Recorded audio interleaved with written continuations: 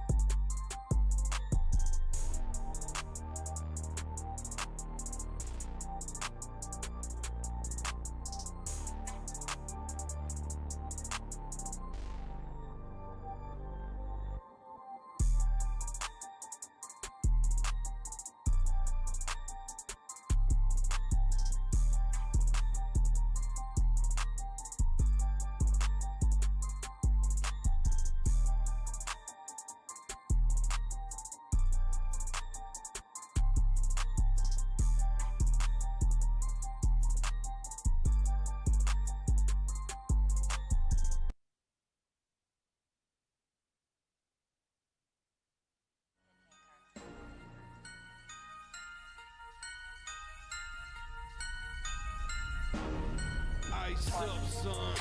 What's up? Ice up, son. What's up? Carolina keep pounding. Carolina keep pounding. The Panthers on a prowl will continue driving down the field to the red zone. We just got a first down and 10. Smitty on the loose, wide open Ted again. Stack 6 more on the board, looking like a win. With the 6-game winning streak, put them out their misery. Brady wanna cry when the ref threw the penalty. Panthers got a hot team, Patriots the enemy. Draw the first blood, different team than we used to be. Cam swerving through the traffic signaling a first down. Fans on their feet and the crowd getting really loud. Offense did a job off the field. There's a towel. Bank of America. Stadium is going down. Defense got him pushed back to the end zone. Hardy with the sack. That's a safety and we got the ball. Rushing on your shotgun. Staring at the barrel, y'all. All New England fans hear him saying that ain't fair at all. Ice up, son. What's up? Ice up, son. What's up? Carolina keep pounding. Carolina keep pounding. Ice up, son. What's up? Ice up, son. What's up? Carolina keep pounding. Carolina keep pounding. better watch the linebacker. He can read you like a book. Run 40 yards just to tackle Luke. Got him shook. Toby like a tank. And D'Angelo with the fake. Stiff arm out of bounds. 25 to game. Stewart back, healthy 3 lethal running backs. It's suicide at the wide receivers, it's a rout. Secret weapon make plays, Greg Olsen make it happen. Keep pounding on these haters, we ain't playing John Madden. Legion of the hometown go boom.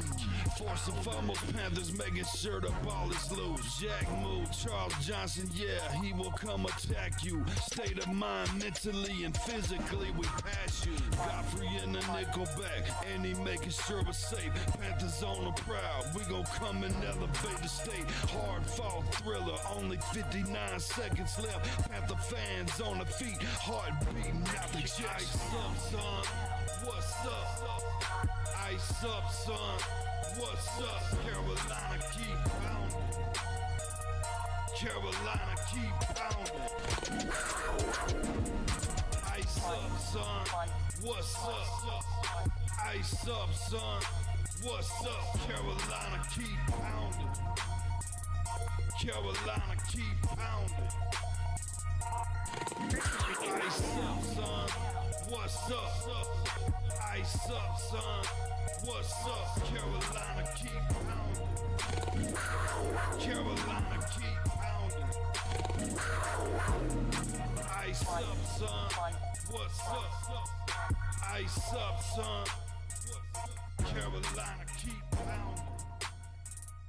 Carolina keep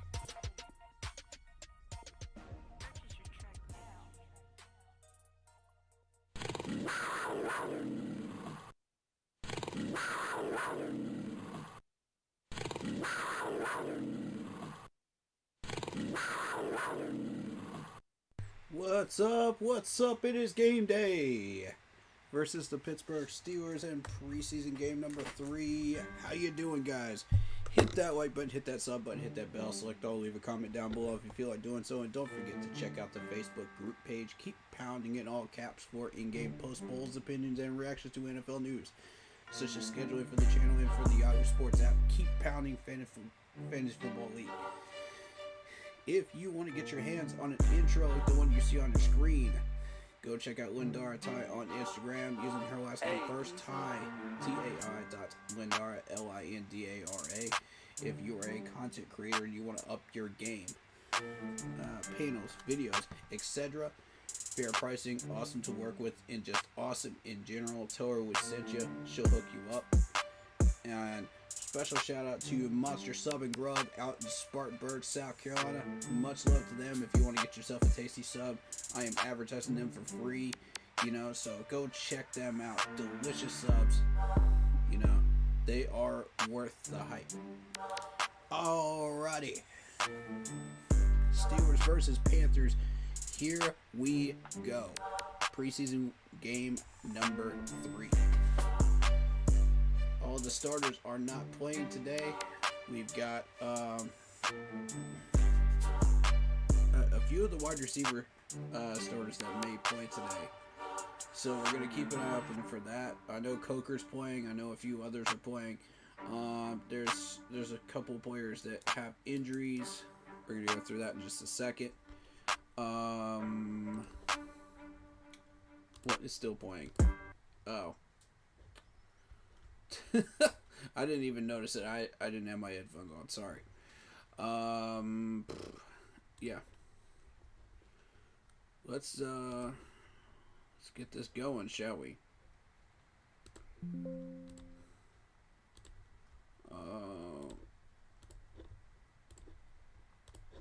Soon as I am able to get said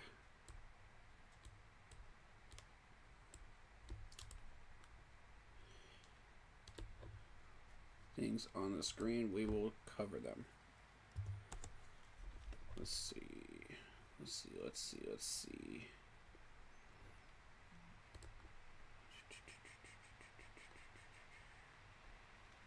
I need there we go. Okay, so inactives for today, we've got Andy Dalton, who is inactive, still dealing with his injury. You know, we're looking at Jack Plummer, looking at Bryce Perkins, the brand new quarterback we signed on Monday. Other players who won't play tonight are Rico, Tommy, and Nick Scorton, DJ Johnson, and LeBron Ray.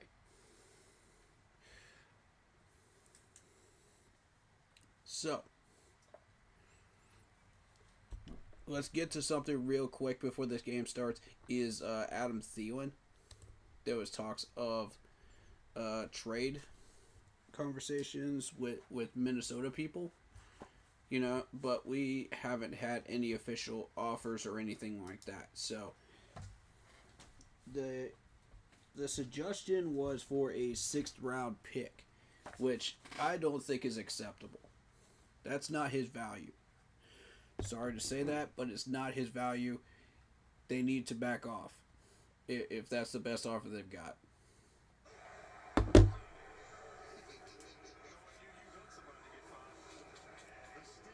To me, he's worth about a 3rd round pick. You know, currently. If you really want to get blunt about it. Maybe a late round 2nd.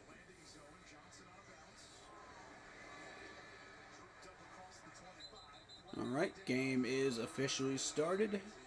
And we got a flag already.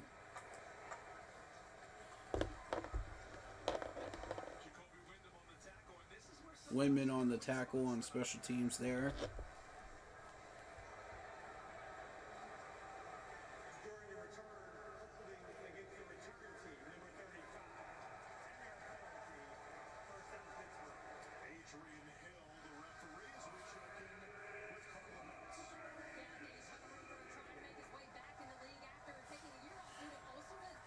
All right. As we go along, I do take notes so that I can cover them later on. And also, we're going to get Discord open in just a second, too. Do we already have it open? Is it already open?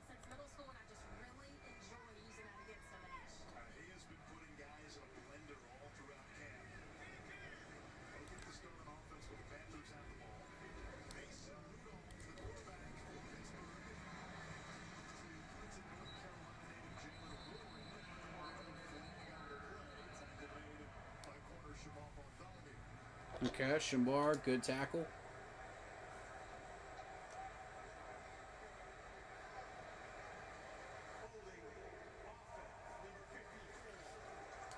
Cool.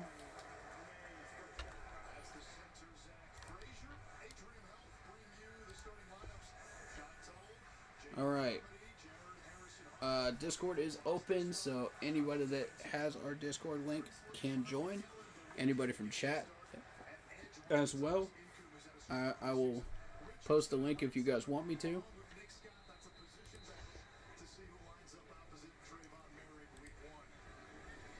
And we'll go from there. Get it, get it, get it, get it, get it, get it. There you go. Good contain.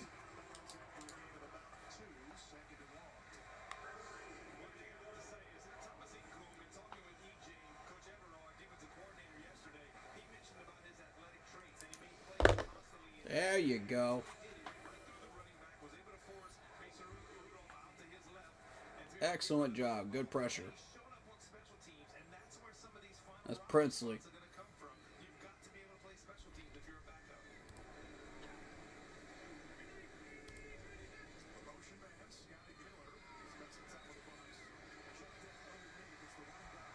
Oh, fumble. Okay. Okay. 3rd down. Good forced fumble right there. Good job. Who got that ball loose?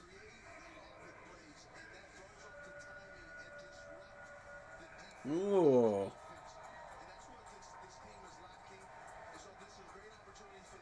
I want to say Barnes, I think, got the ball loose, but I don't know.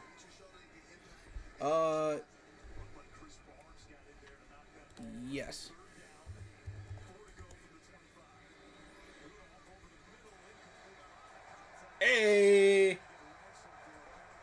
No, they're not about to call pass interference on Ransom on that. Come on.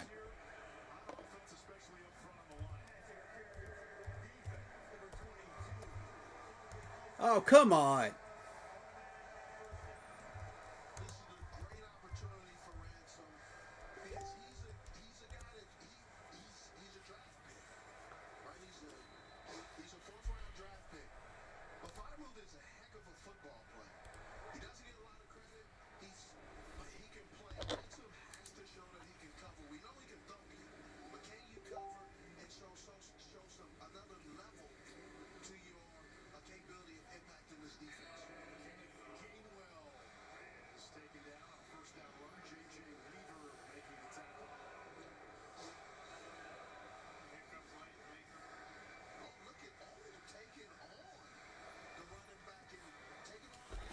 Good tackle, Weaver.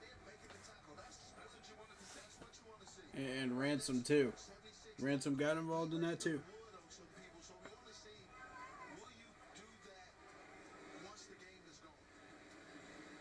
Alright, alright, alright. 2nd and 5. Come on. Cover. End around, end around, end around.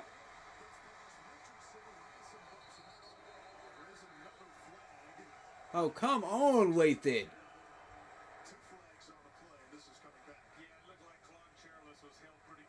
Oh, okay, okay, okay. Lathan's clean.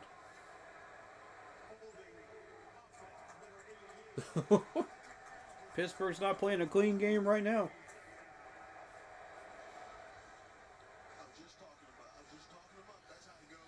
I thought I saw it, but I wasn't 100% sure with the holding call.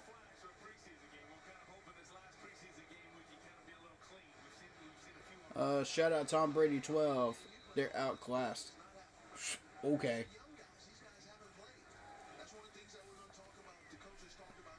We'll see. We'll see. It's early. 2nd and 13.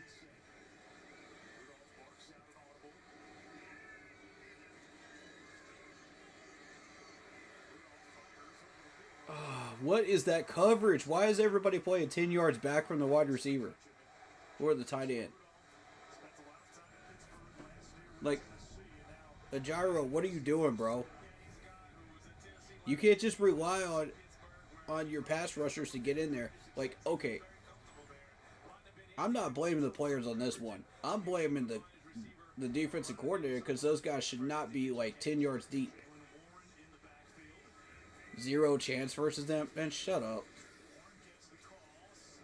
There you go. Nice, Shy. Good run stop.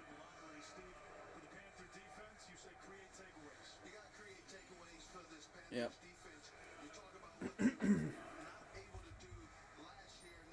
I mean, legacy, those Super Bowl PM stripes. Super Bowl pinstripes. Okay. Alright. Alright.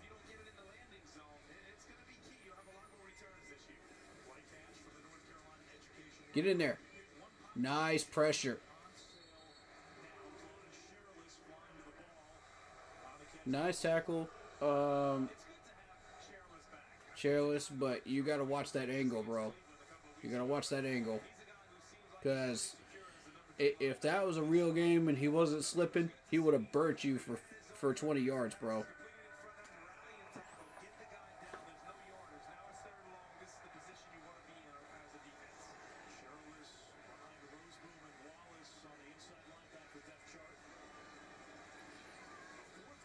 Alright, 3rd and 11.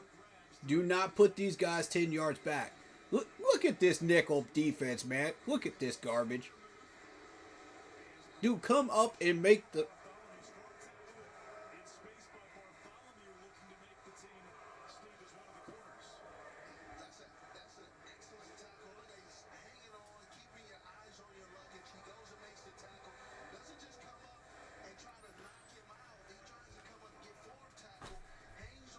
Like, there's an appropriate time to use nickel, and that was not it. 3rd and 11, we should be playing some cloud or some cover 2 right there.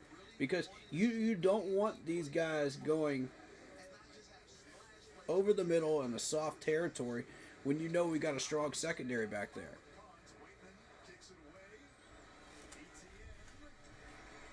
Go, ETN. Go. Go. Good run.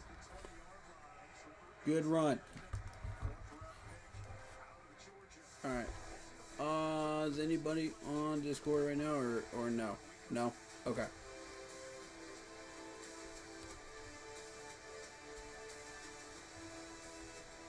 Let me let the guys know it's open.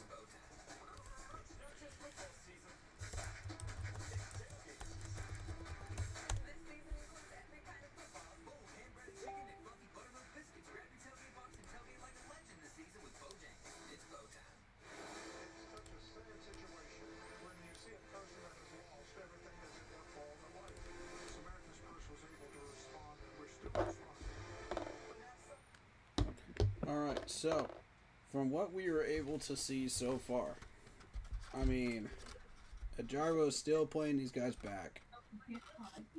I'm not thrilled with it. And this was something that was mentioned to me from another Panthers group chat. It was a very good observation, too. Because if you watch them, watch how far back they're playing.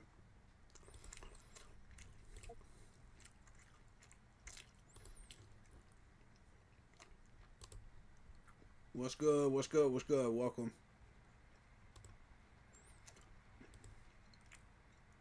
Who we got in? You already know what time it is, brother. Oh, you already know, man.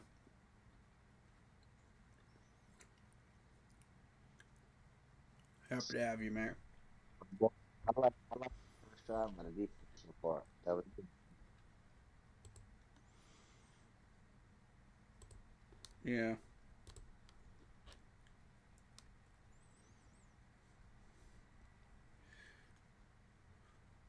What do you think about that tackle attempt by Quaden?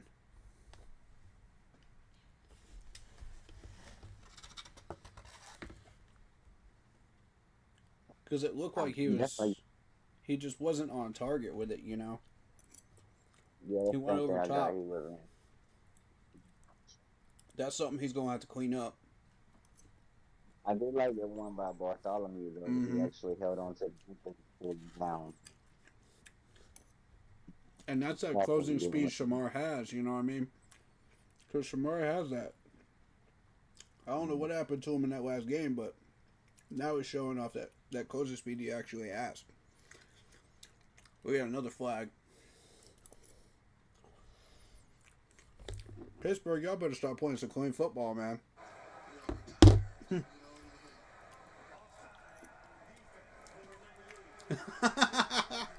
Offside on the Pittsburgh D, man.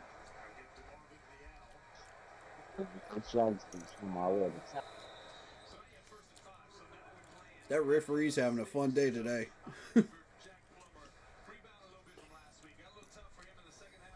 Alright, so we got Jack from the second one.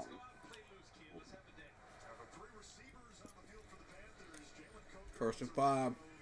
All right, Jack. Let's see what you got. Nice cut. Nice. Nice. Nice, ETN. Yes. Go. Go. What a freaking run, dude.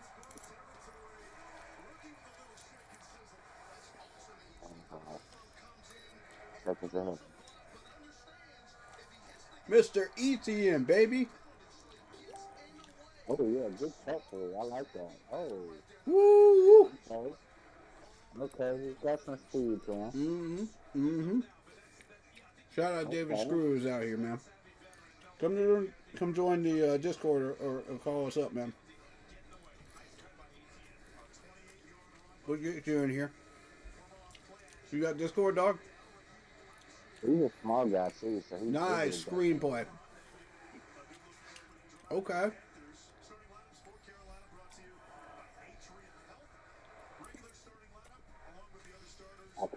We got Josh Neiman, Carter, Kingston, Zavala. Okay.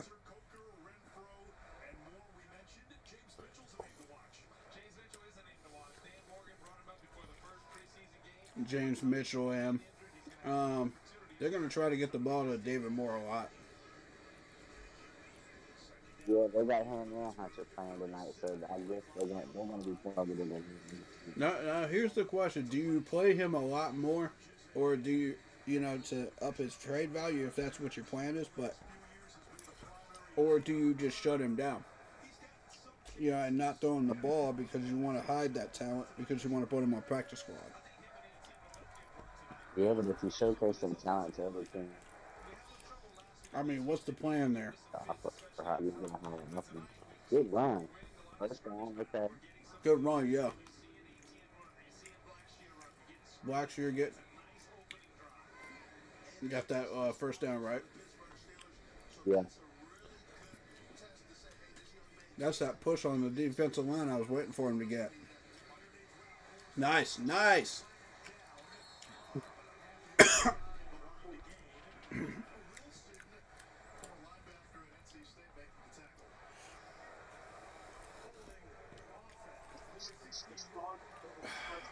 Who was it on? 61. Kingston? Okay. Y'all make a note of that. We're going to talk about him later.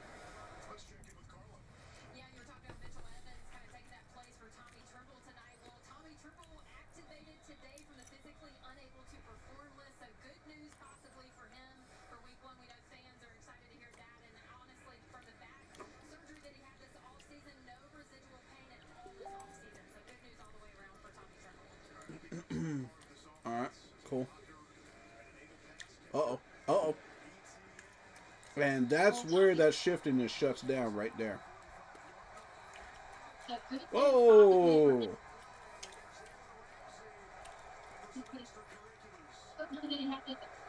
Yeah, you can't do that to my man.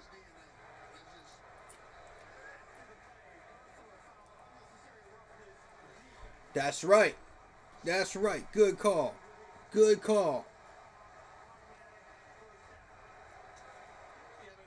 Yeah, that's a good flag there. Yeah, that ball was dead, man. That whistle was dead.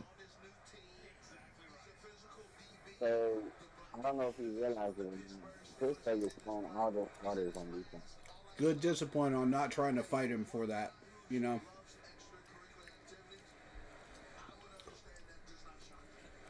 Yeah, I was about 5 seconds away from thinking that this whole team was about to start throwing some blows over that flag right there. See, this is why we don't want hospital balls. Look how high he had to jump for that ball. That's exactly what I was concerned about right there. You're going to get these wide receivers hurt, man. You're lucky Hunter Renfrow got that reach, man. And he can actually escape tackles and stuff.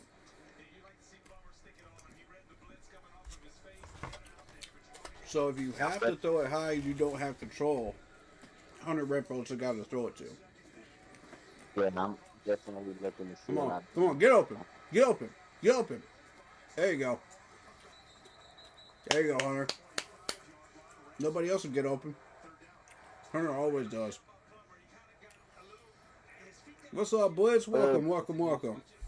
Oh, we got to get in the end zone. Welcome, man. A must. Excited to have you here, man. Ooh, It's a like game that day, move. man. You thought that behind that came to get it. So, Steelers are playing their starters. That was Jalen Ramsey that had that unnecessary roughness. Right. Yeah, they're playing their whole defensive line is this. And I was fully Wow. expecting them to start throwing blows after that right there. Oh, my God, Jack. You have to throw it in front of him, bro. In front of him. That gummit, look. Plant your feet, man. Oh, it got tipped. Okay. Whoever that was at left Oh, tackle needs to check their hands because you need those engaged on the defender. Don't let them do anything. Man, all of those penalties, and we got to settle for a field goal.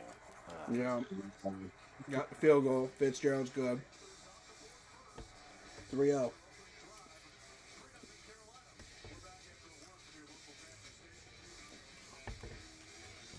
And, thankfully Renfro was able to get a little bit of forward motion, but that one pass, that was way too high. This is exactly what I was talking about, those hospital passes, man. You're lucky Hunter can do that. He's the only one on this wide receiver core that can do that. Yeah, he can go up and get it, but that was... He shouldn't have to. That's the point. Right. That ball was thrown unnecessarily high. Everybody else would have let that sail right over their head.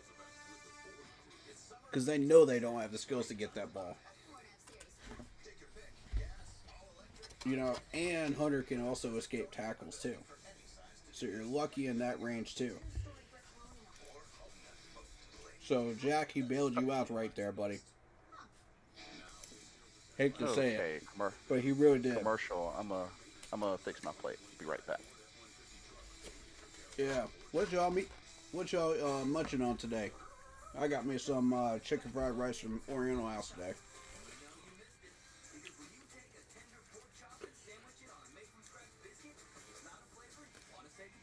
I'm telling y'all, man, I'm hooked on these. Stuff's good. It's expensive, but it's a good plated food, man.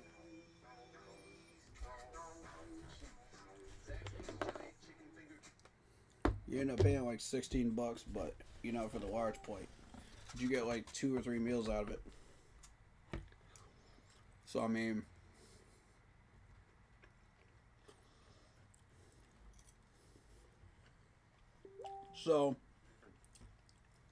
All right, so I agree. Chad just posted in the group. He said the boys are all playing for position, whether it's the roster, the practice squad, or another team. Not a bad job for the backup against their starting defense. I agree. We got a couple of things technique-wise to clean up, but otherwise, I liked what I saw so far. I'm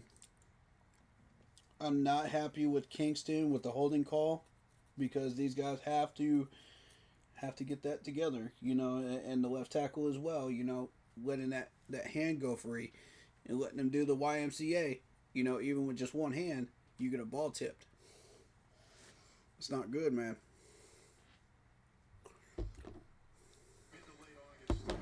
Jalen could have reeled in maybe Tet. Maybe. Ooh. What do we see right here? Ooh! 41, baby! Mr. Windman. What a hit, man.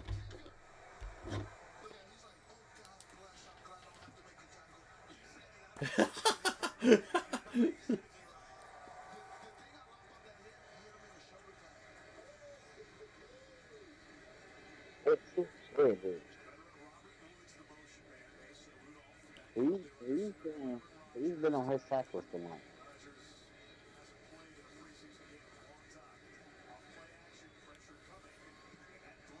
See, like, this is exactly what I'm talking about. Why are they playing 10 yards back? Even with the gyro calling these. That leads me to believe this was a gyro's strategy, is putting these guys 10 yards back from the ball carrier.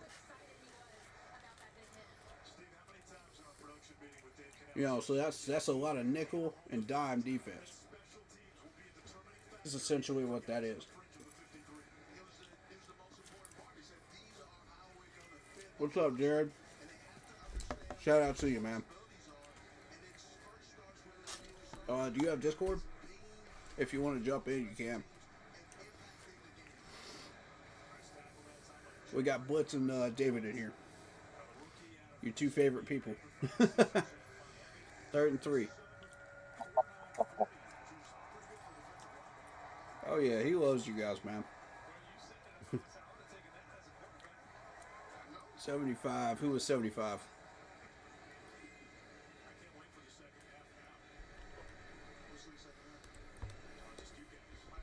Somehow. Okay, okay. Get to him. Get to him. Get to him. Get to him. Get to him. Get to him. There you go. There we go, Princely. Yes, sir. Princely finished it All right, off. I'm back. All right. Excellent contain. Get in there. Get in there. Get him, Princely. Excellent Get him, contain Princely. by 55 there. Excellent contain. Good. I like it. Kept him from running. Kept him from doing anything. Nice job, Cam. Okay. Defense doing a little something tonight. Might sit it out and just listen a long day, but good for sure. All right, cool. They're doing talking about possibly the number 3 game this week. I'm definitely showing up in this. I take it we're most likely going to see Bryce Stevens tonight. Yep. We Second have half. that. We have somewhere within the first one. We'll see which one this one. Mm-hmm. Sounds like a plan. But those are the only 2 quarterbacks that we have out into one season.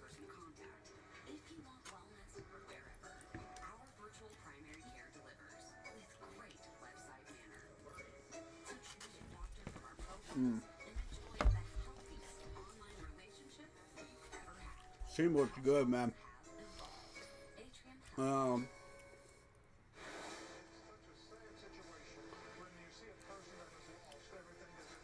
Who's the starting left tackle for today? Us. Yeah.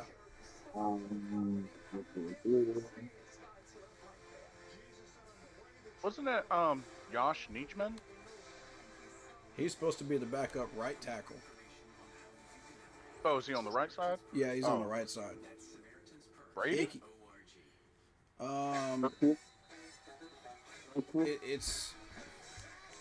It's either Brady or it's Brandon Walton.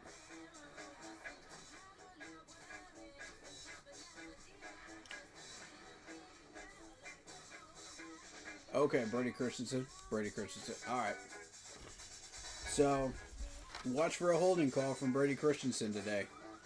He's been consistently getting at least one a game. I'm just saying. I'm pointing out facts. People may not like it, but it's facts. When he stops doing it, I'll stop calling it out.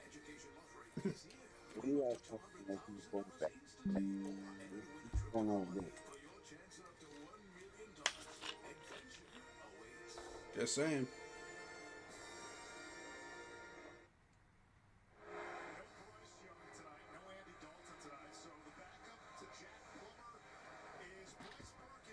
Bryce Perkins got the helmet on. Okay.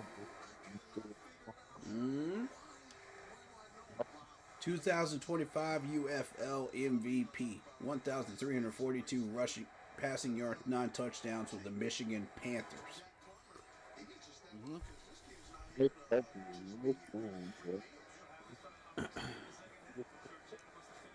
Jack needs a lot more work, though. I'd say leave him until halftime. Word is he's a dual threat. Come on. See, that's what I was afraid of. Flag him. Flag him. Flag him. Flag him. Flag him. That's a defenseless player right there. Flag him. Bro, you can't be doing that. Come on, refs. Oh, man. So, we're going to flag everything else, but you're not going to flag that? Alright, that's for the definitely game. I'm not so sure he was even ready for that ball. Exactly. You saw that defender coming. He left. Okay.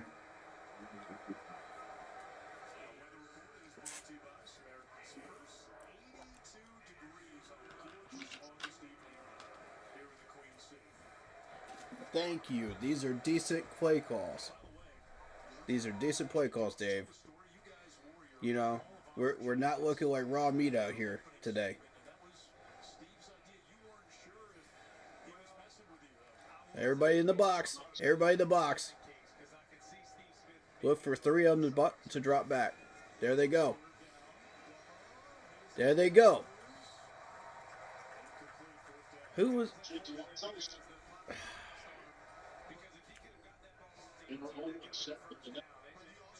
Oh, it's 77. It's 77. It is Josh. Josh, come on, man. Oh, yeah. Jeez. Josh let him beat him on the outside. He's not learning. Dang. Quick 3 and out. I told y'all I don't trust Josh, man. I've been saying it all year. Get him, please. Thank you.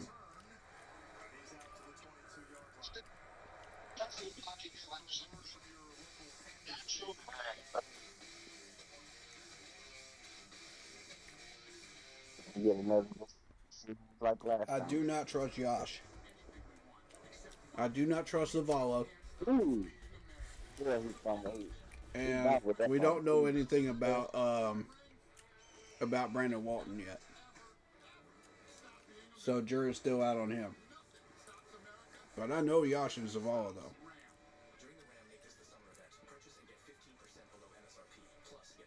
If neither one of them still aren't fixing their problems technique-wise, and footwork-wise, and hands-wise, we got a problem.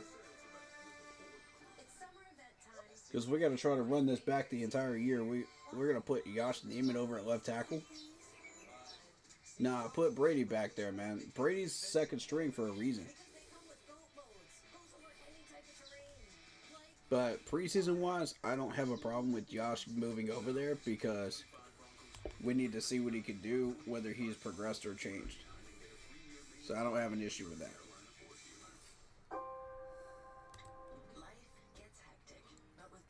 But it's something to keep an eye on, though. Would like to see Renfro get some big catches tonight and start getting into a groove. Yes, sir. Agreed.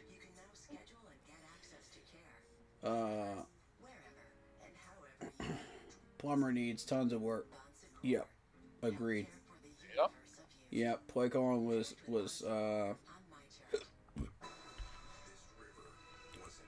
what? Let me see. It was covering it up. Sorry. Way better. Okay. Yep. Agreed. That emote thing on the phone covers it up sometimes, so I can't see the whole message. If it's the last one.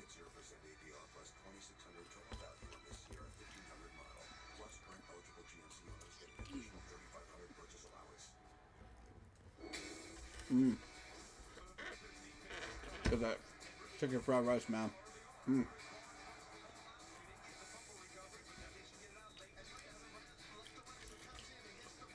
What y'all munching on?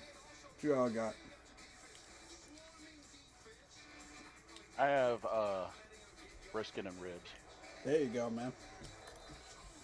Good stuff. Good stuff. All right, 1st and 10. Here we go. Get him, get him, get him, get him. Good contain. Good contain. I love that we kept the heat on the quarterback here and forced him to check it down. Get in there, get in there, get in there. Gotta love that, man. Anybody got numbers on who was containing on that one? Sweep, sweep, sweep, sweep. There you go. Good tackle. There you go, Sam. Good awareness, man. That's Corey Thornton. All right, battle is back on between Corey Thornton and Shamar for number 3 spot. Can Thornton keep that gap closed? 3rd and 2. I also heard the good news about Trumbull being off the pup. Yep, absolutely. Happy to have him back. Did you see all that garbage about Thielen getting Minnesota wanting to trade for Thielen? What? Really? There was a lot of media hype, but no offer was actually thrown out. Ah. They were wanting a 6th rounder for him. That was the suggested trade offer, which we know that's not the proper trade value of Adam Thielen. I'm sorry, it's not. Dude has Pro Bowls. He's got top 3 spot locked up in the wide receiver core here, among many talented wide receivers, I might add. And he was the number 1 wide receiver in Minnesota before we got him. They could have at least offered like a 4 or a 3. I think he's worth a 3. Maybe a possible bottom round 2nd. At this point, he's still got a few years left in him. Like, he is not washed up at all yet. If he was a little bit washed up, then I could say, okay, maybe a 3rd or a 4th. You know, I think the big thing is that he's been healthy. Mm-hmm.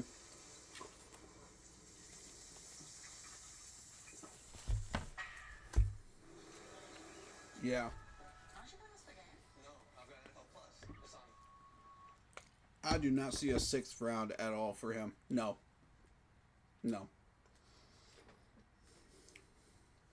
Excuse me. You want to figure out the equivalent of a wide receiver that's worth a 6. Try Damiere Byrd. Because Damiere Byrd, when he came off the end of his career, was worth a 6th rounder. But during his prime, no. Not at all. So you give him about 2 or 3 more years, then I could see a 6th for Adam Thielen. But right now, no. Minnesota wants it back in the worst way, man. Because they moved, what's his name, over to the Jets.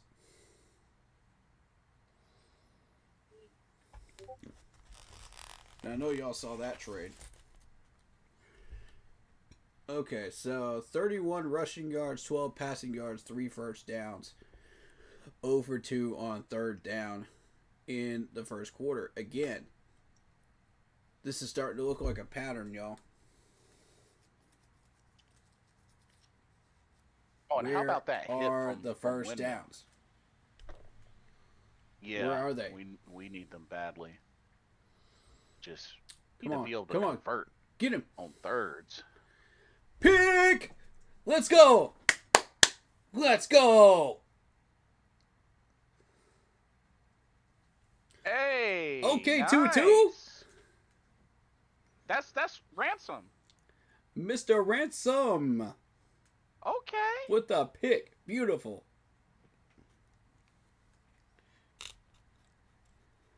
Look at this pressure from the guard position there. Oh, that was a nice little run after the catch. Okay. Yes, it was. Okay, Ransom. That was clean, too. Nice. If some of you saw that wide receiver kind of going off balance a little bit when he caught that pick, that was not pass interference. That was a clean play.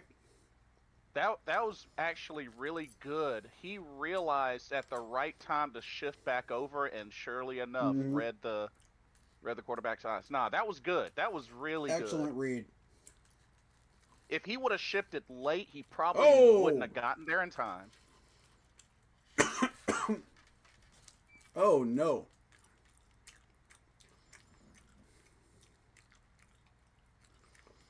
All right, O-line, come on, man. Recognize the blitz, please.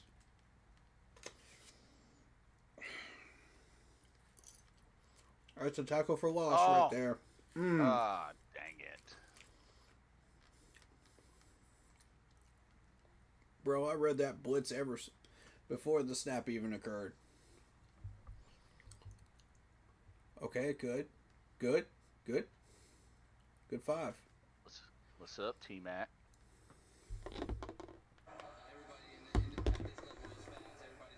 Telling you, he better be mossing fools this season. Right. Good 5 right there. Come on, Blackshear. Okay. 3rd and 10. We got our yards back. Now what? Come on, guys. Let's look downfield. Let's look downfield. Block. Block. Yosh, block. There we go. First down. Nice. Nice, nice. 81 with the catch. 81 with the catch. Look at Yosh getting beat on the outside again. This is exactly what I was worried about with him, man. Oof. Yep, you see it, don't you? Yeah. Oh, that's TJ Luther on the catch. Ah, finally. About time. Get rid of it. There you go. Good job. Okay, that's a good learning lesson for Jack right there. Good throwaway. Your offensive line is not always going to pick up the blitz. You got to know what to do with it when you're getting chased down like that. Good job, Jack. Live to play another down. Yeah.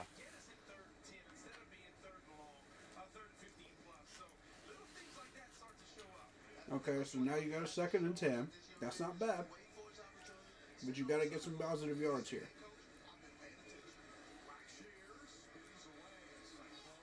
There we go. Blackshear finally showing some freaking gusto. Running forward like that. About time.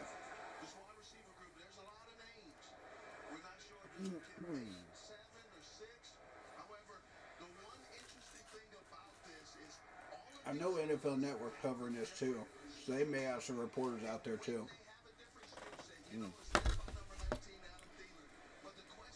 So if you see guys getting interviewed, you know, and it's not the Fox people, then it's them.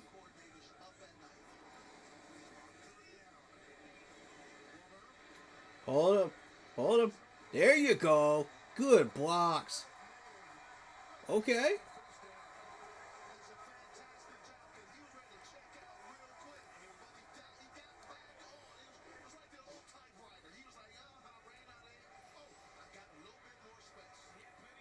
Look at that blocking right there. That was beautiful. Oh, you got time. You got plenty of time. There we go. Good bounce outside after the catch. That was nice. Mr. 46 on the play. Beautiful yak. That's what I like. Too many guys on the field for the Steelers. That's what I like to see. Tons of time to make a play. Steelers just goofing today, man.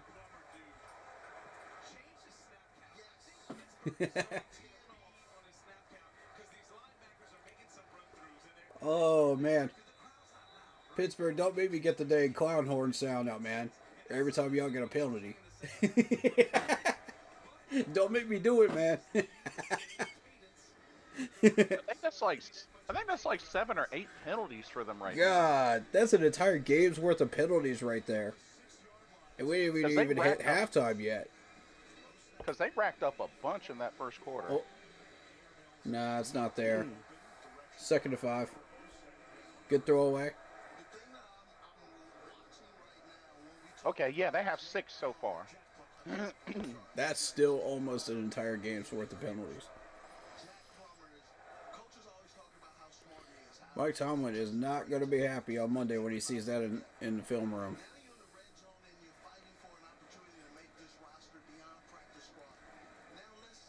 Oh, he is going to give it to him back on in Monday.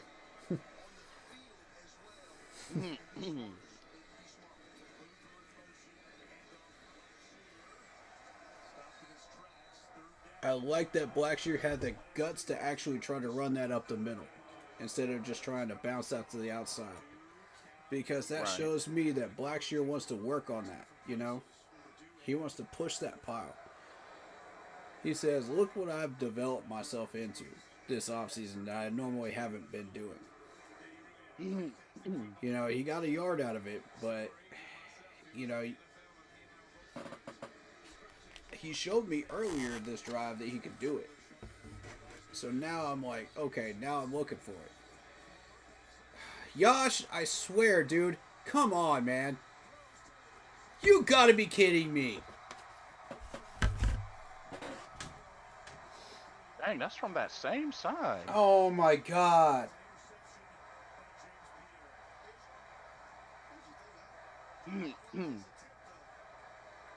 Wow. Oh, no, that's Wow, 71. Jack. Wow, Jack. Wow. David Moore, stop standing there like a statue and move, bro. Move. Well, Like, I've told you about this before. David Moore, come on, man. You were stopping in your route. It was 71 that got beat. Okay, who is 71? Let's settle this right now. Because whoever this is, okay, Marco Tarquin. Tarquin is the one that's getting beat. Okay, so to be fair to Josh Neiman, I apologize. I thought it was you. We got it settled. Okay? You're good. It's Tarquin. I think Tarquin's gone. I think he's going to get cut. I just don't see it. I don't see him making it. That one hurt. That one really hurt. That was 100% on David Moore because, you know, Jack was rolling out of the pocket. How is he supposed to see that defender, you know, with how are you supposed to see your receiver hiding behind the safety? Like, move, dude. Move around. Do something. Poke him with a stick. Do something. And I think he realized it after he made the tackle as he was, like, lying on his back. I think that's when he realized it, that was on him. Bro, this is not the first time we've caught him stopping on the route, too. Like, this is the stuff that's going to get you cut, bro. I'm trying to tell you right now. Cut, traded, or moved. You're a wide receiver. That is your job. You need to keep moving. As soon as the route is over, move.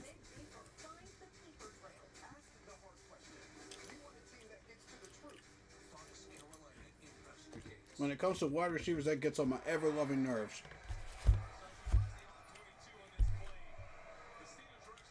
You'll see it. Watch him. Stops. Stops on his route. Does not move. This is exactly what I'm... That could cost him. We cannot have that on a 53-man roster, man. On a regular game day. We cannot have that. And this is what's going to go into that conversation about David Moore, too, because we need to decide what to do with him. So it kind of also looked like maybe he was trying to hit Blackshear, but Moore should have came up. No, he was trying to hit David Moore. That was David Moore all the way. Look at how tight that spiral was at him. Oh, okay. Yep. Nice run stop, 40. There you go. Sir. Mr. I Chris still think they should. Barnes. I still think they should let Plummer at least finish out the quarter. Yep. Mr. Barnes with that run stop. I agree with that. Jack needs more work. At this point, it's not about earning your start, your snaps. It's about if these guys need more work, put them in.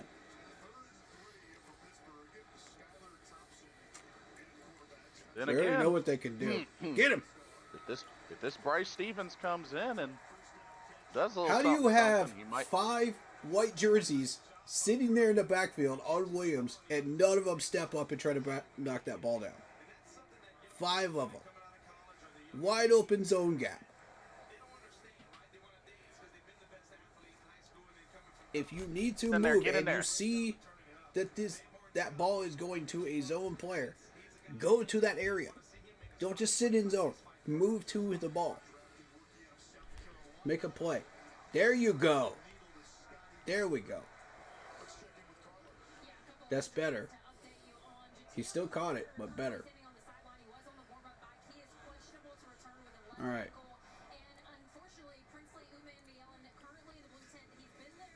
You don't necessarily have to sit in zone, guys. Come on. The gyro, stop calling zone. They're going to keep killing you with the freaking zone, Brad. My lord. He's got all day and tomorrow to catch this ball. Oh, no huddle. Oh my goodness. This man literally made a sandwich, got his mail, and then came back and caught the ball. That's how much time he had to catch that ball in the zone before he was tackled. Oh, That's just like I ridiculous, said, man. just like I said in the previous game, this the last year. If they don't make use of this 3-4, I don't want to see it again God. ever after this season. Agreed. I don't want to hear the excuses of, oh, 3-4 can do this for you, for your defense, or that. You know, nah. Yeah, Miss me I've with that. never been a fan of 3-4. Me I've neither. never been a fan of 3-4. Dude, the Jets have been running it for 20 plus years and it never worked for them. And they finally just realized it about 4 or 5 years ago. And they Good switched. hit, Ransom. So if the Jets have even switched from it, come on. It's a dead defense.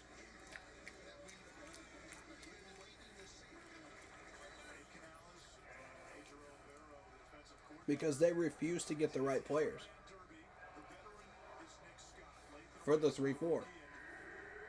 And that's exactly what led to their downfall. They would not pay him. They paid everybody else. So where's the money for that 3-4 defensive player? I mean, when it's that bad that Luke Kuechly's stats were decreased quite a bit playing in a 3-4, that should tell you something. Right. Exactly right. Who made that tackle? I didn't see the number. There you go. Oh my God. 27. 27 got roasted. He got oven roasted.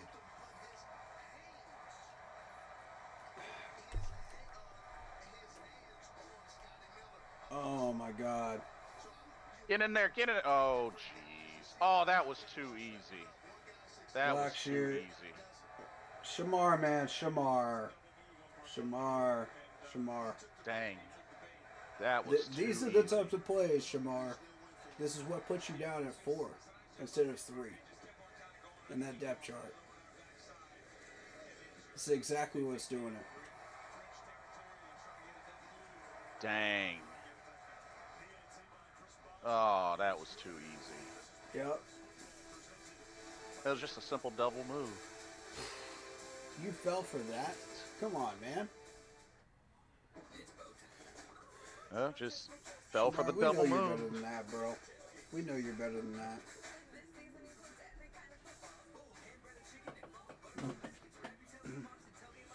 What happened to the defense? A gyro happened to the defense. That's what happened. We keep playing nickel and dime, and they keep freaking killing us in these wide open looks, man. You would have like 5 or 6 white jerseys sitting in the area, and they can't do a dang thing because the gyro says, no, we gotta play nickel. It's like, bro, the gyro, don't you know you're being evaluated too, bro? Yeah, you're being evaluated too, gyro. And we're not liking what we're seeing.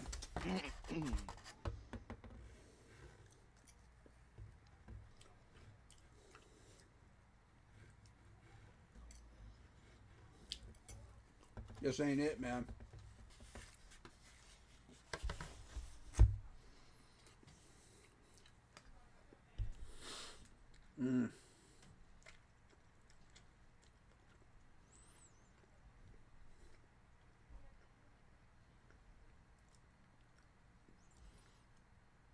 Yeah, see, now I'm paying attention to how far back these defenders are.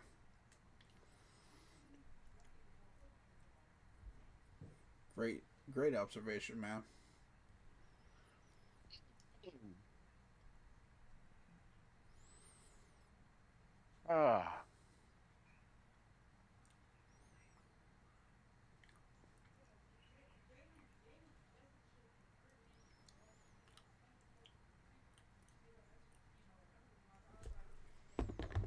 The great Sam Mills statue. There it is. Yes. Our namesake. Man behind, keep pounding. I always show my homage to it, man, every time I'm up there. And my respect. Oh, yeah?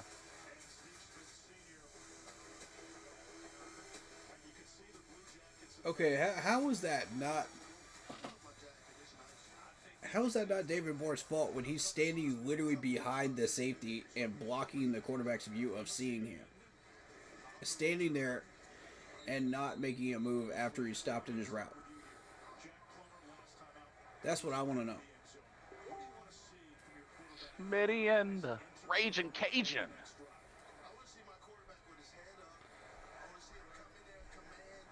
Jack, that wasn't your fault, bro. That wasn't your fault. Run ETN. No, it's not on him, Steve. I gotta disagree with you on that, buddy. Respectfully. Even a legend can be wrong every now and then.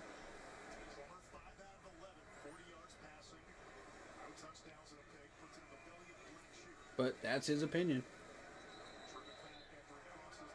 Yeah, see, there's where Blackshear... You try to go up the middle and you're too small. He doesn't have the physical strength to go up against 300-pound giant gorillas up there, man, on that D-line. He can't push them. And that's my concern. That's always been my concern with him. He's more of a shifty back. Exactly. And shifty backs don't last long in the league. You got to be able to run it up the middle, too. There we go. There we go. Nice sweep.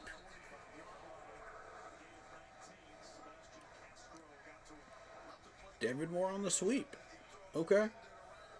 That's creative. No one's looking for that.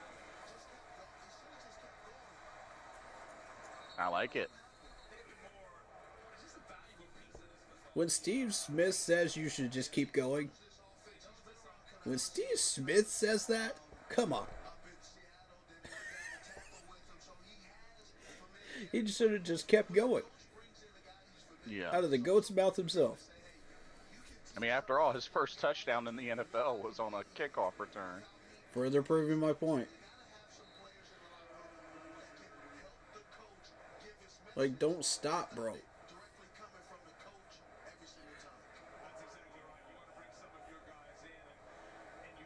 I'm not surprised to see Blackshear get stopped like that right there. That was a stack box, and he was just not going to move the pile. It's just not happening. He's not big enough.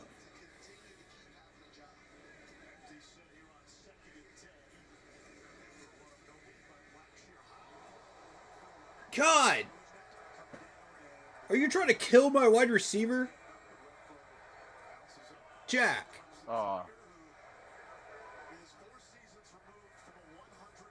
That pisses me off, bro. Don't try to get my wide receiver killed, man. My favorite wide receiver. That's a hospital pass. Dude, that's Get way the too ball high. down. That's way too high. You're going to put Hunter Renfrow on a freaking stretcher, bro. It's like, dude is only 5'11". Like, chill, Jack. Just because he can do it doesn't mean he should. It's ridiculous.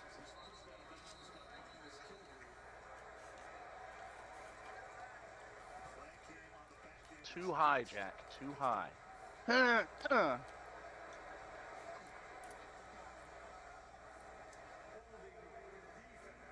Run.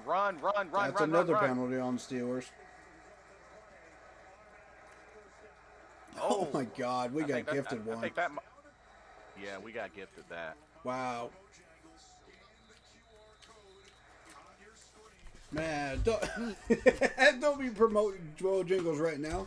That's how KB ate himself out of the league.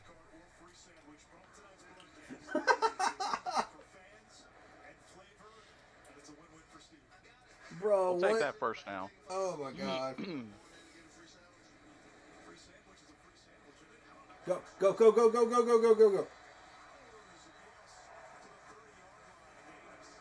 There we go. Oh, dang. They're giving out free Bo's chicken sandwiches. Okay. That's what I need to see more of from you, Blackshear, right there. When he is one-on-one and he sheds one blocker, then he starts running. That's when he's a beast. Oh, He's there got you that go. momentum going. There you go. You know what I'm saying? Like, I and see once you, he's little got that man. momentum going, then he can start to push these 2 or 3 guys that are about this, a little heavier than him, you know, for a couple more yards. Oh, I like the way he put his head down and just slipped right under him. That was good. But if he doesn't have the momentum, see that play right there, perfect example of it. If he doesn't have the momentum, he can't push anybody. He doesn't have the physical strength. That's always been my concern since day one with him. After watching 2 or 3 training camps with him, it is he would try draw play. Oh, where's the face and mask? stuff like that. Where's the face mask? That was a face mask? It looked like it for a second there. It Okay. looked like it. I'd like to see that again 2-minute because warning. I didn't see the.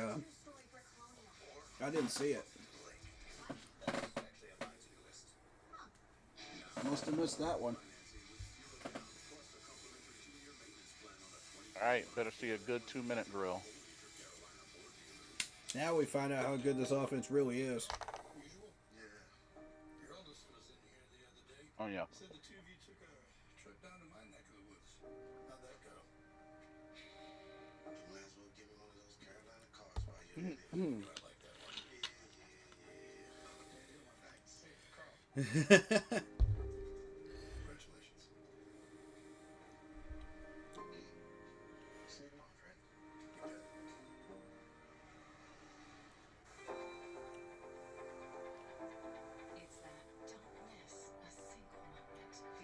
That was a cool commercial of the Clemson South Carolina fan there.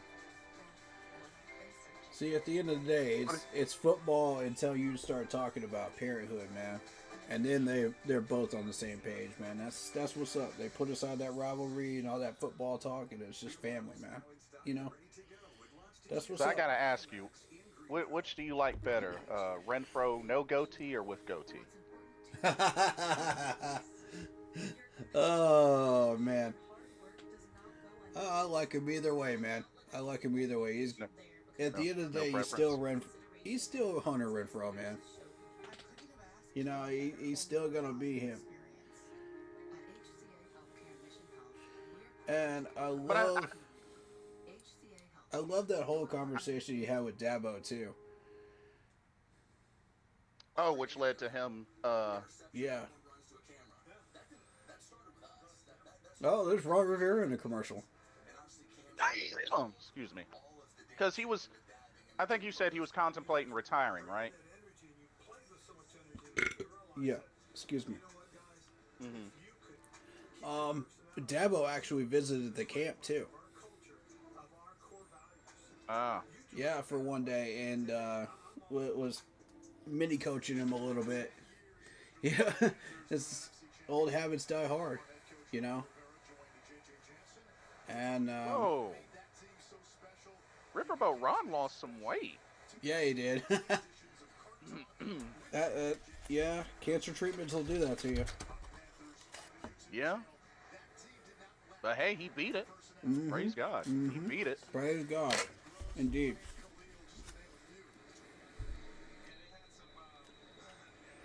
I still regret how harsh I was on him that last season when he was the Panthers head coach, man. None of us knew he had cancer, man. Yeah. But you know, he still left a legacy while he was able to. It might not have been sealed with a coaching Super Bowl championship, but hey, I mean, he did get Coach of the Year twice, so I mean. Yeah. All right, can we have Etienne run up the middle instead of Blackshear? I already know Blackshear. I already know what Blackshear can do. Show me Etienne. 3rd and 6. I know what Blackshear can and cannot do. Oh my gosh, dude. Go. Go, go, go, go, go, go, go. Very nice. He found a gap. There you go, Jack.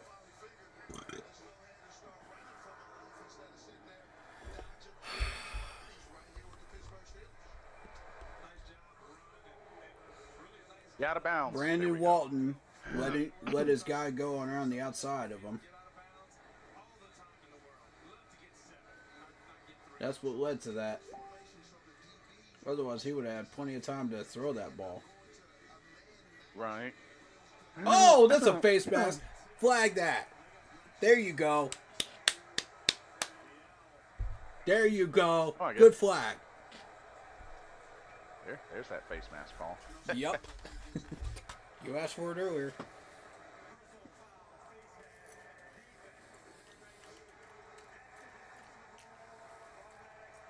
Oh, goodness gracious. God. About to snap his neck. Yo. Oh, my God. He Holy snapped his crap. neck. Ooh. Ooh. Yo, why are you trying to kill my running back, man?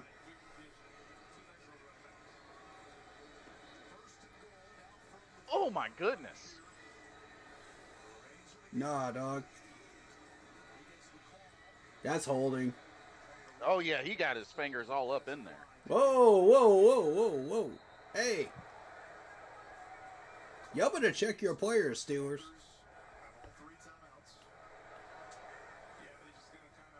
They're going to start up a fist fight in a minute, man. Oh, get in the end zone. Get in there. Ah. They're trying to instigate some garbage. Hey, was that a punch? That's what I'm saying. Like, yep.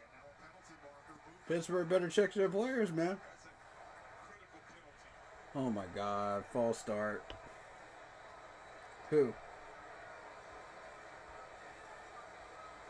Who was it?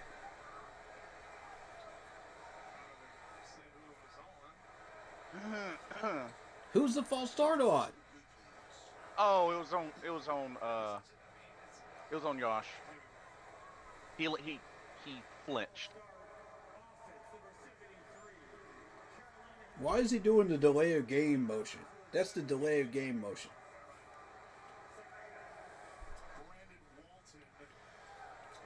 That's a timeout. 28 seconds. Yeah. Think it over. Call the right play. So let's do this. That was on Walton. Oh, it's on Walton. Oh, okay. Yep. Yeah, Walton and Walton and who was it that was over there before? Kingston, right? No, it wasn't Kingston. Oh, It was okay. They used the timeout to avoid the 10-second runoff. Gotcha. Yep, yep.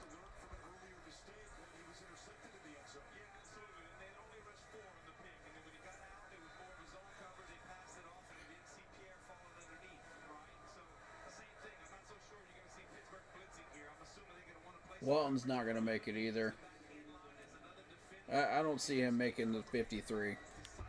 I just don't see it. You don't? No.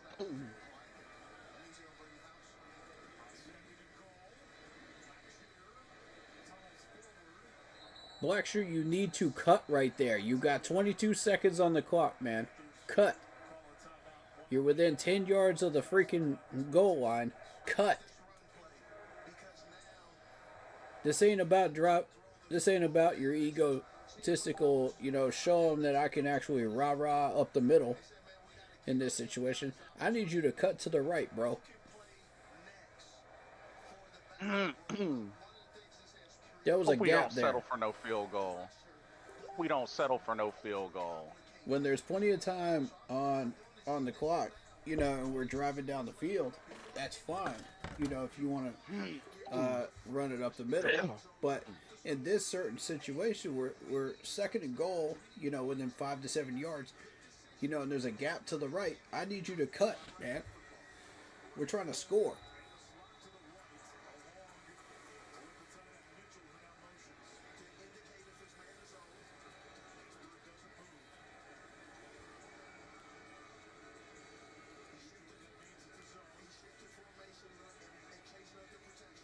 Come on. Come on, Jack. That's too high. Touchdown. Where was the defense, man? Mr. Mitchell, touchdown, wide open. Oh, tight end James Mitchell. Nice. Yes, sir. You There love to we see go. it, man. Good The throw way to was still finish. too high, Good way though. to finish. Oh, man, he was all by himself. Dude, by acres. By acres of land. Get the little leaguers. I gotta see what the coverage was, because he was all by himself. Honestly, true. Uh-oh, what's going on with Blackshear? Oh, they totally neglected him. They totally neglected him. Blackshear got carried to the bench there. Oh, Got rattled a little. oh, jeez.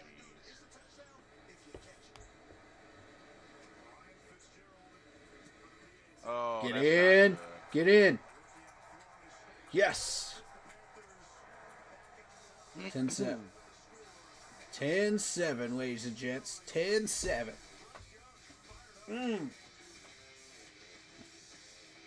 Good stuff. Good stuff. Yep. Total health care from a provider you trust. Right in the palm of your hand. If you want Love to see that, man.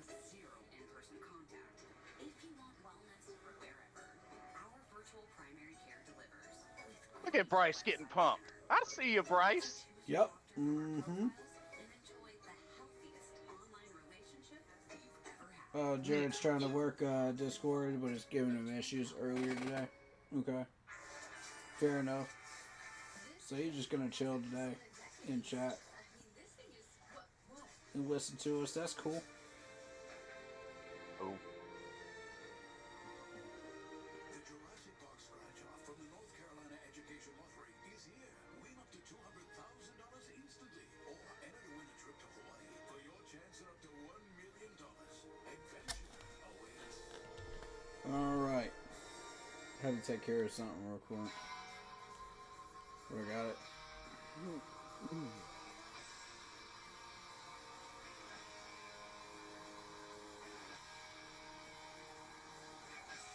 So, getting back to Adam Thielen, Two members of C3 were okay with the 6th round trade of Adam Thielen. And I'm like, I'm not going to mention which ones, but I'm not thrilled with that because that's not the proper trade value. You know, and I did toy around with the conversation of possibly trading him because of all the wide receivers we have. You know, because we're trying to fit like 6 or 7 in, and we've got like 8. You know what I'm saying? Yeah. So. Oh, got some bad news. What's going on? Princely is questionable to return. Shoulder injury. Okay, shoulder injury. Yeah, according to Joe Person. All right, we will monitor that. Damani Richardson mic'd up out there too. Nice. 17 seconds left.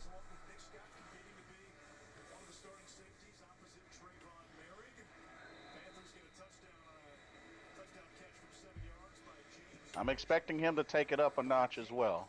Me too.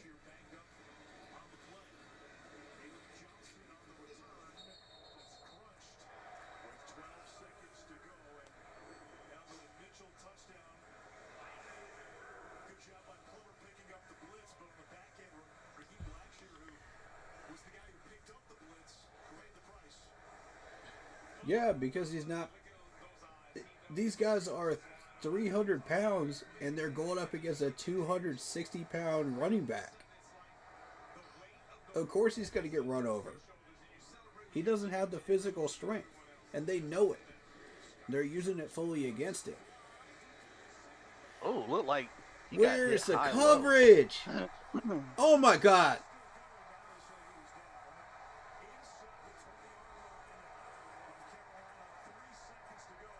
How? Really? We had 3 people back there. 3. How did you let that happen? Oh, no. How did you let that happen? You didn't even tackle him. Where is the safety help? He's on the other side of the freaking field. Wow. And then even when he tried to get up with the ball, after he didn't know that the whistle had blown, he just like, oh, okay. Come on, man. Oh, man. Come on, man. I think that might have been on Gifford. Like, Damani, man. Damani, we got to talk, bro. We got to talk about that play, bro.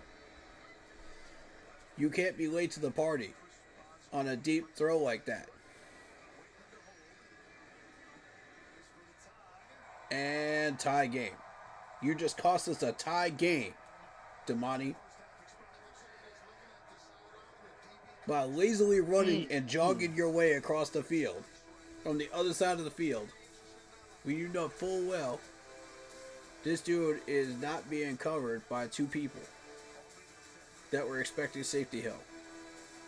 Ouch. That's not it, Damani. If you're trying to make this move up the depth chart, that ain't it. Okay. That's I'll be gonna right work back. against you. I gotta pack some stuff up, but I'll be right back. All right, man. Alrighty. David Screw says ridiculous. I sent it to you in Messenger. Yeah, I saw it. I saw it.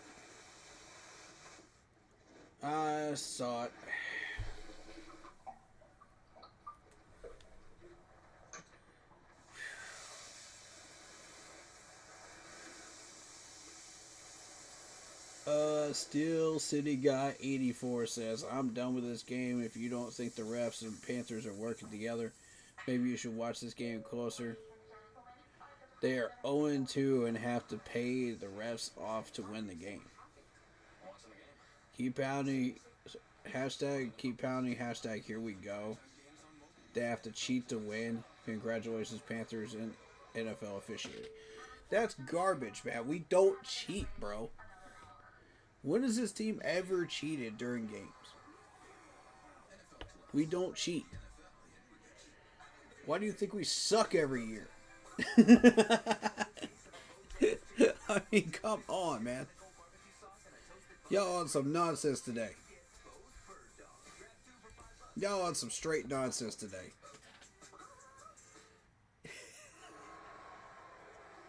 Talking about something we cheat, man. Get out of here with that. The disrespect, man. So y'all think that we're the Patriots? You know, we cheat all the time? You know, even during preseason? Come on. Come on. Now, that's your dumb players making stupid penalties. Okay, so that... Can we talk about that face mask on Blackshear that almost ripped his head off? You think that's cheating? Come on. Steelers player trying to kill a man.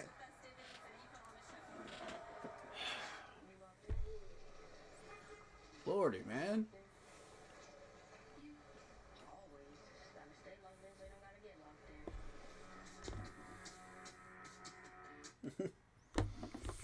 Anyway, this first half, we had some playmakers, and I feel like everything is on target as far as trying to get the offense going, you know, but we got a few hiccups, you know.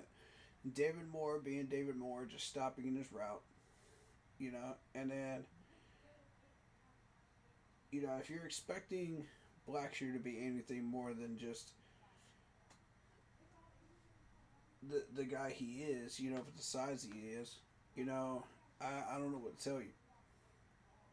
It's been the same issue for what, 4 years?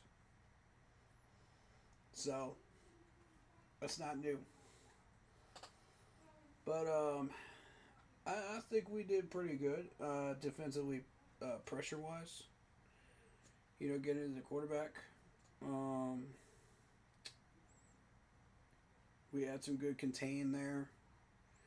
So I mean, if we can continue that work as far as like trying to contain the quarterback and make sure he can't run, and he has to throw the ball, I think we're okay.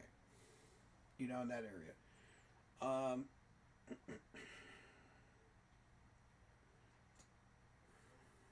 But I know somebody's going to get on me and throw smoke at me for that jacked interception. You know, for saying what I said. And I'm going to tell you right now. I said what I said, man. That's on David Moore. So, I mean, it is what it is. Yeah, I get all kinds of comments from people in different chats and everything. So, it's wild. Throughout the week. Some of these people watch this stuff, some of them don't, you know, and it's like, then they want to make assumptions about certain players and whatnot, and I'm like, bro, nah. Like, alright, so my main concern is, as always, the offensive line depth. We've still got trouble in paradise at left tackle. It's been there, and it's not going away. You know, and this is why I had questions about Josh Neiman. This is why I got questions about all these guys that are trying to play left tackle right now and getting beat on the outside. I don't know what this offensive line coach is teaching you guys over there, but that ain't it. Because we've got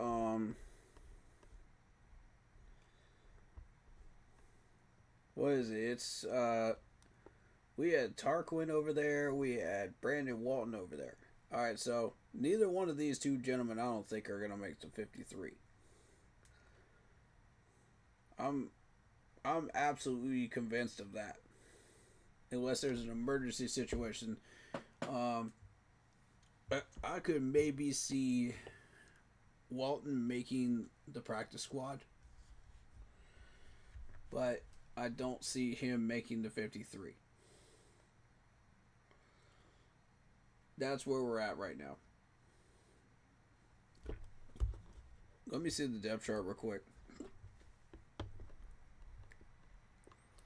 Where is everybody at? Yeah, because Brandon Walton's a third stringer behind Zavala. Tarquin's back there, third string. And so is Kingston. Kingston's actually doing okay.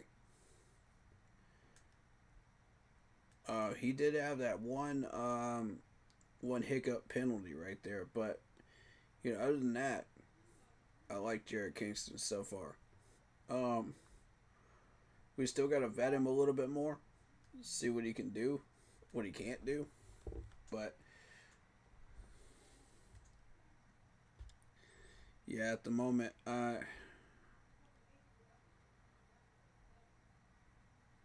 Luke Condra, Steven Wasoya, neither one of them are going to make 53.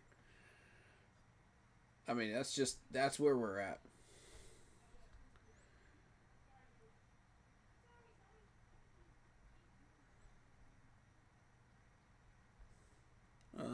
I think James Mitchell will make the 53 until we get Tommy Tremble fully back in full order. Then he'll have practice squad.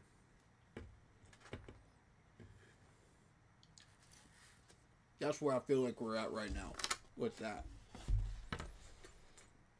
Because he just impressed everybody with that catch right there. In the corner of the end zone. Yeah, he was wide open, granted, but it's the catch itself. That's what I want to call attention to. Because this was a high ball, corner of the end zone. And let's say that was a 50-50 ball situation. And he caught that ball and he came down with it. There you go.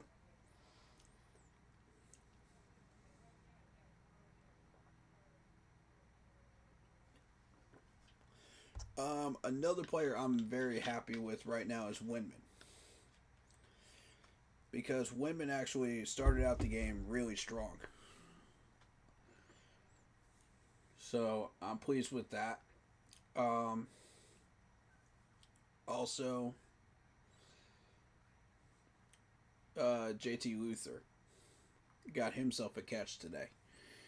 He got open and made a play. When everybody else was covered. So, shout out to JT Luther. That's been quiet for most of the training camp. So, there's a few players that I feel like, Claudin made his play as well. So, I mean, we still got a lot of work to do, though. But, they came on a little late, but they started making plays. And that's what matters is, even if you are late to the game, in preseason here, making your mark and trying to make this 53, you're still in the race.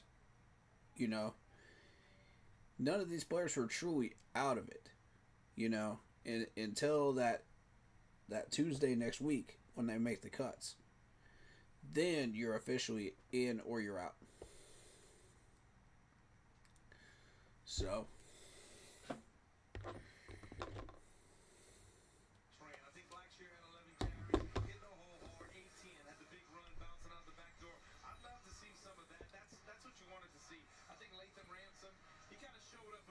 Yeah, Lathan Ransom. Let's talk about Lathan Ransom with that pick, man. Lathan has been balling out in this game. I like this dude. Where is he at in the depth chart right now? Second string. Nick Scott, you better watch out, man, because if Lathan continues on this path, he's going to beat you out for first spot, man. I need a strong day from Nick Scott. Otherwise, I give the vote for the coaches to go ahead and put Lathan in as a starter. That's how I'm feeling right now.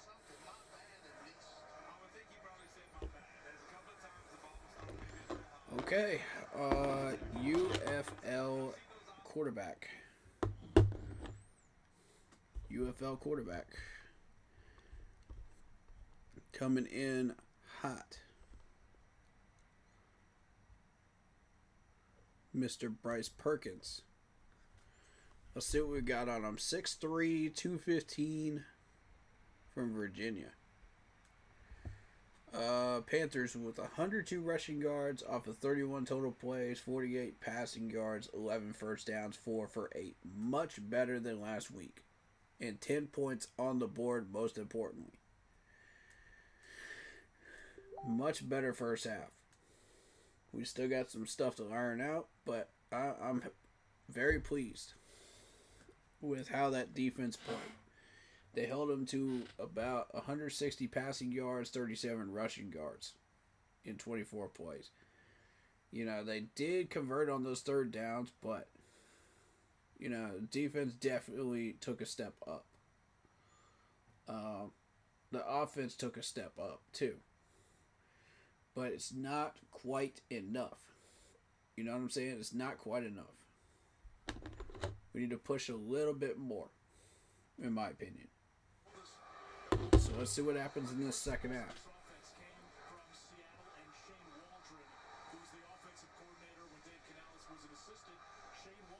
And I'm going to need to see more runs from Etienne. That's what I need to see right now. Because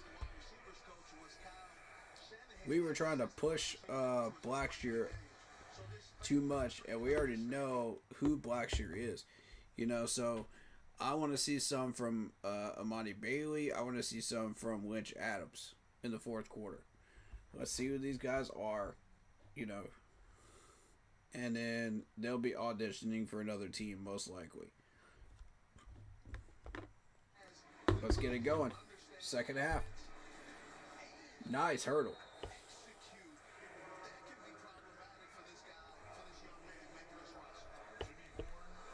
Jimmy Horn with that hurdle right there.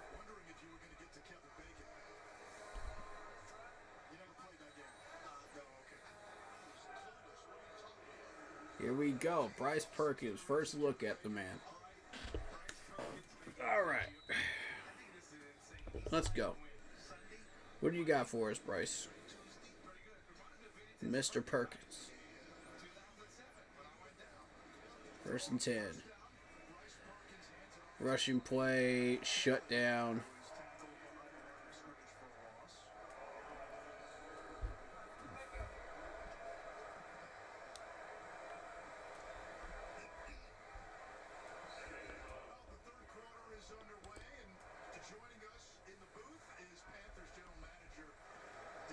Dan Morgan in the booth. Okay.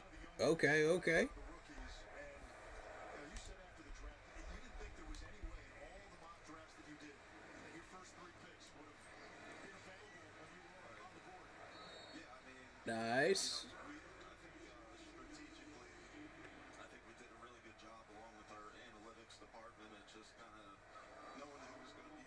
Good little move from 88 there. Mr. Jasheem Reed.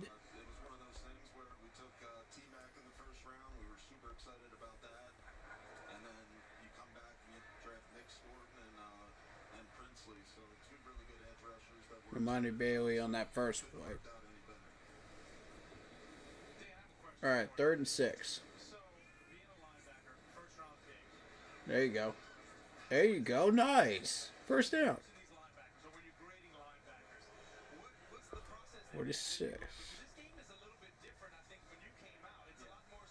Dominic Daphne. Got him over the middle.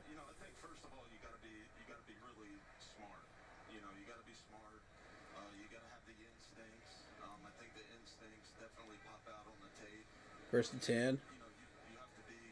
Everybody in the box. Oh! All right, Okay. what I miss? Mr. 39 with a nice run, Mr. Bailey. And Monty Bailey. On a gut run. We got Dan Morgan in the booth right now. Oh, right up the middle. Mr. Bailey. Yep. Dan Morgan in the And booth. I see Bryce Stevens is in. Beautiful. Very nice.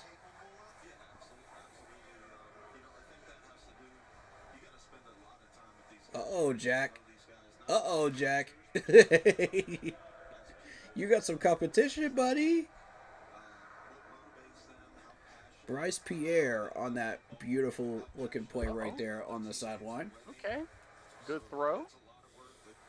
Okay. Number 45. Okay. This is Bryce 2.0? What? Bryce and Bryce.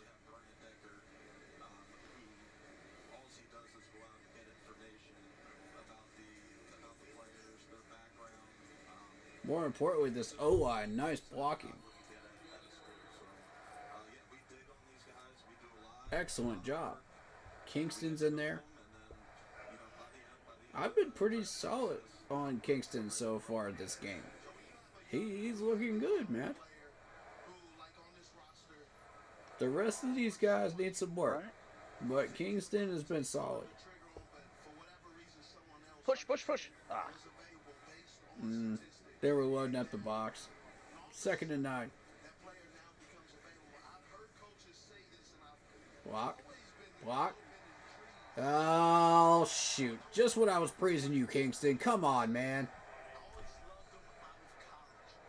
Look at that gut on 78.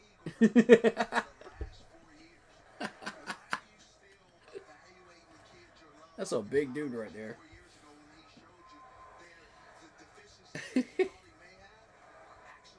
Oh, man. Yep, right when I was praising Kingston.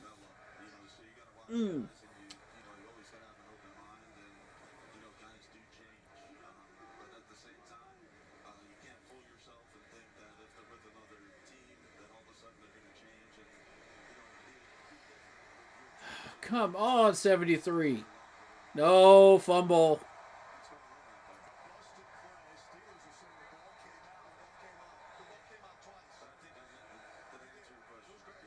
Still scrambling for it. Still scrambling.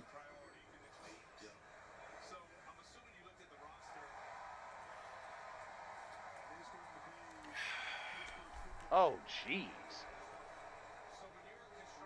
We still don't know who has it.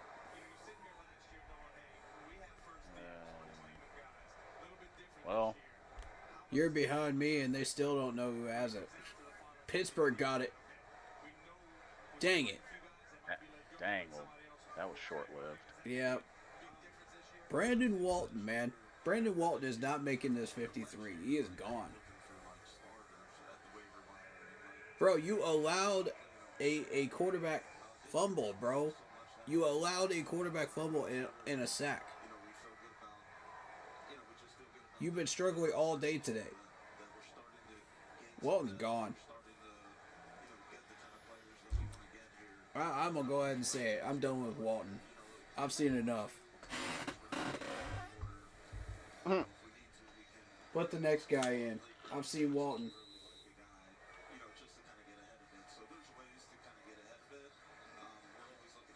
He's had enough time today.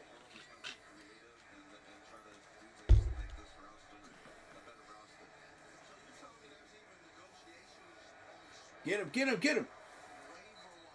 Nice. Good pressure. Who's that, 48? 49.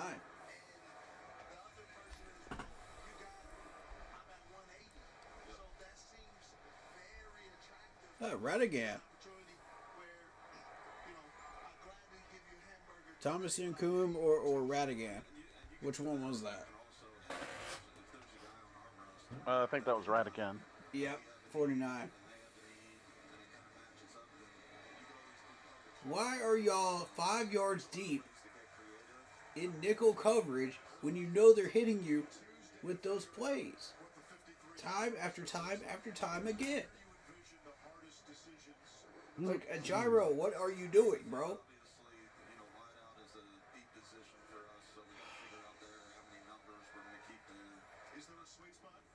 That's McCutcheon, bro.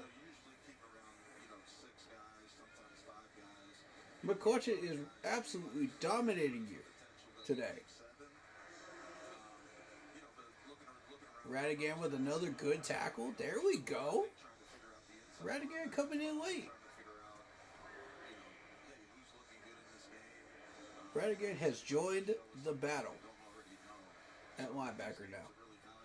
Get in there, get in there.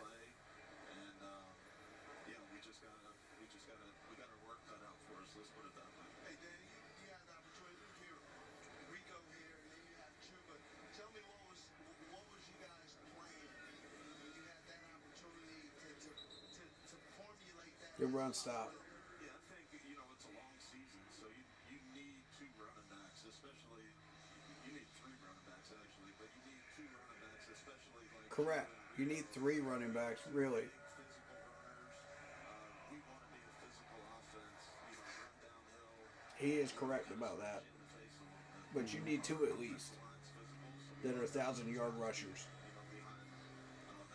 This is a league that features 2, of those backs. Right. With every successful team. Oh, false start. Pittsburgh. He's different than Rico, but I think it's a really good, 3 guys that we have right there. Man, there's a Pittsburgh fan saying that the refs are on our side and that we're cheating. Bro, so my question is, how about that face mask penalty that almost ripped Blackshear's helmet off? Almost ripped his helmet off, snapped his neck. Right. Shoot. Is that cheating? That's where I'm at right now. Like, is that cheating? Because last time I checked, that's horrible. Yeah, that should absolutely be flagged, bro. Like, what are you seeing that we're not? Oh, those diving toe tackles, man.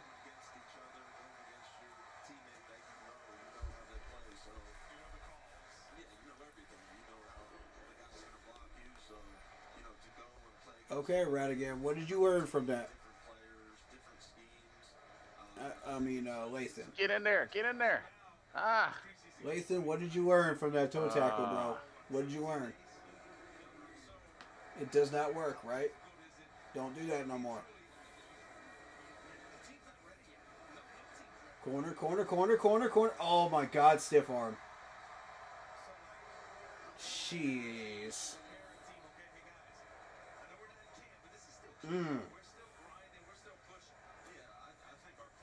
Dude, Swilling, you just got buried, bro. You just got buried. Oh man, that was a pretty bad stiff arm. Got him for another holding call. Are you kidding me? There's no way. How many holding calls have we had in this game against Pittsburgh? That is wild.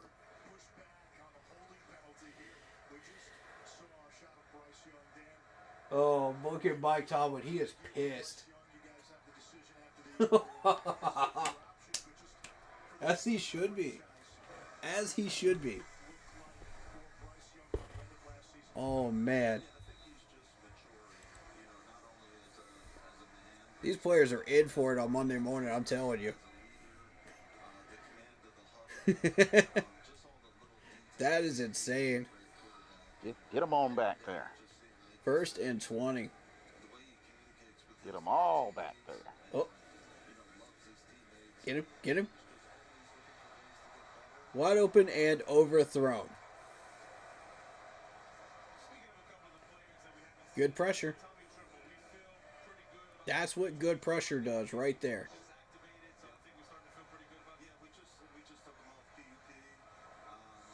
Shout out 74. Yeah. Ooh.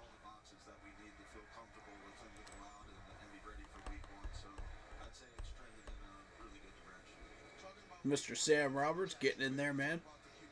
Forcing that. Good job. But I need better coverage at corner. Ooh! Okay. Okay.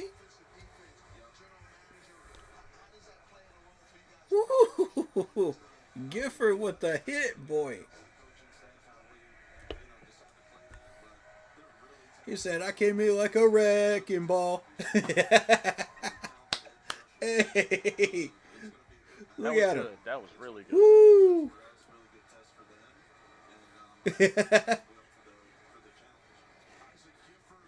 Gifford tearing them up today, man. Tearing them up. Come on, put the heat on him. Put the heat on him. There you go. There you go. Make him run.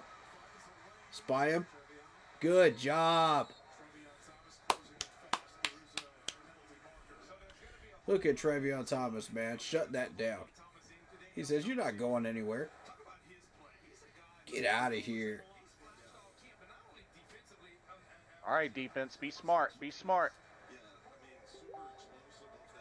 Come up. Another holding call. Wow. Wow, they're really... This is a Man, very that's all. undisciplined group right here. Yikes.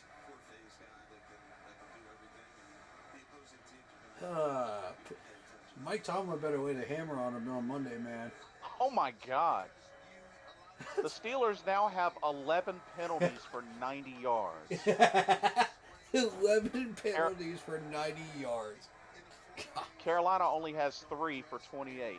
Hey, shout out to Carolina Reaper, man. Carolina Reaper for the Super Fans. I just seen him on the screen. Oh, I my met him, too. goodness. He's a good dude. You know Tomlin is angry. Oh! Look at the pressure.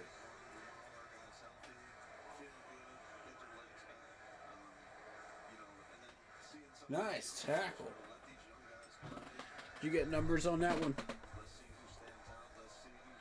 I want whoever put pressure on the quarterback, and I want whoever made that tackle. So it was 48, and then Radigan with the tackle. Excellent. Radigan. All right, all right, all right. 48. I got you on the number. Let's see what we got here. Thomas Incoon. There it is. 42-yard kick is good by the Steelers. All right. 13-10.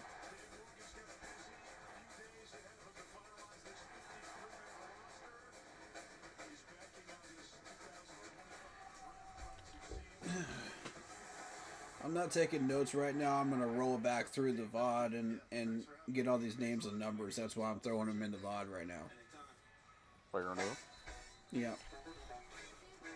That's what's good about this, you know, when you're doing live shows, is you can throw names and numbers in there if you're eating or whatever. Right. So, if you ever end up doing this, just shout out names and numbers and it'll be in the VOD for you.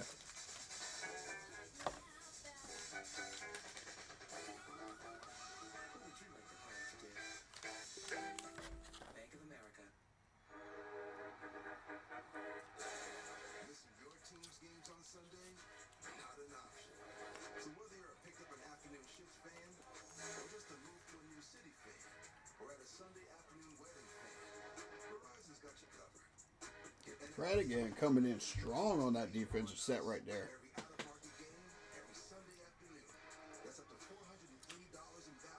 I mean, I'm really impressed. I was not absolutely. expecting that from him. For you? Right, you look at Radigan the entire absolutely. training camp. Dude hasn't done much. Right.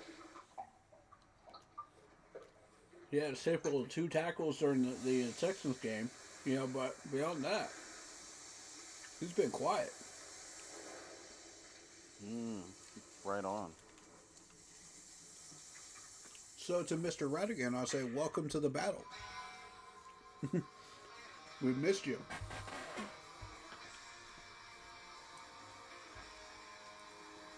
Now the heat really is on for Incun. You know, it's been kind of getting a few tackles here and there and just kind of gliding through. Now you got some heat on you. So that's why you saw him turn up. But I mean, hey, it is healthy competition. That's exactly why you saw him turn up on that last defensive set right there. Right. He was like, oh, okay. Now I see what I need to do. You just woke me up. There you go. I'm about to ball out and show you why I deserve a spot now.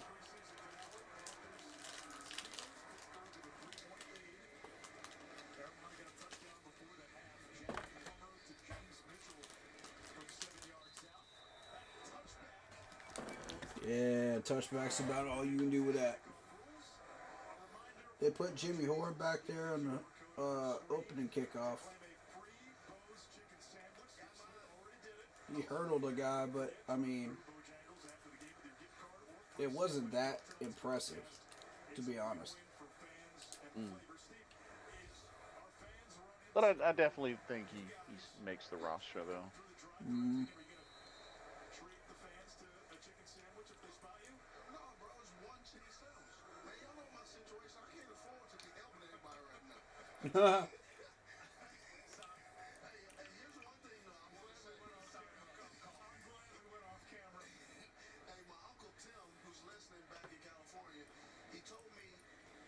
Okay, second drive of Bryce, 2.0. Good run.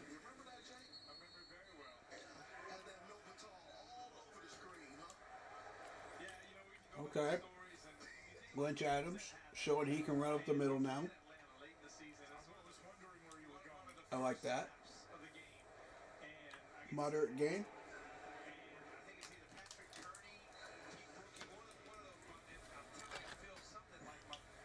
Nice. Yeah.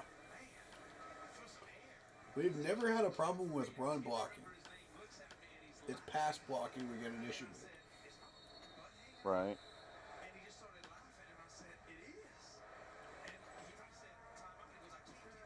Timeout Panthers. Why are we calling one now? What's going on? Yeah, something didn't look right. What's going on? He didn't look too thrilled about that. Talk to a ref.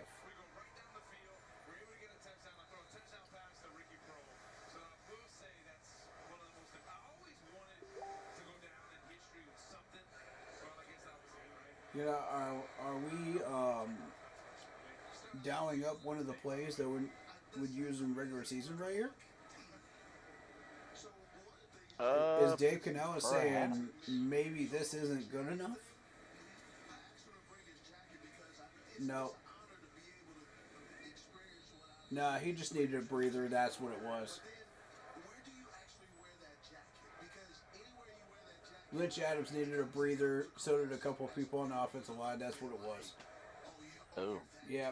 I bet you that's what he says during the press conference, too.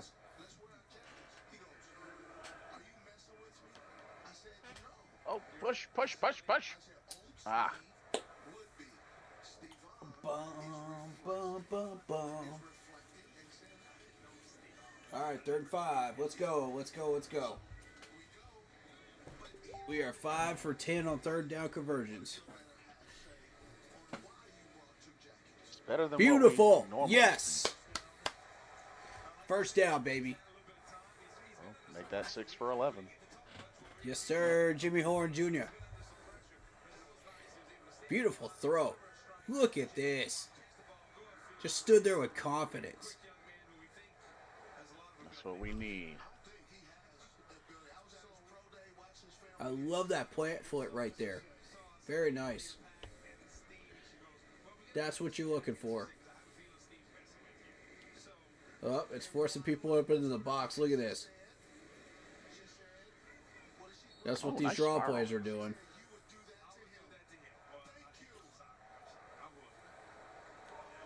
All right, so Lynch Adams set up play. What's it a set up for?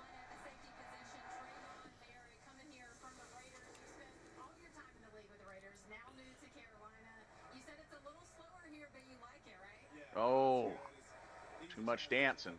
Got to hit that hole hard. Show the play. Show the play. Show the play. Thank you. God, I don't care about the interviews. If I want to watch interviews, I'll watch the pressers later. Oh, that was sloppy. That was sloppy.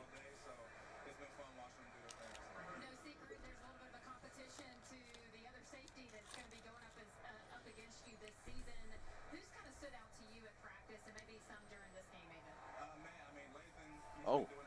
Oh. Yeah. Not a good throw. Yeah. Sloppy throw right there. That's all right. He's allowed one. He's allowed one or two. You know what I mean? He's new. Yeah. Better. There you go. There you go. Spin out of it. That's what Lynch Adams can do right there. He can spin out of those tackles. He's got that footwork. So I like him in these screen situations. Because he can just like, whoop, whoop, whoop, you know? Oh, yeah. But at a certain point, that only does you so much good. Because it's the NFL. Oh, what's the flag? Blocking the back. Ah. Got to be one of the offensive linemen. Because the wide receivers haven't been making that mistake. They've been blocking just fine. You never know, though. They didn't say who it was on. Oh, they declined it. Oh, okay.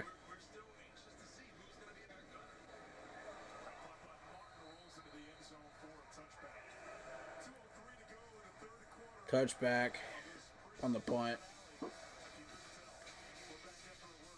He's not happy about it either. Right. Yikes.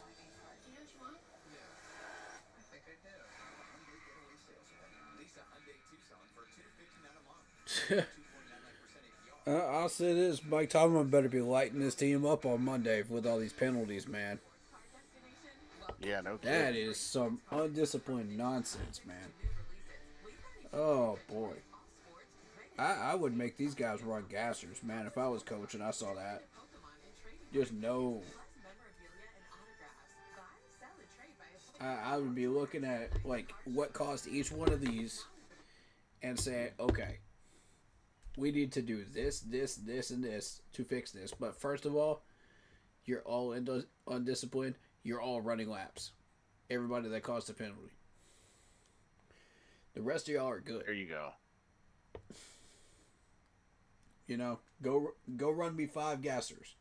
Each person that ran it, that caused a penalty, per penalty, run me 2 gassers. Yep, get started.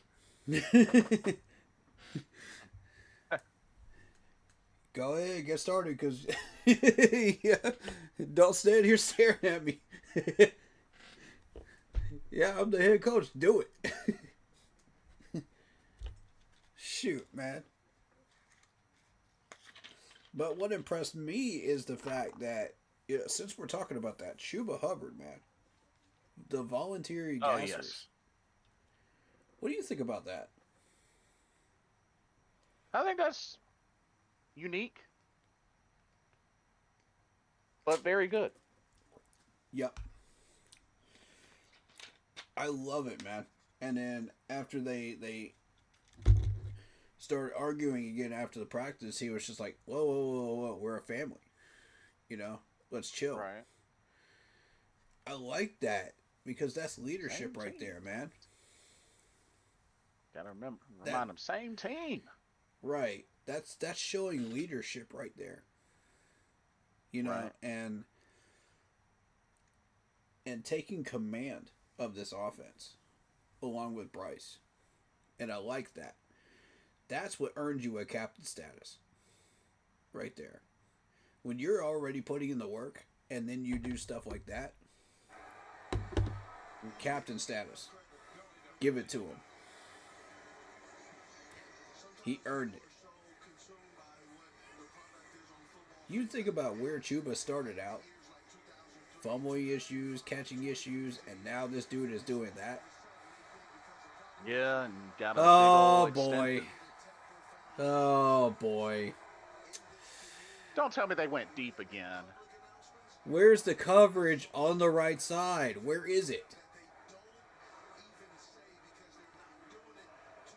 There's nobody over there.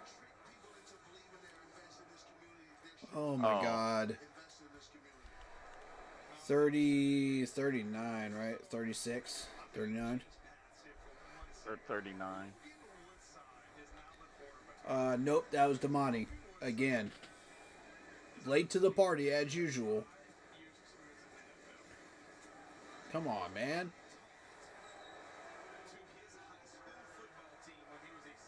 Oh my God.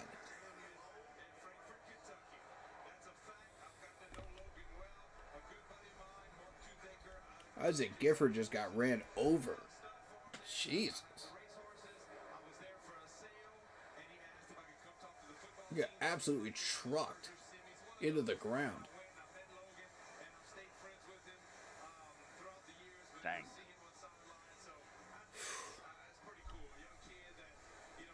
Logan Woodside. Never heard of him. Me neither. 4 for 9. So far, I'm not impressed. He's kind of got that Derek Anderson vibe about him, doesn't he? Interesting. That's the energy I get from him, watching him play. Maybe I'm wrong here, but maybe like a Kyle Rudolph type play. Oh, I see. Yeah. 2 and 5 inches. 2-5. Short.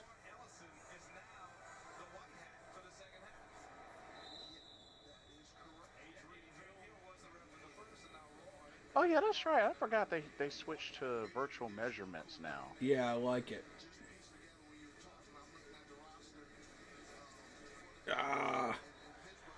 You're trying to tell me nobody could get off their tackles until 54 did?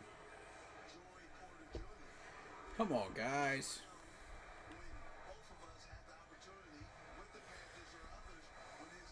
Mr. 54.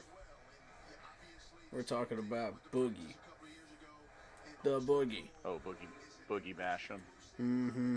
The Boogie. Get pressure on him. Get pressure on him. Get pressure. There. Screen. Nice tackle, 57. Mr. Martin. Bam Martin Scott. That tackle. Very nice. It's another flag on the Steelers. So that makes 12.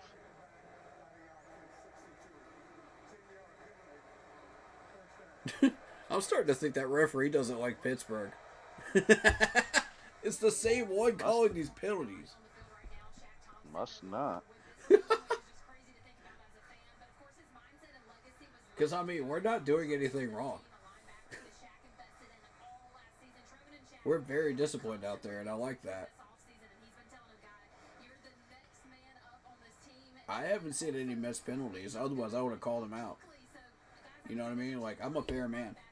Right. get advice from. You know me. I'm always fair.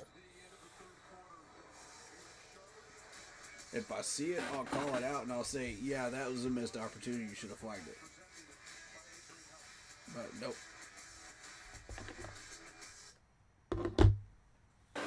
Oh. This is wild, man. Wild game.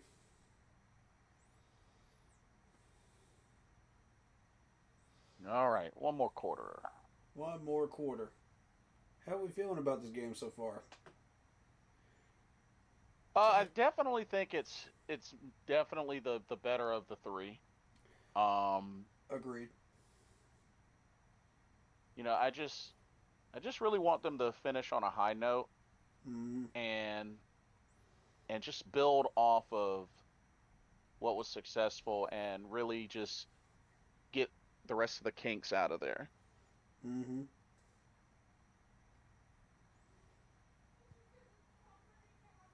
And get everybody healthy as well. Right.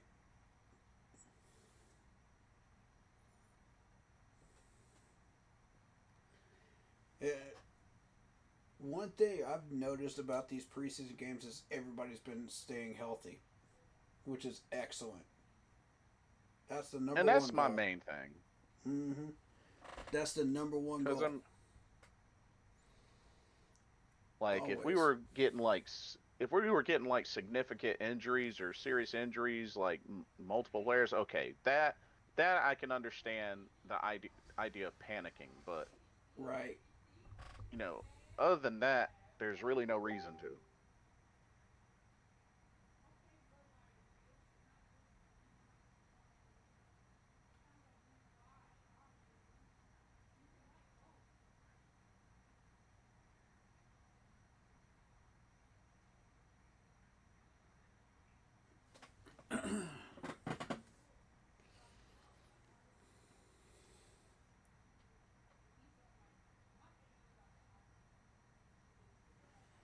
All right, one more quarter. Let's go. One more quarter of practice preseason, and then it starts to count. Yeah, see who's gonna make the team. That's going to be on Tuesday. We're doing a stream on Wednesday talking about it after all the cuts are made. You going to be available for that, or are you busy, or what? Because I don't You know said what next. time. You said next Wednesday. Yeah. Mm-hmm. The cuts are on Tuesday. I believe I should be good. All right. I'll keep you posted, but I believe I should be good. All right. You know, come and go as you need. You know, that's how we roll. Right. We have 68 passing yards right now. Only 68. They have 213. Yeah, not much from the 109 passing rushing game. yards. 45 total plays. 15 first downs. We've got to beat by 3 there. 6 for 12 on third downs. They have 4 for 7. And apparently there was a roughing the quarterback penalty that went on while these stats are being read. Who was that it's on? 47. Oh, On 47. boy. J.J. Weaver. That man's not making it either. I don't think. Like, if you're not causing penalties and stuff, then you got a case for practice squad if you're that low on the depth chart, but ooh, if you are doing stupid penalties like that, you're going to be that's a quicker exit to the door there. Jacoby Windman with a pass breakup. Beautiful pass breakup. That was dirty right there. And no penalty. Clean play. Oh! Jacoby tried to get the tackle for loss and he missed.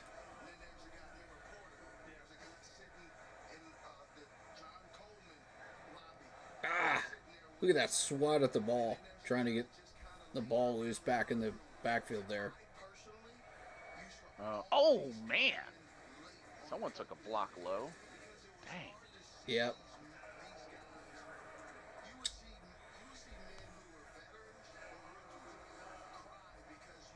Decent D-line there.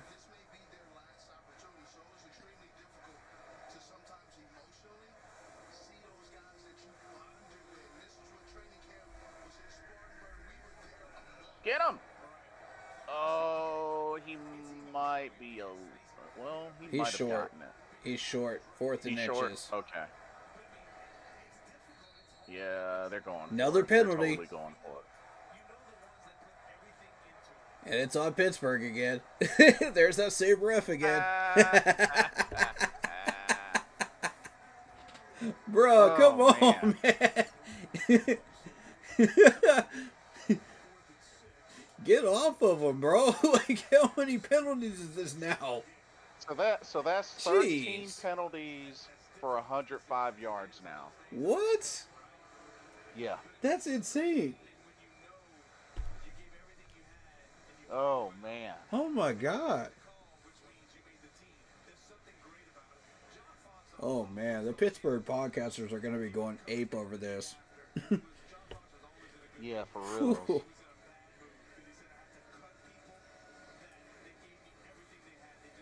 Pittsburgh field goal attempt. The fact that we're forcing field goals, I mean, that's a win for the defense. Where's the offense, though? Yeah, it's still a manageable game. 6 points. 16-10 Pittsburgh.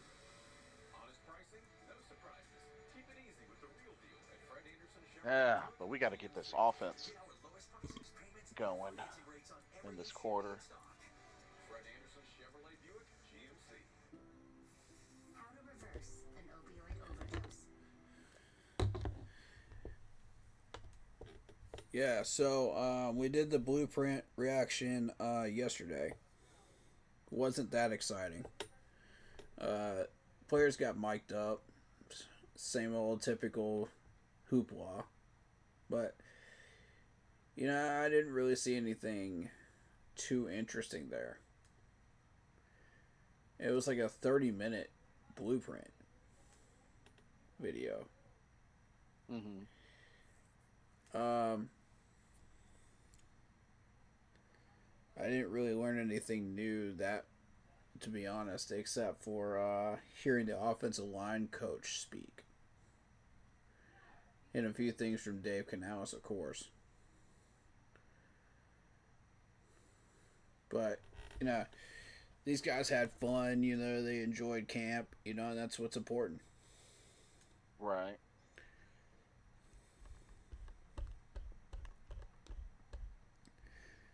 You know, I'm looking at this roster right now.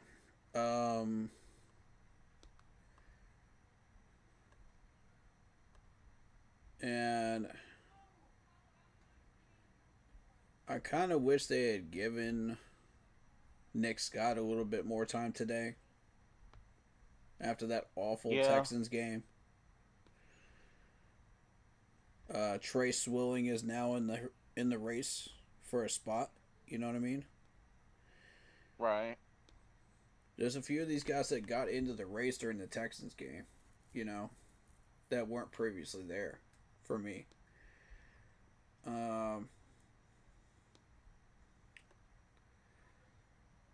And today you got Windman. You got Radigan. You know, now getting into that race. Way late, but they're there. You know, and that's one of the downgrades of having just one cut, you know, versus 4, like it used to be. Right. I don't like that 90 man to 53.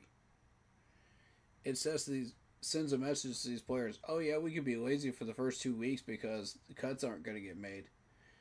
And the coaches go, wrong.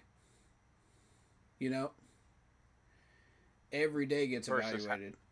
in Carolina. Versus how it was before when it was 90 to 72 Right. and then the 53. It kind of puts pressure on these players to make plays. Otherwise, you're going to be cut in the first week. You know, it's a sense of urgency. Run, Jimmy. And, you know. Oh, okay. Whoa, protect the ball. Protect the ball. Right. Protect the ball. About 13 minutes left in this game. But, yeah, I was talking about how they added like an extra 15 throws during the last joint practice. You know, and these guys are already gassed. They're exhausted. You know. And Dave Canales looked at the veterans and was just like, these guys are hungry. You know, I wouldn't feel right if I didn't give them an extra few plays. And I was like, you know what? That's good for us because you never know when we're going to end up in overtime. These guys are going to be exhausted, and they're going to have to keep playing. So it's conditioning, too. So I don't think Dave Canales thought about that, but yeah, that's before that point when he said that stuff. But yeah. Screen. And dead play. Dadgummit, man.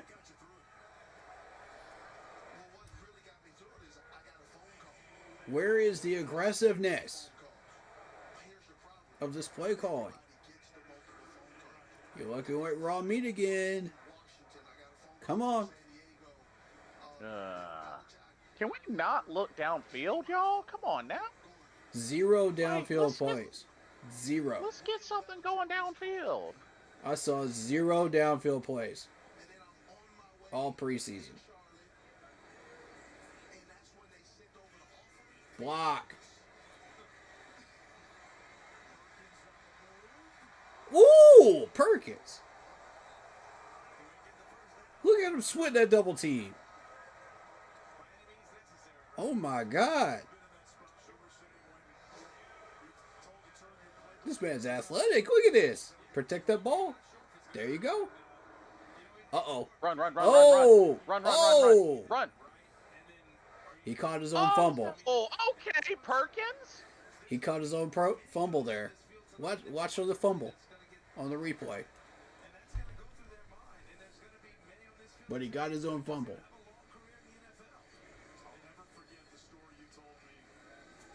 That's crazy, right? Oh, that's wild. Yep. That is wild. Mm-hmm. Nice run, 39. Mr. 39, Mr. Bailey.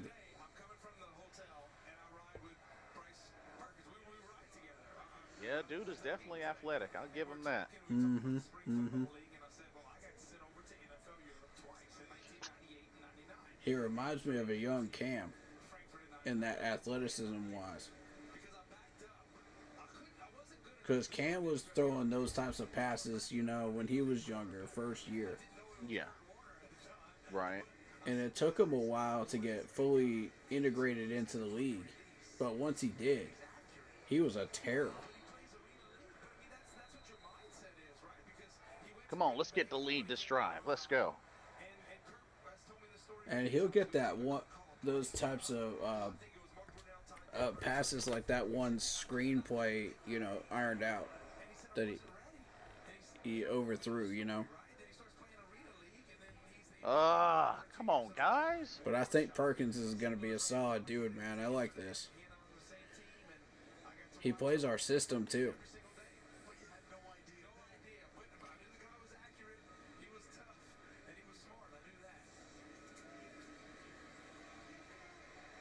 Come on. Oh my God. There's that offensive line lack of depth right there. Oh, shoot. Both the offensive linemen ran into each other. 57 and whoever else it was on that right side. Oh, my goodness. So it was 57 and who else was over there on the right side? Because I couldn't get it. Looked like it was 57 and... Yeah, I didn't get the other number either. God dang. Whew. Dang, Bryce has been sacked 3 times now. Okay, Jack. What a freaking special teams hit. Get him. There we go. Beautiful hit by 20. And we have yet to get a sack. What is going on? What was that about? Oh, wait a minute. What's the penalty?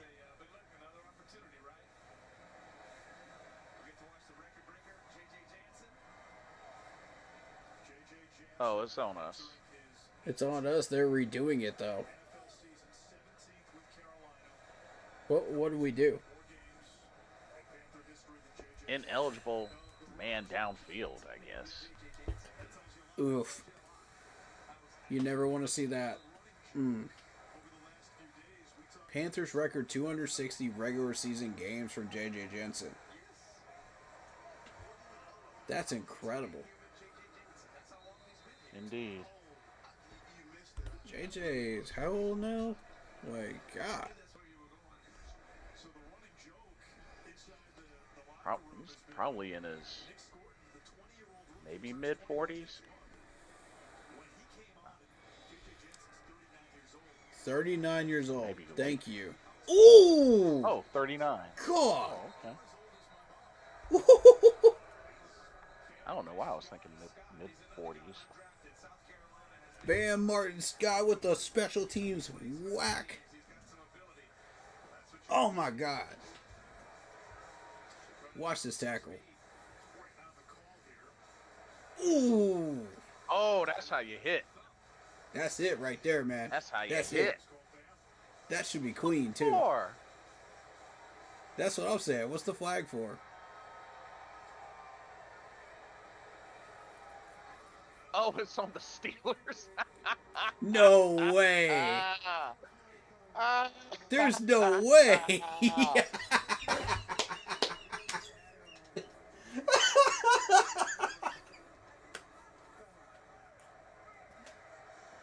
This dude does not like the Steelers. It's official. This referee does not like Pittsburgh. How many? This is crazy.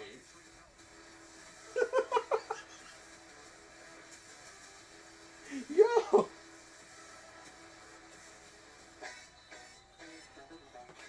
That's wild. Get his words out.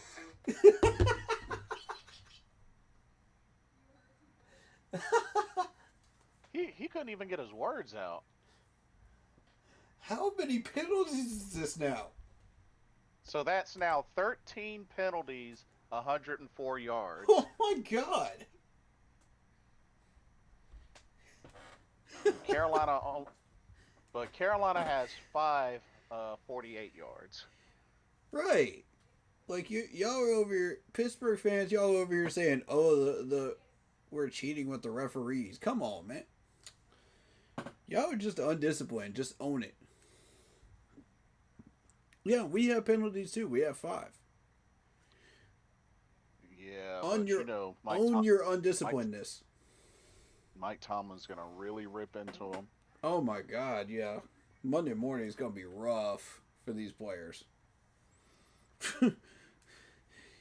If I was Mike Tomlin, I'd spend the first 30 minutes just pointing out every one of these penalties and be like, "This has got to stop. This has got to stop. This has got to stop," and then make these guys run gassers. That's exactly how I would do it, man. That's the only way you learn. Is because, you know, they don't want to run gassers. They don't want to run those extra reps. You know, during practice or after practice. So, you don't want to do it. Fix your gameplay. Be more disciplined. It's really that simple. You know, a high school coach will do that. A college coach will do that. You know? Why can't we do that in the NFL? Seriously. We got way too many of these soft NFL players getting away with all kinds of garbage, man. You know, and it's like, yeah, it'll be all right. It'll be all right. The coaches just cover for these players during pressers and stuff like that. It'll be all right. You know, just come out there and practice hard on Monday. Act like it never happened. You know, and it keeps happening over and over and over again, and they get away with it, and they make tons and tons of money. Right. You know, soft NFL players, man. You need a good, hard NFL coach to come in there and say, nah, we're not letting you get away with that.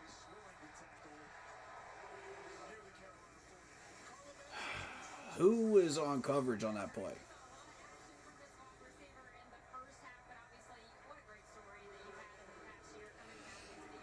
All right, y'all, don't give up anything deep.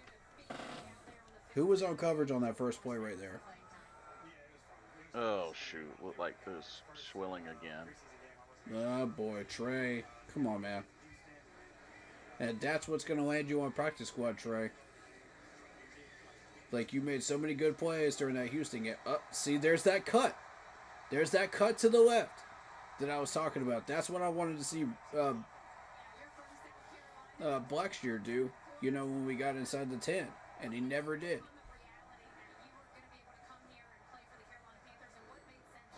The Steelers running backs see these moves. They see the opening, and they run for it. You know? They make those cuts. We don't. Gracious. And see, that's something I want the running back coach to start working on with Blackshear is, you know, and some of these lower running backs is can you get them to cut at the right time? Spatial awareness. Renfro is South Carolina born. Oh, okay. Yes, he was. Myrtle Beach. Nice. Yep. He came in as a redshirt freshman. You know, to Clemson, completely signed on. You know, and had to fight a bunch of 5-star receivers to earn his way up to getting that national championship catch. Right. Nice job, Trey. Getting those hands loose right before that ball came. Very nice. He almost got called for it. Good pass deflection, though. 3rd and 7. See, that's something I like about Trey Swilling right there is he'll do that. He'll make sure not to commit the penalty. He's very disciplined. That was better. And he's very good at pass blocking too. Screen. There you go.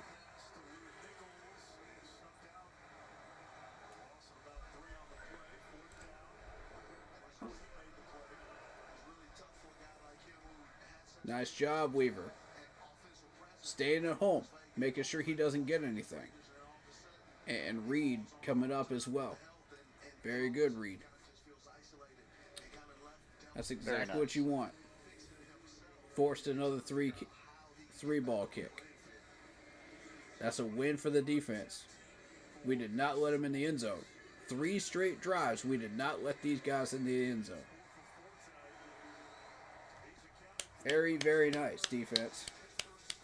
Indeed. Okay, Gyro, I'm starting to see some moves here from you, sir.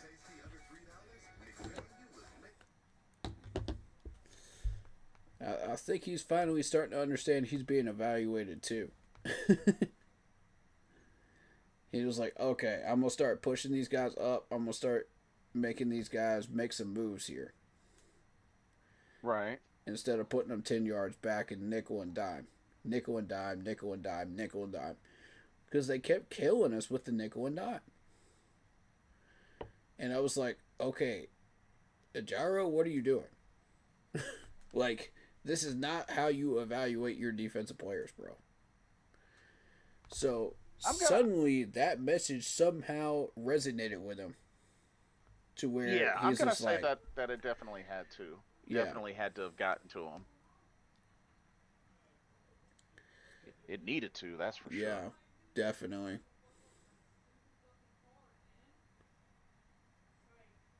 Okay, this is kind of random, but I'm gonna throw this at you. This is just Mm-hmm. a little off topic. Sure. So apparently, so next year WrestleMania will be back in Vegas. Mm-hmm. A ringside row one package for both nights is currently over $70,000 per person. Good God.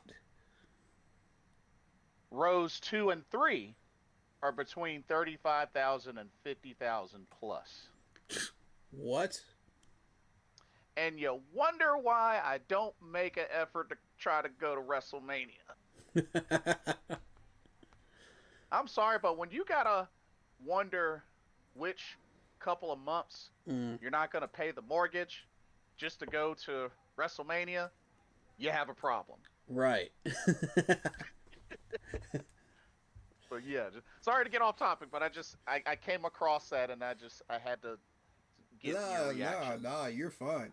Because I look at it this way, because WrestleMania is one of the Super Bowl events of wrestling, you know? Exactly. And you've seen the Super Bowl tickets and how high they've gotten up there now. And Yeah. I was going through the regular tickets of the Panthers games this year, and the Dallas game got up to like 125 just for the cheap seats. Now keep this in mind. When I was going to those games in 2015, this is when we were undefeated. I was paying just over $100 for the cheap seats in the upper bowl. That kind of puts that into perspective for you. Right. It's astronomically high. Referee back at it again with another flag. 6 minutes to go. Who is this ref, man? Dude's got that oiled up right arm. Look at how shiny that arm is. Did you put some baby oil on that arm?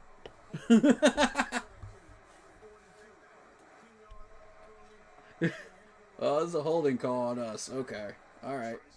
To be fair, it's special teams.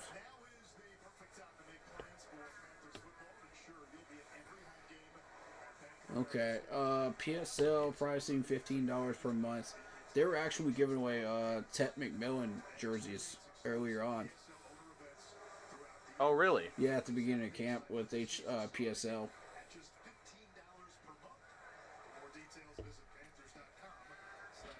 Here's the thing with that, and this is why I think that that's gone down, is because of the stadium upgrades that they're going to do with the bar that they're putting in the upper bowl. Uh-huh. That was a nice catch, by the way. Who was that?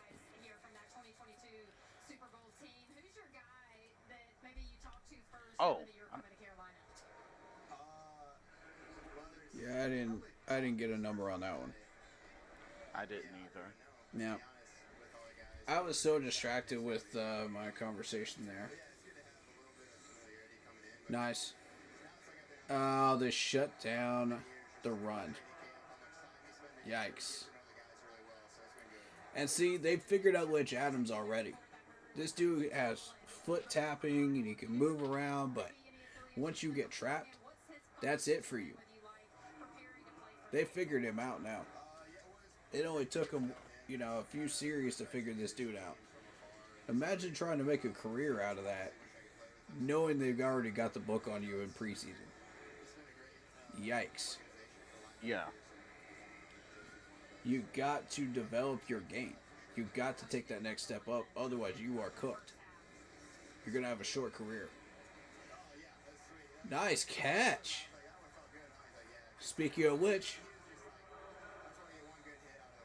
that's one way to move up your game. It's by showing you can catch balls. Okay, so he's not just a one-trick pony. He can do other things too. good. Yeah, I think that was the point right there, is to show that, oh, he's not a one-trick pony. Now we can evaluate him on other things too. Got to keep moving, looking downfield though. I believe that he has the ability to make that cut, either left or right. But the problem is they close in on him, before he can make that cut, because these defensive ends and defensive linebackers are too quick, man, in the NFL. They're going to shut that down. That's where he's going to have a major disadvantage while trying to make a career. Right.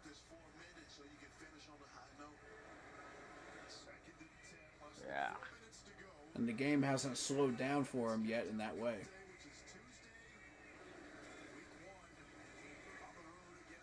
Nice. Very nice. Okay, Perkins. Okay, Perkins. Showing off that Cam Newton play fake right there. The run and slide, just like Cam back in the day. Beautiful. Oh, nice QB I like draw. it. Nice. I like it. That was a nice fake. Yeah, very convincing fake, too. Cam was always excellent at doing that. Had a nice open hole, too. Yeah. Good open gap for Lynch Adams there. So at this point, they're testing Lynch Adams to see if he is a practice squad quality player. Or do we just want to cut him completely? So that's why the extra nice. reps for him. That was a good run. Yes, it was. And they're also evaluating the offensive lineman too. If you can't at least run block at this point as an offensive lineman for this team, you're not going to make it. Right. No, I can agree with that. That's bare minimum that you have to do. But what we're focused on is that pass blocking. And see, there's that cut to the right, that I was talking about. Yeah, he can make the cut, but once he's swallowed up, that's it. That's a tackle for loss. Oh. Yep. 2-minute warning. Oh, warning. Okay. We're going to lose the third preseason game, guys. Get ready for more conversations about, oh, I'm tired of losing, and people losing patience. But again, it's preseason. So, you can only do so much. That's not what it's about. It's not about winning or losing in preseason. It's about evaluation. But, you'll never get through to these hard-headed people that just want to stay in their tunnel vision. And, that's up to them. If they want to believe that, that's what they're going to believe. That's all they're going to see. It's disappointing, but It is what it is. Yeah, at the end of the day, we get our guys healthy, the right people, get the roster spots. Right. That's just the way it is. If folks are expecting for us to panic over some preseason losses, right, then I have to really question, whether they know ball or not. I'm sorry, but it's yes, I'm tired of losing too. That's like crying over spilled milk. It doesn't matter. Yeah, exactly. You can easily wipe that up and try again, Right.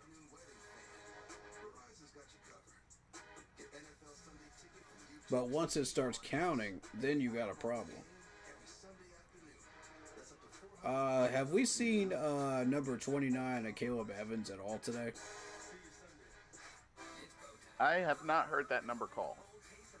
I don't like that, because here's the thing. He has not done anything this entire month.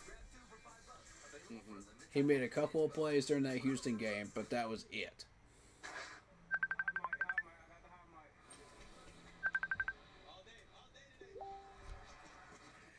Now, sorry about that.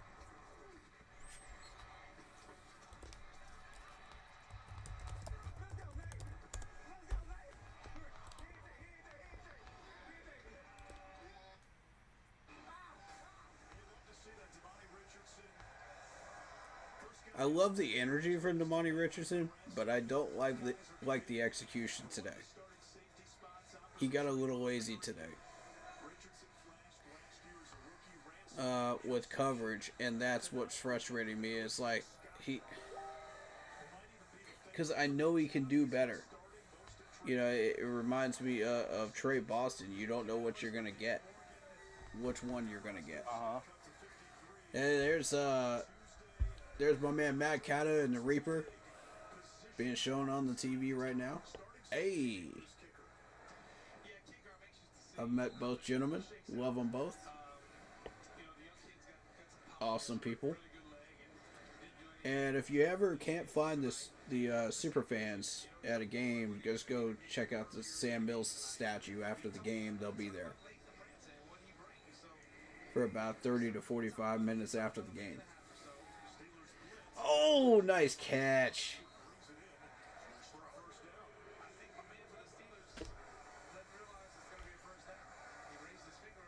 '86.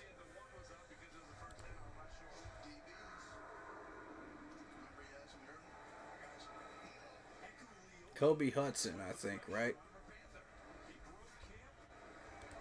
Oh, yes. Nice. Good.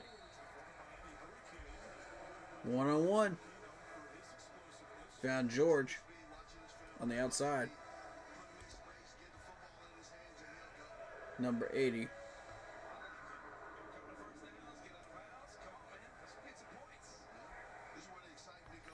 This is where we find out who you are as a wide receiver. Come on, boys. Show up. You got a minute 24, 2 timeouts, 2-minute drill. Let's go. Gotta make it count. Who's going to be the next Effie Abada? Who's it going to be? Who is going to surprise everybody and defy all odds? We're going to find out right now. 2nd and 6. And for those that don't know, Effie Abada had 3 opportunities and got 2 pressures on the quarterback, 1 sack during this very preseason game, 5 or 6 years ago against the same team. Should have been 2 quarterback sacks and became a starter 2 years later. That's the type of grind, man, that it takes in these 2-minute drives. This is why you watch the entire game all the way through, because you don't know.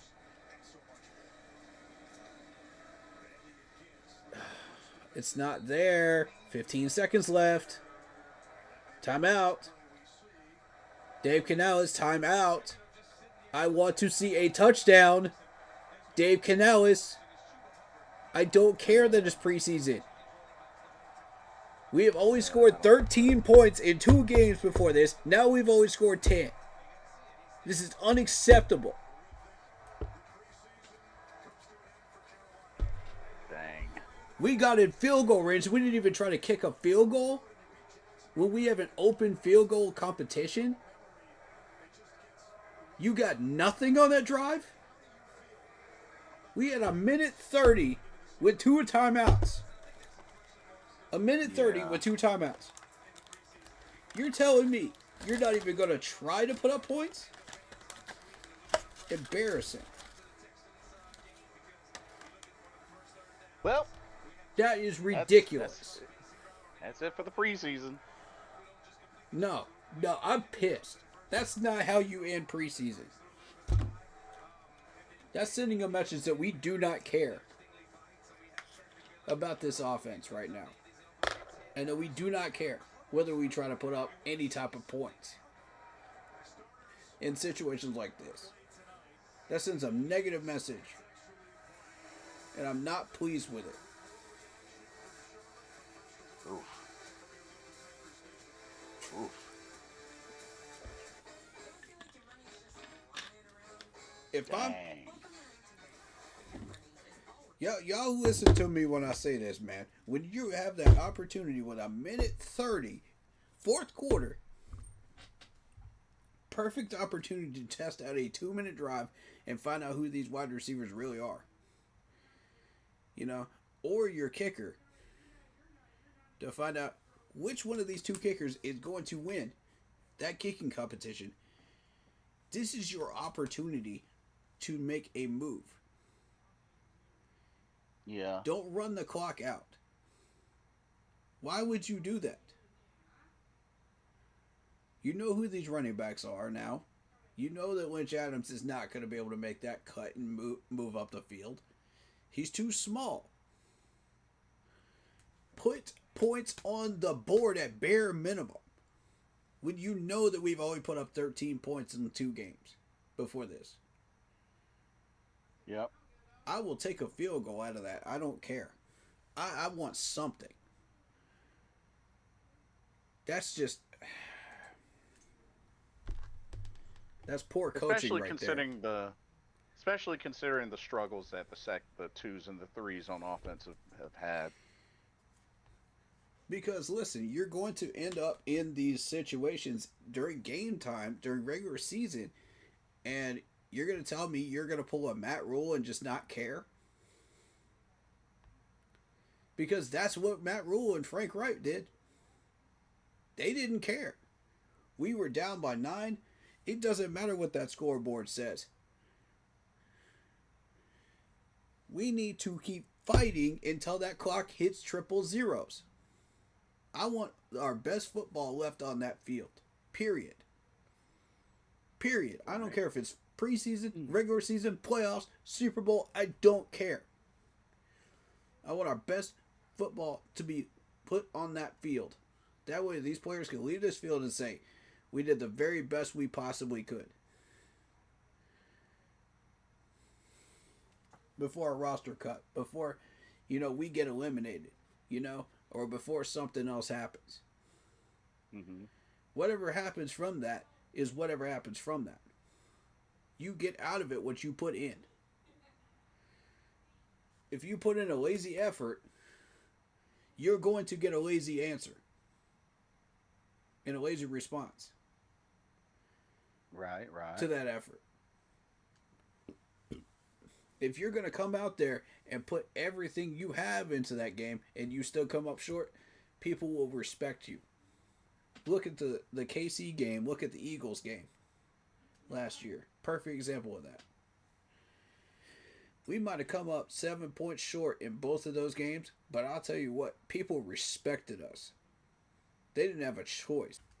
And yes, that did count.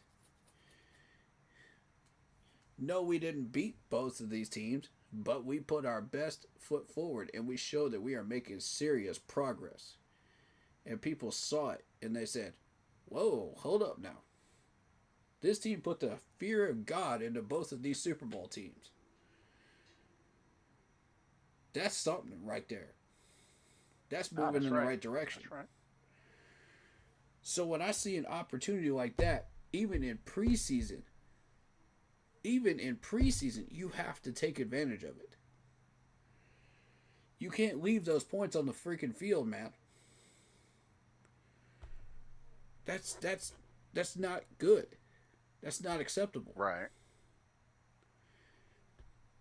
If you go back and you look at Frank Wright and Matt Rule's time when they were coaches on this team, look how many points they left on the field, man. It's embarrassing because of the effort that we put on that field. It's embarrassing. Yeah. And I don't want to see Dave fall into that same pattern, even in preseason. So let that be a learning lesson for you, Dave Canales. Like, don't do that again, please. Don't ever do that again. Don't make that a habit. Because that's what's going to kill our season. Right there. It's stuff like that. Right. That will kill momentum. That will kill the energy in the locker room. That will kill everything that you have been building. Don't do that again. Put the points up. Even if it's a field goal, put the points up. We were easily in field goal range right there. And what frustrates me is we have an open kicking competition right now. Right. Even if you somehow don't get a touchdown out of that, which is fine, you're still got an open kicking competition. We need at least 3 out of that. Yeah. From one of these 2 kickers. Doesn't matter which one. If they miss, they miss. If they make it, they make it. The point is, we're trying to find out which kicker earns that spot. So that's a lack of effort right there. And I'm not... That's not it. That's not it for me. Sorry, that's just not it. The only thing I can say at this point now, like, we gotta definitely move forward, but at the same time, like, there can't be any more excuses. Exactly. There can't be any more excuses. Preseason's officially over for Carolina now. Correct. Like, it's time for them to gather, all the good and all the bad, and they need to wipe out as much of the bad as soon as possible. Yeah. And learn from it to week 1. Because the thing that, we have to also keep in mind, we're opening up the season 2 straight games on the road. Correct. Like, that isn't common, especially for Carolina. Opening up 2 straight games on the road. So, right. They have to really be firing on all cylinders, especially considering in the last couple of years, Carolina's away record, not good. So, that's a solid point. Thankfully, they open up against 2 teams that are beatable in Jacksonville and Arizona. But at the same time, they got to be really firing on cylinders because we haven't won an opener in a couple of years. Right. So that's what I was gonna say. So now, with this gap between now and the first game of the regular season, and they got some time. It's not till the 7th. They got some time, but this is crucial time. They need to be absolutely sure with these cuts. Mm-hmm. And they need to really be on their P's and Q's when it comes to getting everybody together in the right positions. And, like I said, and I'll say these few things, and then I actually got to go and make some videos. Mm. But three things I'll say. Mm-hmm. Number one, offense has to get off to a fiery start. Mm-hmm. I think they have to get off to a fiery start, and this has to be the year for Bryce Young to really come out gunning. Like the last 2 seasons, he's had rough starts, with last season starting off rough but finishing pretty strong. Mm-hmm. But this time has to be right at the beginning. Like he's got to be ready to go. The offense has to be ready to go, and we got to really get this going. Secondly, we need a pass rush. A pass rush has to be present throughout this season, or else other team offenses are not gonna take our D-line seriously. True. I think we made some And strides with that today. yeah, today was progress for sure. Mm-hmm. But like, at the same time, we didn't get a sack. Mm-hmm. We didn't get a sack this game. And third, Ajaro, I'm calling you out. This is it. This season is it. This is So am make I. it or break it. This is make it or break it. I don't want to hear any more excuses about, oh, I don't have the talent. No, no, No. no. You run a 3-4, that's your defense. That's your defense. If it does not work this year, whether some way by some shade of a miracle they keep you or they cut you, I don't want to see no more 3-4. Period. At all. Because it has not worked for Carolina. Agreed. So this season's it. This is your one last full season, Mr. Ajaro. Like, This game I was don't his want to hear any more. evaluation. Yeah. I don't want to hear any more excuses from him or just this is it. This season is it. Mm. And if he doesn't hit on all cylinders with this defense, with this 3-4, he got to go. He got to go. I don't care Agreed. about what he did in Denver. Agreed. He's over here now. Like, I've given the benefit of the doubt, but Carolina Panthers were known for many years of having a defense to be feared, and that has Right. not been the case in the last couple of seasons. It's already bad enough, with the records and everything. I get that. Yes, that's bad. Facts. But honestly, bro, I am sick and tired of seeing a weak defense. Facts. Talk to him, Blitz. I'm tired of it. Talk to him. Tell him about it. You look at the history of some of the best Carolina Panthers. A majority of them were defensive players. Yup. Come on with it. So is that streak gonna end just all of a sudden now? Facts. Like, enough is enough. I mean, we got folks, we got fans, and we got other teams that are just easily roasting this defense like it's addition and subtraction. It's that ridiculous. Like, I'm getting tired of bend but don't break. No, I want no bend, no break at all. Facts. That's what I want. Right. Shoot, I want some dang on, not just some dogs. I want some bullies. Facts. I want some bullies. Dogs aren't enough for me anymore. I want bullies. Because that was what this defense was all about. Right. For some time. And it hasn't been there in a couple of seasons. And that's too much of a gap of time for that to be happening. Yep. It needs to end this season. Right. So I'm with you on that. I think we've made some progress on pass pressure during this game.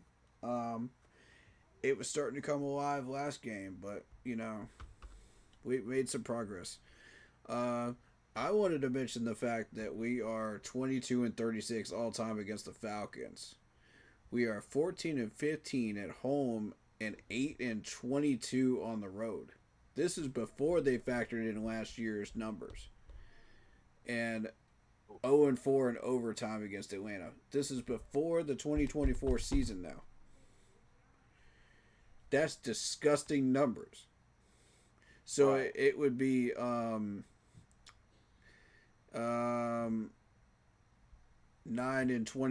on the road, 1-5 in overtime against Atlanta now. And I don't know what happened with that home game. Did we win or lose that one? Because I think we lost that one, right? yeah. Yeah, so that would be 14-16 at home. That's not it. All right, you look at the Saints. Let's do the Saints. Because this is what matters. We're trying to win that division this year.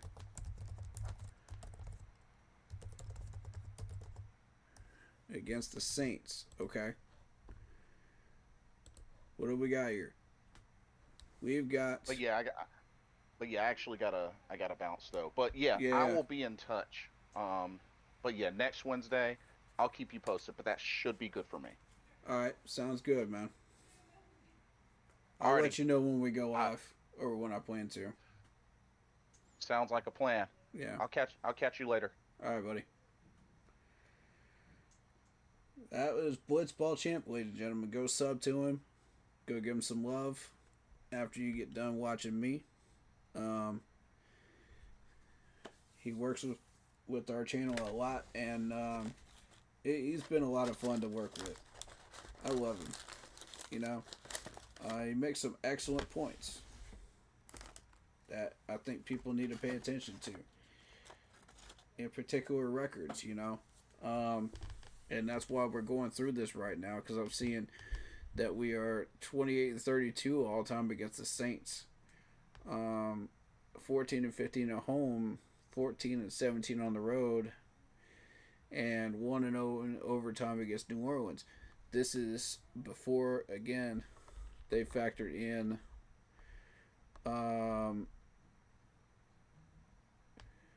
all of the 2024 season there, because it should be showing both of those games against New Orleans on that list. But for some reason I don't. Point is, you know, we got a lot of work to do. That Atlanta record on the road, though, 9-24. Ouch. 9-24. We got to work on that this year. That can't happen again. We got to make that a priority this year. Den Porter says the team is pathetic, stupid play calling. Well, the play calling is way watered down because it's preseason. So I'm not gonna say that it's pathetic at all by any means. It's preseason. You know, it is what it is. You're gonna make mistakes. You're going to look weak in some areas, and that's what it is, because you're not using your full playbook on both offense and defense. However, there was some laziness out there that I didn't like. I caught a couple of these players jogging again, you know, to the ball, which pissed me off. In particular, Damani Richardson. Yes, I've called you out 2 times already today. I'm calling you out a 3rd time because that was pathetic. You're on the other side of the field. We all know you are fast. You're a safety. Get to the other side of the field and get to the ball. Don't show up late jogging to the ball.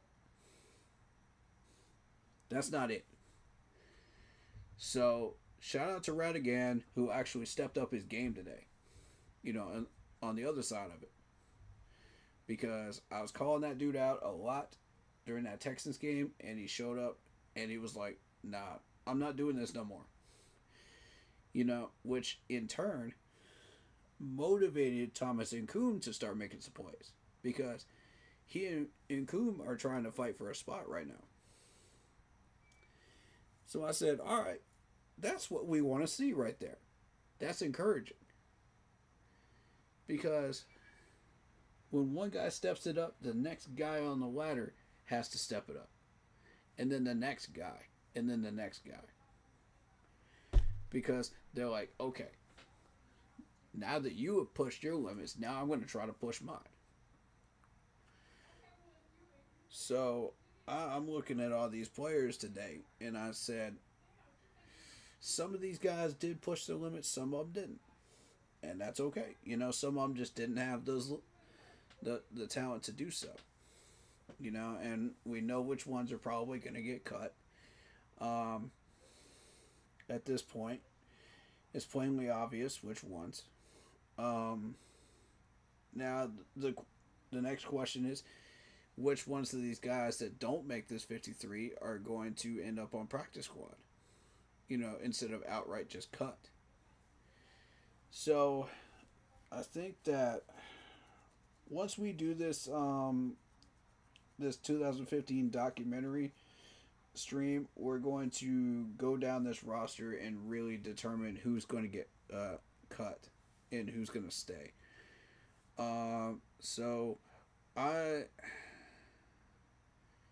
We could do that today, actually. We could do that today. Yeah, I'd rather do that today. So, we'll do the stats and then we'll cover that, because I think we have a few questions about a few spots right now that we really aren't sure what to do with these players. But beyond that, everything else is pretty much settled.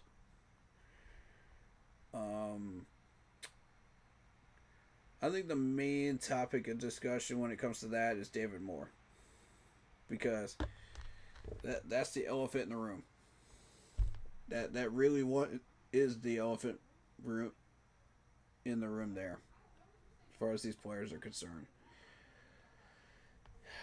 I don't want to put him on practice squad because any team can easily steal him if I'm the head coach, but I also don't want him to not be available too. So he's right in that middle section where what would you do with him? You know what I'm saying? Like, I saw a couple things from him I didn't like today, but I saw a couple things I did like from him today as well. So I'm still on the fence as far as what I think should happen with him. And I don't know. I'm gonna get on the Friday free for all, with a cat call about that, and just see what the guys think on C3. Get their opinions too. But right now, we really need to make a decision on David Moore. It's either, sit or get off the pot on him, as they used to say back in the day. I think it's a stupid phrasing now, but it still holds true, honestly. You got to do something with him.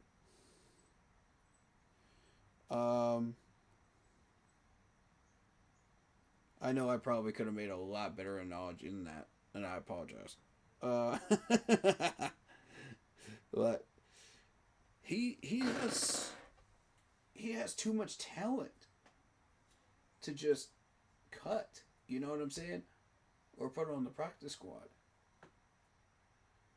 That's why this coaching staff is just like, yeah, we would ideally like to have 6 or 7 wide receivers, but then you look at him and you go, can we stretch it to 7 or 8? Is that something that we could do?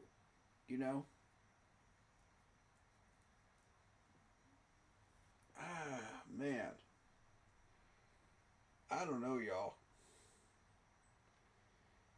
Because the main thing I didn't like with David Moore is the fact that he stops on his routes. Just completely stops on his routes after he's done with the route. And I mean, this is consistently what he does. And it frustrates me to no end. Because I know that he is smart enough to realize you've got to keep going and keep moving. The quarterback is going to direct you. You can't just wait for the quarterback to say, oh, let's go left, let's go right. You got to take that initiative and do that yourself, as a wide receiver. So it pissed me off a little bit because I was just like, this dude's smarter than this, but he just keeps doing this. Like, nobody's ever, like, pointed this out to him at any point. Like, surely at some point they did. Like, I don't want to be that guy that says, nah, you know,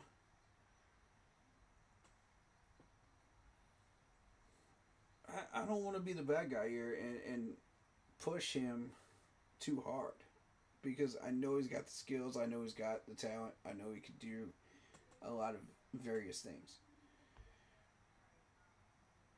But at the same time, like, somebody's got to point this out. If I don't, who will? This is 2 weeks in a row now I've pointed this out. Alright, so David, do something about it, man. Or you'll be auditioning for another team, probably. Yeah, because we're keeping Jimmy Horn. We're keeping Hunter Renfrow. That's, at this point, it's a given. I'd say it's almost a guarantee. You know, and if it isn't, I'm shocked. You know, so that's the wide receiver room. The next topic of discussion, of major discussion, is the running back room. Because you've got to decide what to do with Blackshear.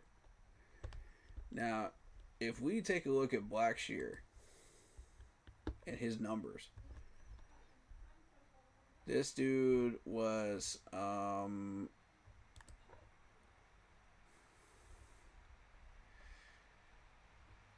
me see his return numbers. It was either the kick return numbers or the punt return. Yeah, it was kick return.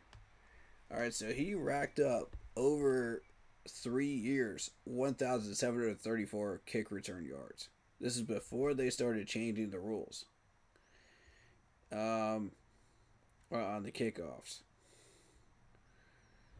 You know, it was 31 returns last year, you know, for 791 yards. So he got 140 plus yarder off of that last year. I'm not even really worried about the fumble at this point. My main focus is on that number. That number right there that I'm highlighting on the screen, which is the 1,334. 1,734, sorry.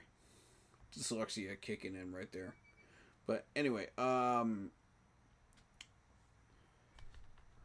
of 26.3 consistently. So kick returning is what this dude does. Now, can Trevor Etienne beat that during a regular season? If we think he can, then Blackshear's out of a job. Period. He will be on practice squad. That's point blank. That's where he's going to end up. So I want people to understand that this is a major, major decision on special teams. To try to push Jimmy Horn Jr., try to push Trevor Etienne, you know, and make them the main return people. You know, when you're looking at that number right there, and you're going, can we replicate that again?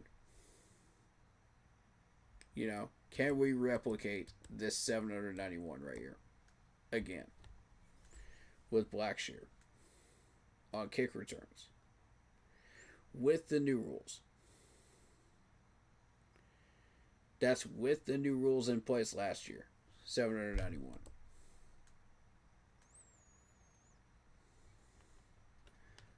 I don't know, man. I'm going to be real with you. I don't know. I want to say yes. And that's why I'm afraid to make a push for Trevor Etienne to be that that top return man or any of the other guys that we're trying right now on kick returns. Now, a punt return, that's another matter because you're looking at 200, for all-time punt return. That's not what he does. So that's what these other guys are trying out for or should be trying out for return man. So ideally, you'd like to have Blackshear, stay, and that's why they were feeding him a lot of reps, is to make sure that he stays. While you battle it out and try to figure out who's going to get the punt return battle.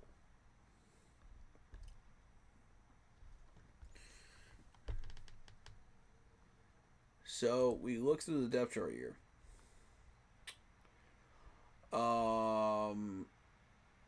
Rico is obviously going to be second running back. Trevor is going to be third running back. Rasheem Blackshear should be fourth, and that's accurate, running backs wise. But special teams wise, Blackshear's got the kick return job, or he should. He does, but punt return is the question. Who's going to take over the punt returns? They're hoping for Trevor Etienne, but most signs suggest it may be Jimmy Horn Jr. Based on what we've seen in preseason. However, you could put Renfro out there. You could. I don't like the idea of David Moore being out there. I don't like that. But I would trust Hunter Renfro before I trust David Moore at punt return. Because Hunter Renfro's got the moves, man. He can make some people miss. Jimmy Horn Jr. can make some people miss. Trevor Etienne is just a straight runner. He can shift,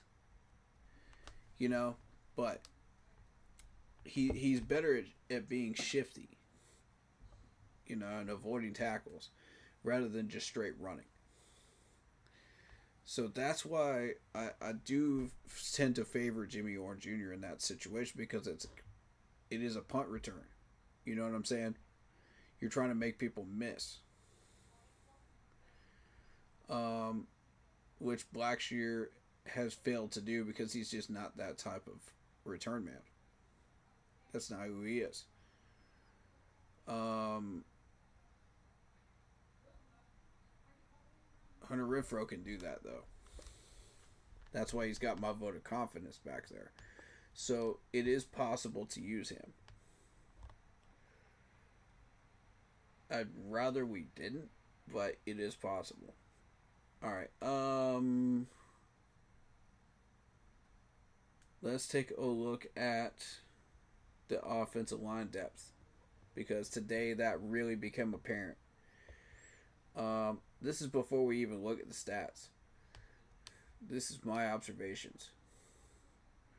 Jacoby George is probably gone. Brandon Walton, gone. I'm just not impressed with either one right now.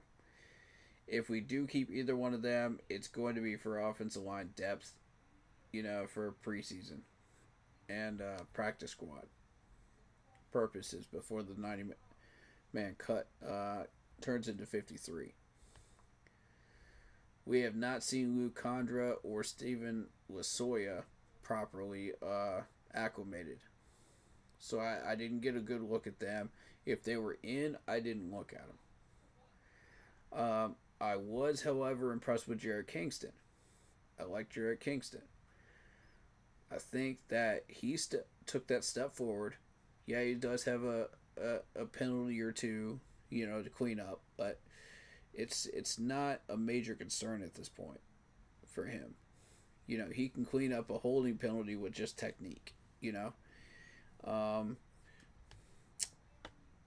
and whereas with George and Walton, it's not as simple as that because these guys kept getting beat on the outside. So it's footwork, it's hands, it's discipline, and and making sure that you are doing what you're supposed to be doing with that technique.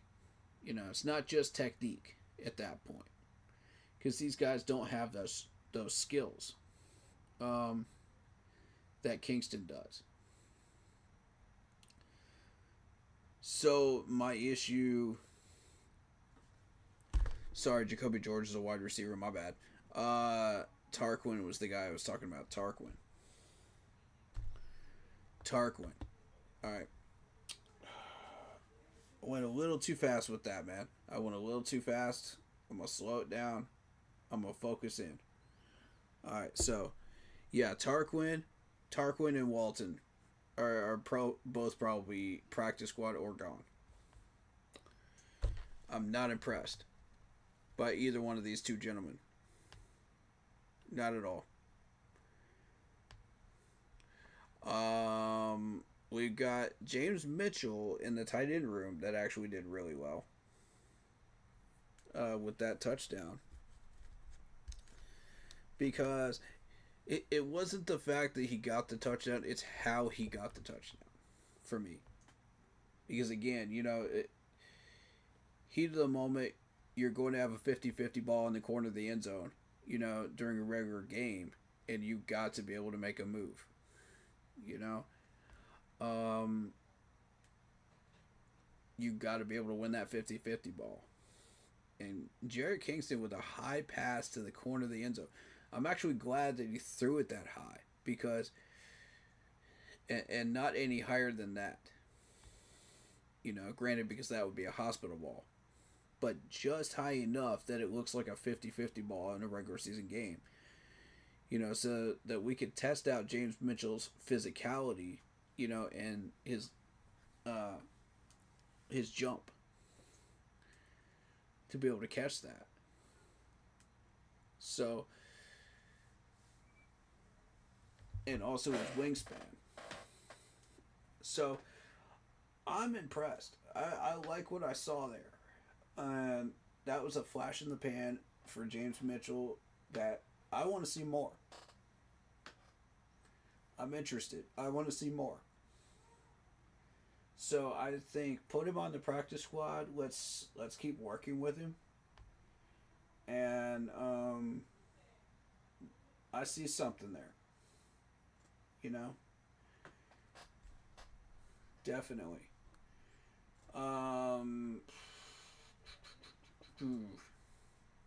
Bryson didn't play.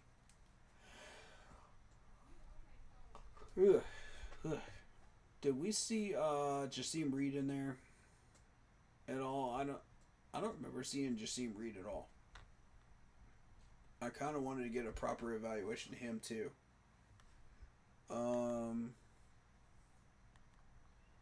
Let's see. Bryce Pierre, Dominic Daphne. Pierre and Daphne are probably just cut victims, most likely. I don't see either one of them making even the practice squad, maybe. Possibly Pierre, but I doubt it. It's 50-50 whether he'll make that practice squad or not at this point. And that's what today was kind of to see what he would do or not do. With the 2 or 3 balls that were thrown his direction. Let's see.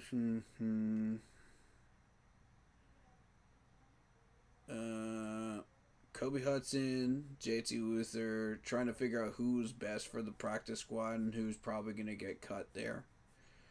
One of the two is going to make it, one of them's not. And honestly, I don't know. I don't know who's going to make it and who's going to get cut. You know, as far as practice squad between these two. It was a 50-50 for me. You know, it really comes down to technique. You know, how did you catch those passes and in what situation those balls were thrown at them? You know? That's what the coaches are going to be evaluating there. So that's really what it comes down to. How did you use all of your 6 foot whatever frame that you are, to catch the ball. What did you do yak wise? What did you do as far as speed wise? That's what they're going to be evaluating there.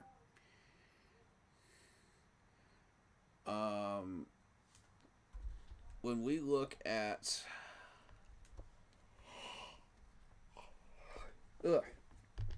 sorry, it's late. I'm always this tired this time of night, but hey, let's talk about this battle between Jack Plummer and Bryce Perkins now, because this officially became a battle today, with Bryce Perkins throwing some darts, and I mean some absolute darts, short and medium passes. I was very happy with him. He did some running slides as well. He's got to take a little bit better care of the ball, of course. But overall, I felt that PJ Walker / Cam Newton, early Cam Newton first year energy from him. And I love that, because that's what we need in Carolina, is that type of energy. When you really evaluate a quarterback that fits that type of style that Bryce Young plays, Jack Plummer plays that type of style too, and now Bryce plays that same style. I think we're setting ourselves up for the future, to where Andy can eventually retire and become a quarterback's coach, for these gentlemen, which would be awesome. I would love to see that happen, because Andy is just awful in preseason, and he's been pretty good in regular season. That's why he's still there in second string, once he gets back healthy again. But I think, we're settling into those last few twilight years of Andy Dalton. And I think that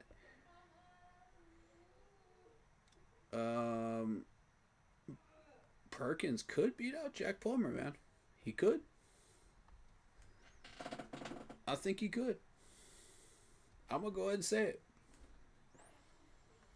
Because Jack Plummer's throwing some hospital balls, man, and I did not like that. That pissed me off today. Because he almost got Hunter Renfrow absolutely killed out there today. And that's not acceptable. So you got to get that ball down. Period. You got to get it down.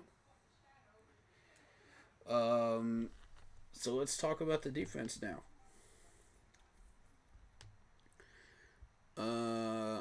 I did not see Jared Harrison Hunter at all. They left off the R in the depth chart, by the way. Little typo. But Sam Roberts made himself a play or two. Cam Jackson made a play or two. Shy Total went in on a run stop, does his thing. But nobody really separated themselves out of these three today, overall.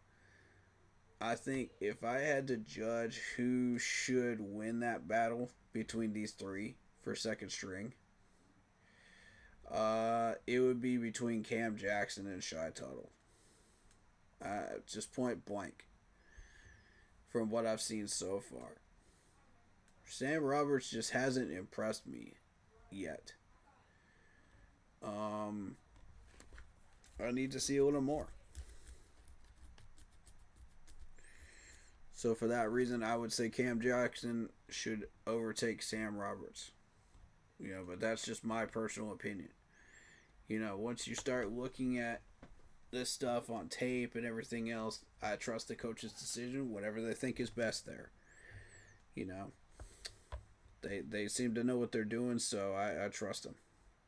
I'm not going to argue with whichever players they decide to move around on that chart for that.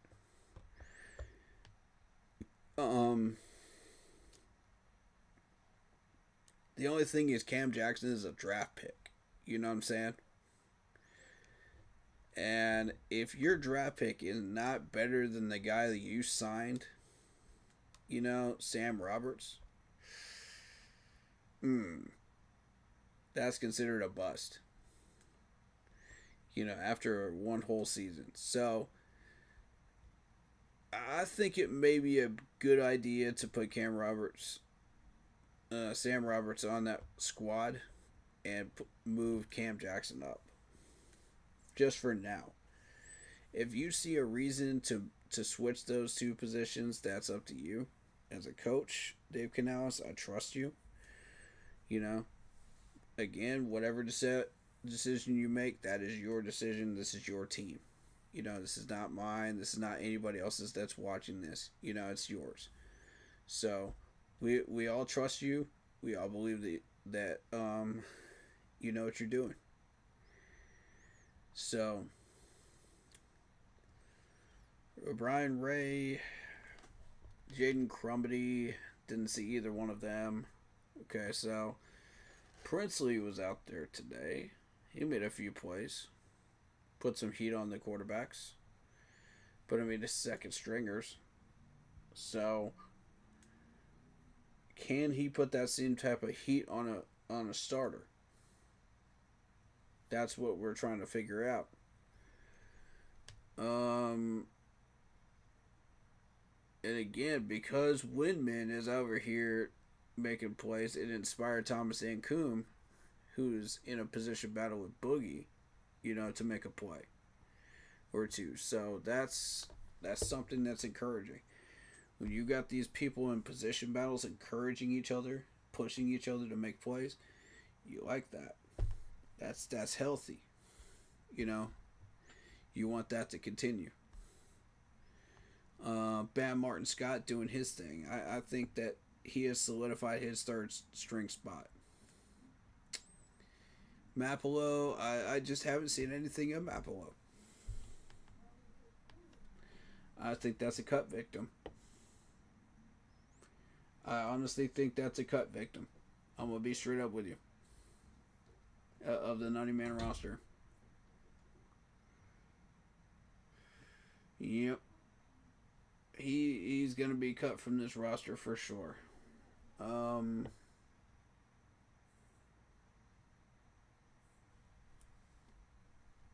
you know, you gave him a whole month to push and make that move, but it just didn't happen. So, Radigan joining the battle now at linebacker with some plays today. I'm very, very pleased with that.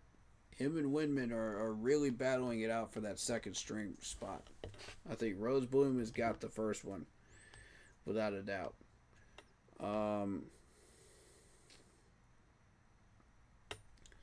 But it's between Windman and Radigan for that second string spot. Who's going to get it? If I had to put money on it, I'd have to say Windman, based on what we've seen for the entire month.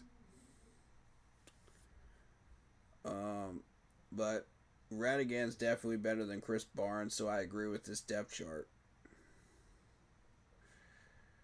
Based on, you know, after this Pittsburgh game as well, I'm still saying that. Although Radigan started to close that gap a little bit today between him and Windman for second and third string. So this is going to get real interesting. Don't be surprised if Radigan actually sneaks in there into second string. Don't be surprised. I've seen crazier things happen with these depth charts. You know? So, Nick Scorton wasn't available today. DJ Johnson wasn't available today, so you saw a little bit of JJ Weaver. JJ Weaver got a play or two, but that was really it. You know, we pretty much confirmed what we already knew about that.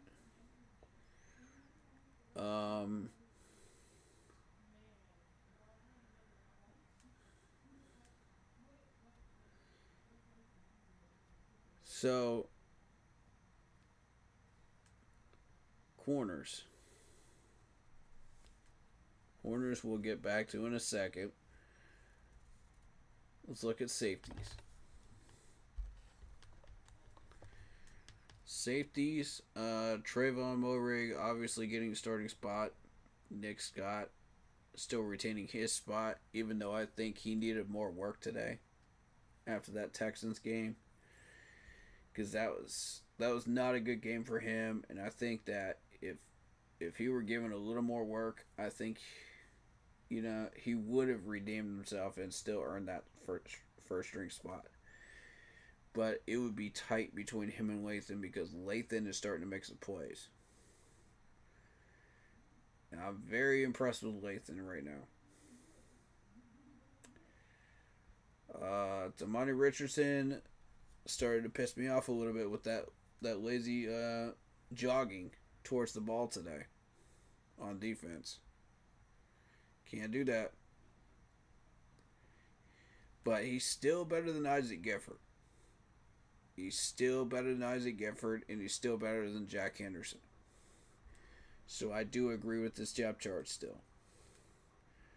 But Damani, you're trying to earn that spot, buddy. You're trying to push that roster spot up. And solidify your spot. So you can't be doing stuff like that if you want to solidify that spot. So we'll see how that goes as we move along here. Cornerback room. Today, you saw a little bit more of Michael Reed. You saw a little bit more of Shamar, Trey Swilling, and a little bit of Travion Thomas too. So, I think when you put this into perspective, Melo's gone. Broughton's gone.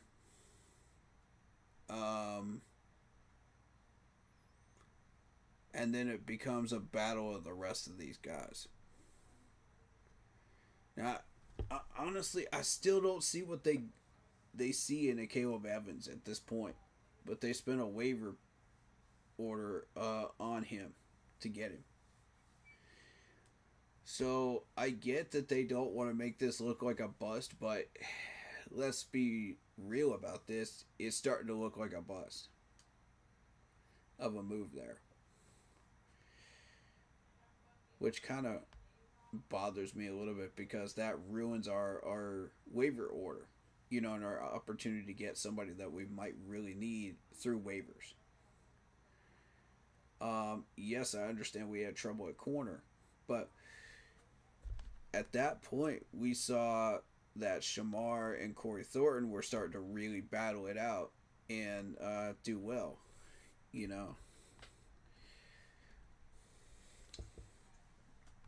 for the third and fourth spot, respectfully, with Chow Smith-Wade coming in a nickel.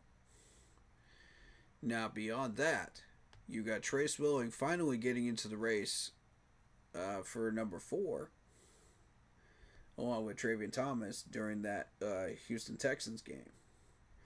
How did they do today? Trey Swilling got roasted.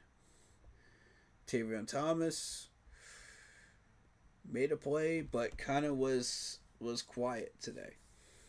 So I think at this point, I would say Broughton should be practice squad. And I'm starting to see a little bit out of Michael Reed too. So maybe practice squad for both of these two. Maybe Trey Swilling too. Travion, I'm sorry, but we just got too many of these guys that have too much talent, man. You may be the odd man out, buddy. And I hate to say that, but somebody's got to get cut. We've got to cut people. So we can only keep so many practice squad guys. And I get it. We're going to have cornerback issues. We're going to have health issues. That's just a thing that happens, you know. But somebody's got to get cut out of this corner room. It's going to be Mello for sure. Melo's not even making practice squad. I feel confident in that one. Travion is right on that bubble of being cut versus practice squad for me. Based on what I've seen. Based on what we know. You know, if I would have been able to be there to watch the training camp practices in person and be able to see this stuff in person, I would have a lot better evaluation of some of these guys and be able to tell you, okay, yeah, for sure, this is going to happen, this is going to happen, this is going to happen. For 100% sure. You know, because this is what I saw, this is what I evaluated on, and this is why these guys are not making it, you know, or making it to wherever they're going to go. You know, so. But unfortunately, since we only have as much info as we have, you know, we have to just go on that. You know, based on tweets, based on a few video clips that we have. You know, a handful of video clips. So, from what we've been hearing chatter-wise, you know, Travion has been making plays, you know, in camp. You know, let's keep it $150, man. Because Travion has been making some plays. But I don't know that it's going to be enough. You know what I'm saying? I don't know that it's going to be enough. Same with Trey. I don't know that it's going to be enough. Because the coaching staff seems to really be buying into Broughton for some reason. Yeah, he's made some plays, but didn't really see him too much during these preseason games, to be honest. I saw Michael Reed more than I saw him. And Travion Thomas during the Houston game more than I did him. So that's why I was just like, you know,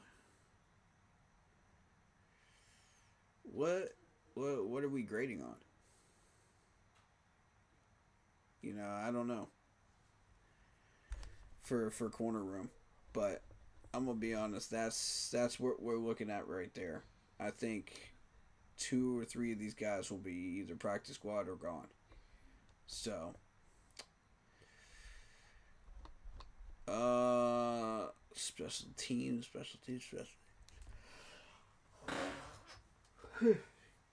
All right, last battle of this depth chart is the kicker position. And that's between Wright and Fitzgerald. And I think we did cover a little bit of that during the training camp live, the last training camp live that they did. Because they got into it heavily with Thomas Davis about that. And they came out with some pretty good points there. So Fitzgerald can kick the 50-plus yarders, but Matthew Wright traditionally has been the more accurate kicker. So that's why you got this kicking competition still going on, you know, up until the last few days. You know, so my whole thing is like, the whole reason we cut Eddie was because he wasn't making the 50-plus yarders. And he was missing them to the left, just like all the rest of these really good kickers that we let go of. But I think the real reason we let go of Eddie was his age. I mean, let's be real. Let's be real here. Let's stop playing games. Let's get to the point here. I think that's what the coaching staff was thinking when they got rid of Eddie. And I'm sitting there just going, really? Because this dude, even though he can't kick that 50-plus yarder, is still one of the top 5 kickers in the league. So I mean, it's a question of like accuracy versus 50+ yarders. Rather than age, to me. And speaking of age, eventually you're going to have to replace J.J. Jansen too. We don't necessarily need to do it this year. We can wait till his contract runs out, and then decide, do we want one or two more years before we cash in our check on J.J. Jansen, you know what I mean? And go draft another one. As far as long snappers. But we want to try to fix everything else before we have to address J.J. Which I agree with the methods here of dealing with everything else first. Because he has been very, very reliable, even at that age. So, he's been healthy, he's been good, and he's been involved in plays, in special teams. So, he's been a very valuable member. So, let's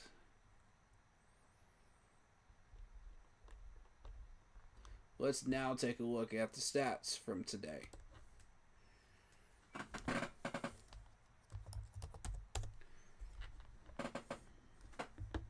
Let's see what we got. I have a feeling I'm not going to like this. But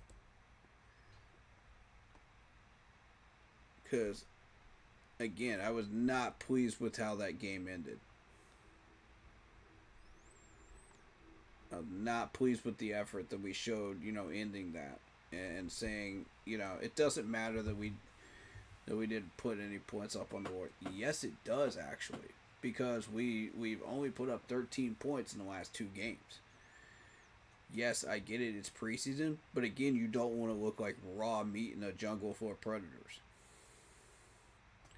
And that's exactly what that offense looked like when you leave them out on the field with 1:32 and you just run the clock out with 2 timeouts. With the game pretty much over, with 19-10, it's fine. But in preseason, it's fine. But in regular season play, you want to try to put every moment of that into making an effort. If you don't, then what are we really doing?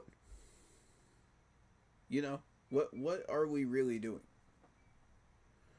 So, I could get into that for another 30 minutes and get into a huge rant, but I'm not going to. Because there's several things I could cite there that I could talk about, but I'm not going to. The main focus is on the rest of this game, and that's where it should stay. You look at Bryce Perkins, 10 for 11, 71 yards. Great game, Bryce. Mr. Bryce Perkins with his NFL debut. That's really cool, man. I think we found a third string quarterback for the future. Once Andy retires. I really, really do believe that. I don't know about y'all, but I'm starting to believe this, man. I wish we had seen him a little earlier. Perhaps week 2 of preseason, and just gotten two games of evaluation out of him, so we can see fully what this dude can do. If he hits those same numbers again, go ahead and put him in third spot, behind Andy Dalton. And put Jack in practice squad. Because that, to me, would convince me, okay, this dude can do this on a regular basis. Let's bump him up. But, so my question to everybody here is, was that enough for you to convince you that this dude should be number 3 quarterback over Jack? Let me know. But as we continue these numbers, you got Blackshear, 11 carries for 36 yards. That's not good enough. That run game was not good enough. And I'm just being honest. It's not good enough. I mean, it was good, but it wasn't great. And I'm expecting great out of these running backs, considering what these guys look like, you know, on the surface. But Blackshear's been here long enough. They should get more than 36 yards. Come on. 35 or 36 yards. Come on. Nah. You've been here long enough, dog. I gotta throw some heat your way, buddy. Like, I think they figured you out, Rasheem. I think they have, buddy. And that's kind of disappointing. You got Daphne as our leading receiver with 2 catches for 21 yards. Seriously? Dominic Daphne was your best receiver out of the ones that actually played today. If I was a wide receiver coach, I'd be sending a message to these guys on Monday saying, this is not enough. We've got way too much talent in this room in depth for Daphne to be our leading receiver out of these depth positions that we were trying to decide. You know, that's not enough. So,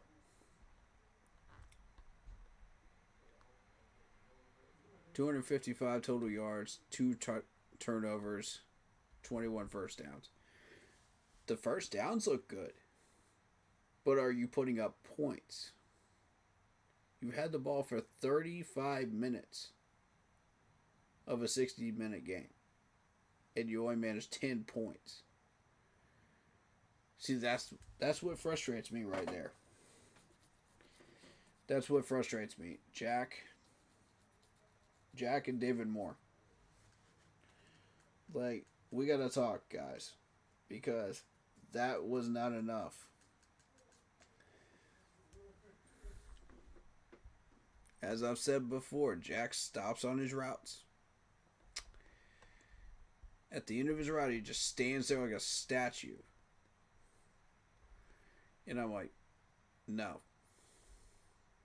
No. This is not going to do it. It's not going to do it for me. So that's part of the reason why we had one of those picks and the fact that we weren't getting enough yards there. You got TJ Luther, 1 catch for 15. Jimmy Orr Jr., 1 catch. Jacoby George, 1 catch. Kobe, 2 catches. I mean, these are 1 to 2 catch people here. But where's the yards? Where are the deep throws? There were 0 deep throws. 0. In 2 games now. I don't know what it is about Dave Canales. Is he afraid to unleash these quarterbacks and to let them throw a deep ball during preseason? I don't care. Are you hiding something, bro? Are you hiding something? Because we know that Bryce can throw deep. That's not a secret, bro. Everybody knows this. We know that Andy Dalton can throw a deep ball. We know that even Jack can throw a deep ball. So why are we trying to hide this? Why are we throwing no deep balls? The longest pass was for 15 yards. That's it.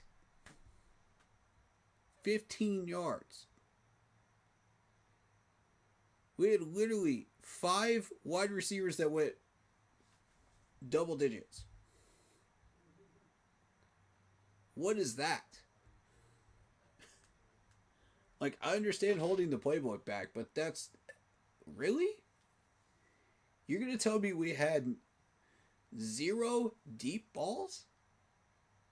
For 2 games now?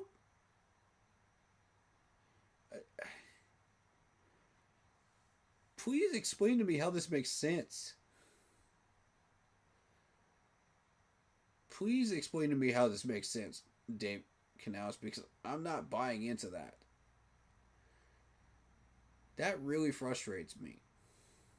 When we have literally a total of a whopping 23 points in all 3 preseason games.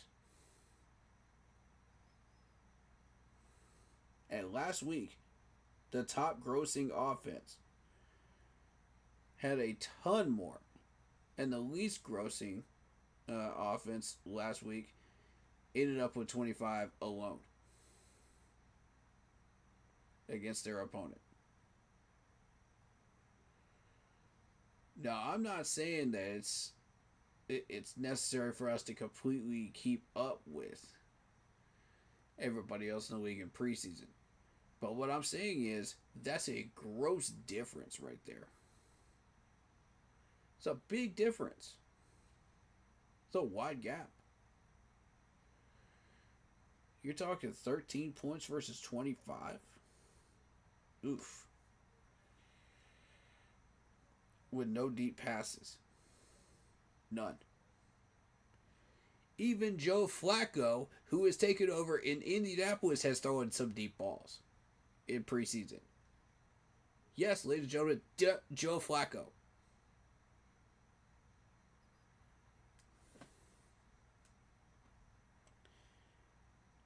We got Anthony Richardson over there demanding a trade. I'm not even going to address this. This is so dumb. I'm not even... Bro, I figured out AR before AR figured out AR in the combine, before he was even drafted.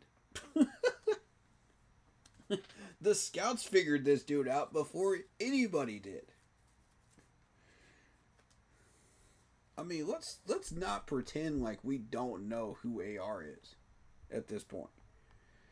I saw that notification kick up on my phone when I was watching the game, and I was just like, man, miss me with that garbage.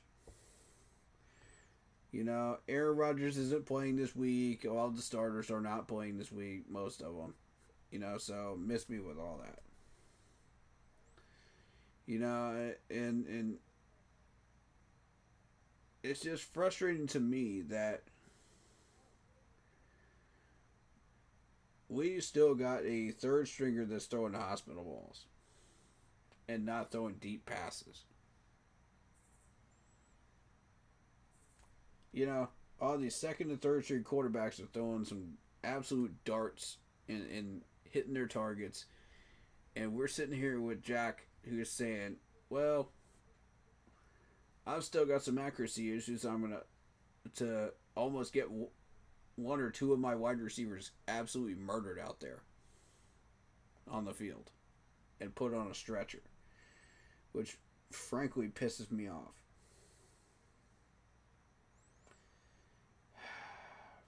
Like, I'm not that type of person that would really put too many emotions into preseason.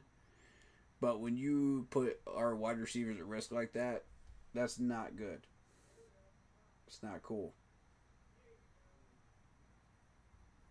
So, again, there's a reason Peyton Manning dubbed them and coined the term hospital passes.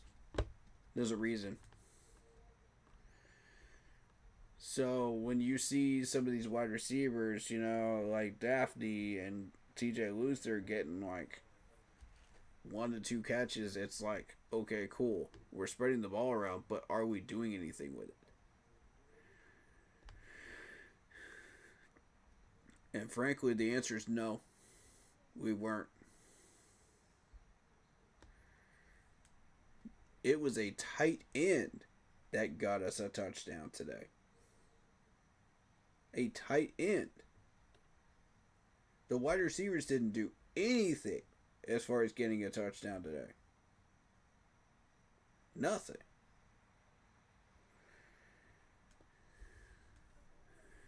And I was talking to David earlier, this week, and he was like, yeah, I'm going to put down a bet that we get 2 touchdowns, maybe 3 touchdowns. And I was like, you do realize we've only put up 13 points, correct? In 2 preseason games. You do realize this, right? Like, I'm just saying, bro. I like the payoff, but the payoff is too much for what we're doing right now. It's not working.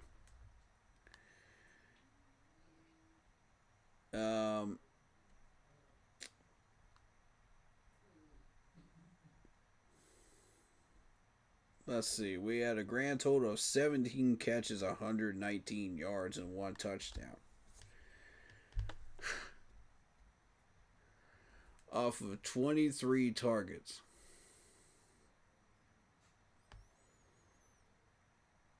Now,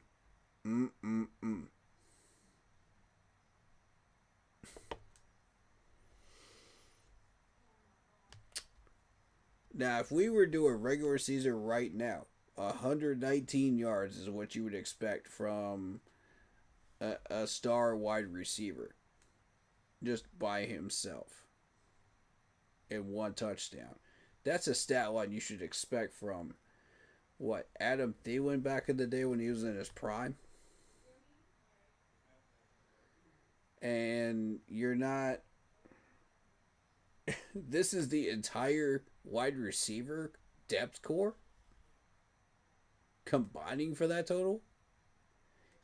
Ouch. Ouch. With 17 catches, ouch. That's not going to get it done.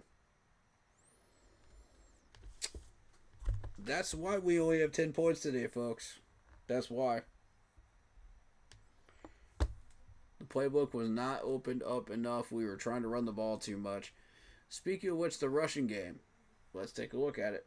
35 rushes for 171 yards. 4.9 average. And again,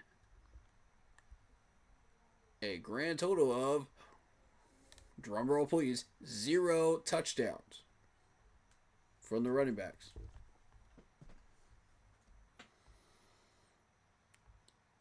Yeah, we were getting 17 yarders, 14 yarders, 15 yarders, 28 yarders, 18 yarders, 19 yarders.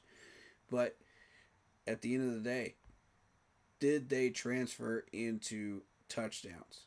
No. And that's still a problem. If we get into the red zone, we need to finish. And that's going to be Dave Canales' message on Monday to this team is, did we finish? That's the first thing he's going to ask them. And the answer is no. On offense, we did not finish.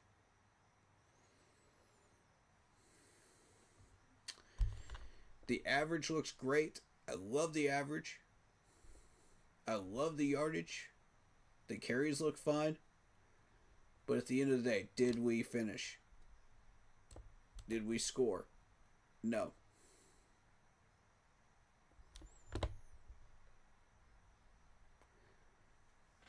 We were trying to run Blackshear into the ground, really. 11 carries, 35 yards, 3.2. And I mean, you're trying to turn this dude into... I don't even know what you're trying to turn this dude into. But he is who he is. At the end of the day, Raheem Blackshear is going to be Raheem Blackshear. He doesn't have the physical strength to go up the middle and do what you're asking him to do. He cannot push these defensive linemen. You're talking about defensive linemen that are 300 pounds plus. And how big is this dude? Hold up. Because y'all need to understand. He doesn't have that physical strength. Let me find him real quick.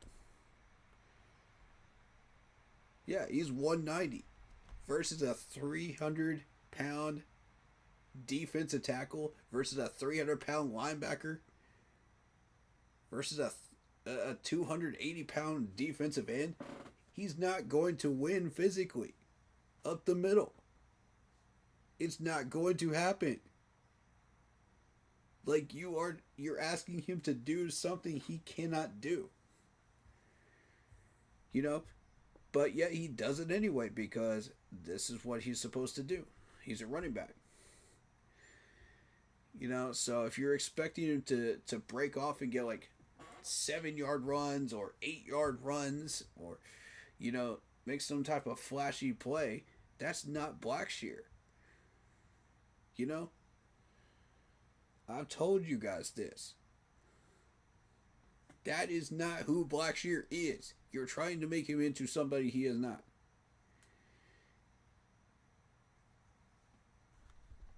So, the dude is not going to get past 4 points, 4 rushing yards average. He's just not going to do it. He's not built for that.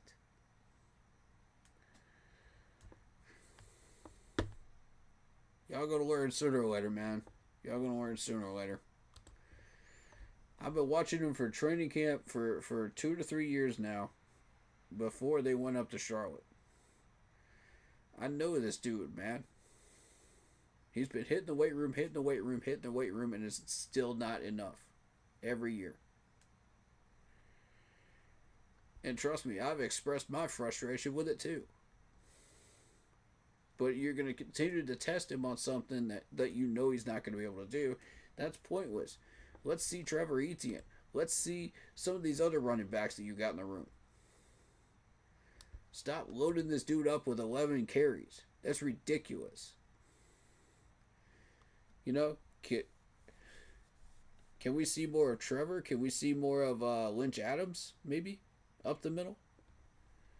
That's what I'd like to see, is those reps be given to those two guys, because those two guys are up for a spot on this roster or a practice squad spot. We know who Blackshear is. You know, let's not even pretend like we don't.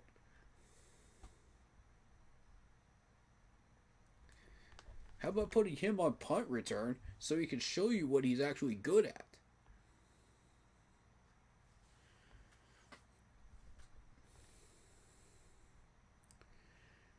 You know, then I'm seeing 7 carries from Lynch Adams, which let's talk about Lynch Adams, because that footwork of his is only going to get you so far before when this dude gets swamped and closed in and cornered, he's not going to find his way out. Therefore, you see, even with 7 carries, 10 yards off of it, 1.4 average. His longest was 7 yards because they figured this dude out. You're going to have a short career if that's all you can do. So now we're trying him out at receiving. Okay, so yeah, he can catch the ball. You got your 2 catches for 10 yards. Cool. You know, he's not a one-trick pony anymore. That's what we're trying to do, is expand these guys' tool belts. You know, what they can do. And show that off in the right way. Instead of showing it off the wrong way and try to cram something down these players' throats that they can't do. Like Blackshear. Like, we do know that he can run on the outside when you give him the space. Like, it's like CJ Spiller. When you put him out there on the outside, you let him run a screen play, let him build up the momentum. Yeah, then you can start to see with that momentum, he's going to start pushing a couple of these guys forward by about 4 or 5 yards. But if he doesn't have that momentum, you know, he's just that 190-pound guy that just happens to be really, really muscular and has the strength that he built up in the weight room. He's a 5'9" guy. He's a small running back. Let's just call it what it is. He's been in the league for 4 years with us and done nothing except for a punt return. That's what he does, though. He's a punt returner. So it's about using these players correctly and in the right spots. That's my point.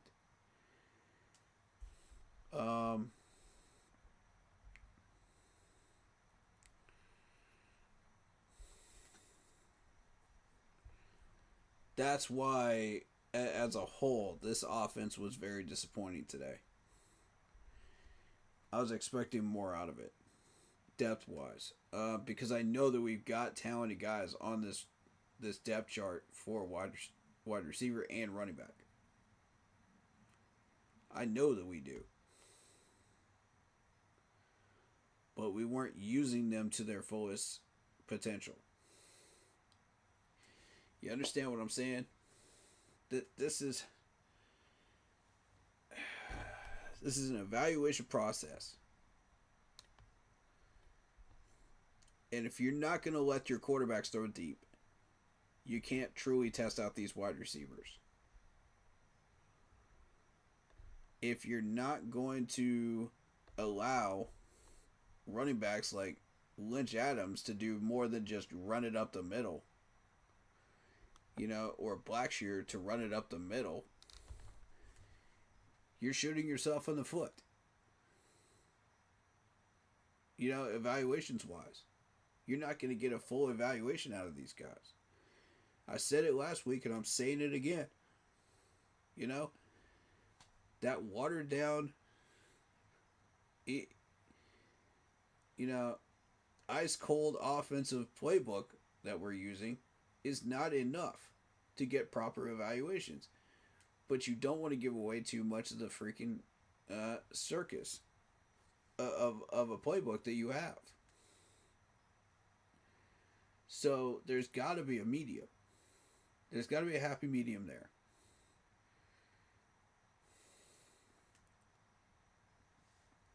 Where is that medium? That's my question. Where is it?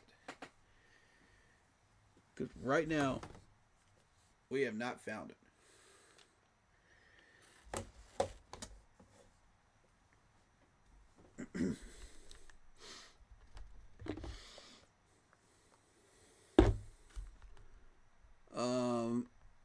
Alright, let's talk about defensively. The defense did take a step up. So, with the gyro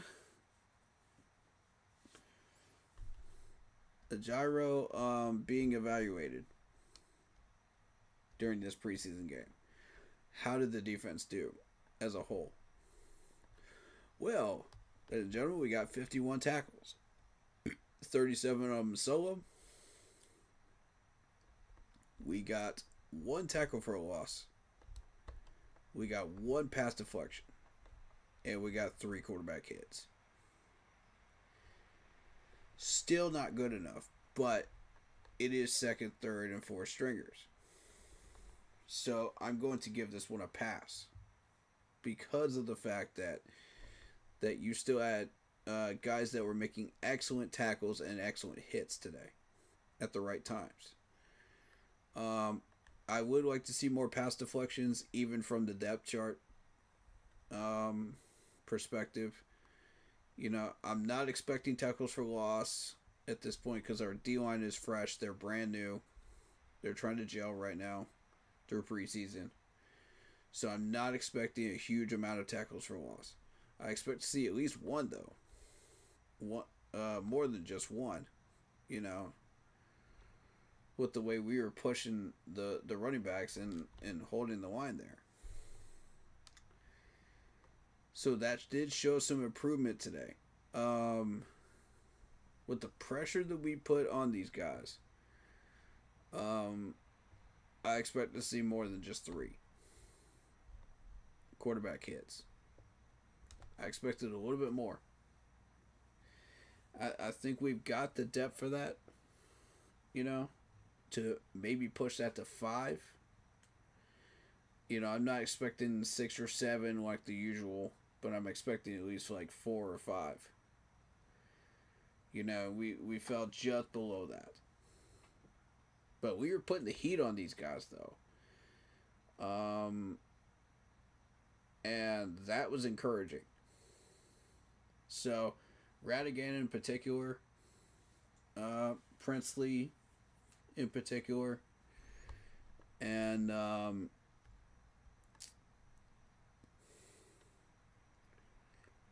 who else was it back there?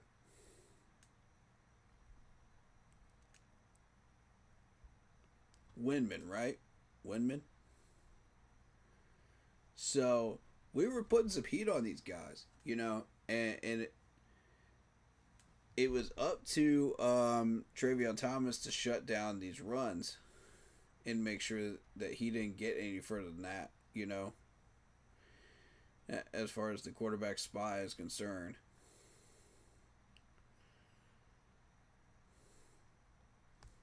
And I'm very impressed with some of the tackles I saw today. So, sometimes it's not as much about the pressure as it is the execution. And today was kind of an example of that for me. But at the same time, yes, you do want to see a sack or 2 come out of that. That would be great. So we need to keep continuing to push, a little more on pressure. Just a little bit more. A little bit more, a little bit more, a little bit more. Just keep putting that pressure on these quarterbacks. And eventually you will get rewarded. Because I can see the progression there. Because they started out with nothing during that first game against the Browns. Then it started to materialize during the Texans game. And now we're into this Pittsburgh game. And you saw a lot of these pressures that weren't even recorded. But it was more about keeping the quarterback in check and making sure he didn't run. That's really where the focus was. And I agreed with that focus because that was important. You could corner these guys into throwing bad passes. You can corner them into throwing a pick. Then you're doing something right. So I approve of what we did with quarterback pressure today. I think that was the right move. Whether that was a gyro that pushed for that or whether that was the system, I'm not sure, but I did like what I saw. But what I like more of what I see here is these numbers. I like 5 for 5 Lathan. Lathan had a great day. Isaac Gifford, was more focused on making the tackles, 3 for 5. Bam Martin Scott made his plays,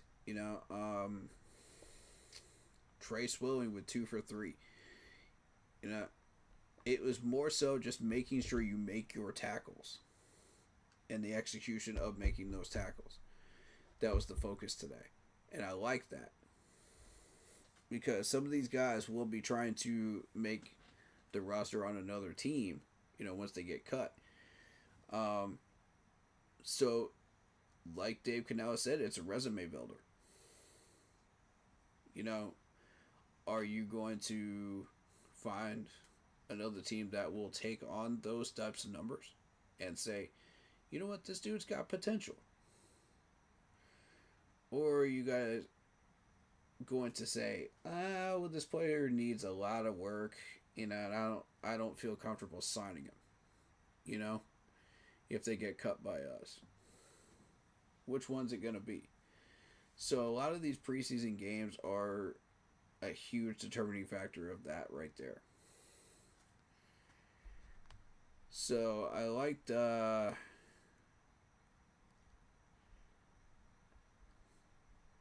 here's a Caleb Evans 2 for 2. Caleb Evans 2 for 2. I told you this dude's been quiet the entire preseason. I haven't seen enough of him. 2 for 2 on tackles. He hasn't done enough in preseason yet to convince me that he should have a 3 or 4 spot. I'm sorry. The dude just is not impressing me enough. Don't try to save face just because you spent a waiver wire on him. Call it what it is. Take your L and move on. If you're the coaching staff.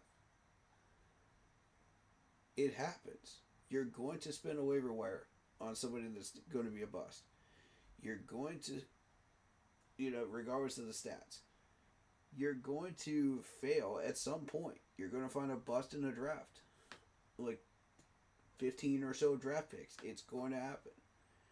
So what you're going to have to do is take the L and move on. You can't just sit there and dwell on it. You got to take the L and move on. And that's how I feel about a Caleb Evans, because the dude just... That's the dude I'm taking the L on with this roster defensively, because I'm just not seeing it. I'm not seeing what these other coaches are seeing. Like,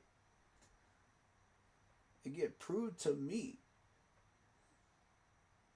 Show me what you're seeing in a Caleb Evans.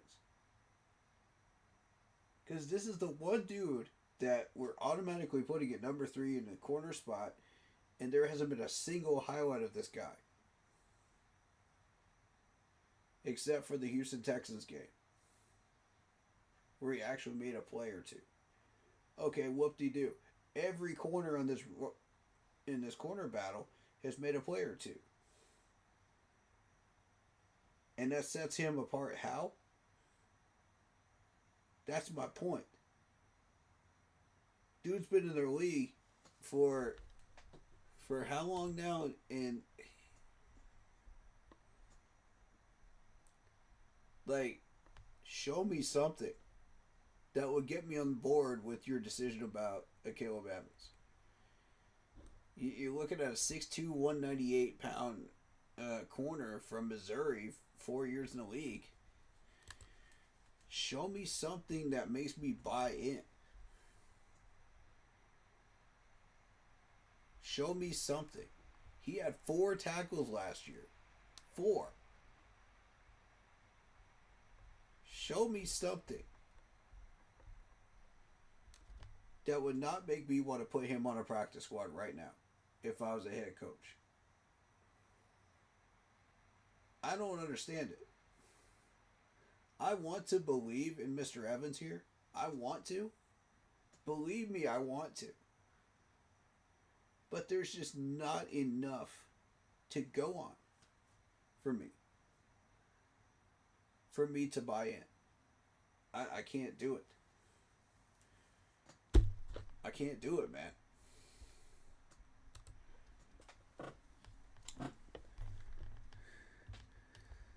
Let's just humor me for a second. I'm going to get away from these stats for just a second. Just humor me, guys.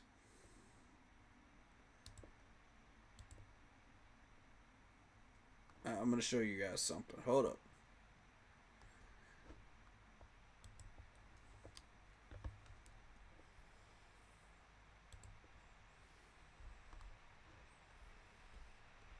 defensively.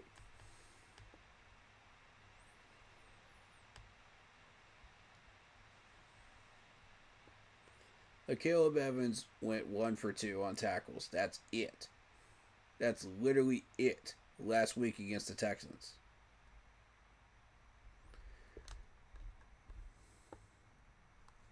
Now, granted, the one that he got was important enough to note. You know, it was enough. You know, to get everyone's attention.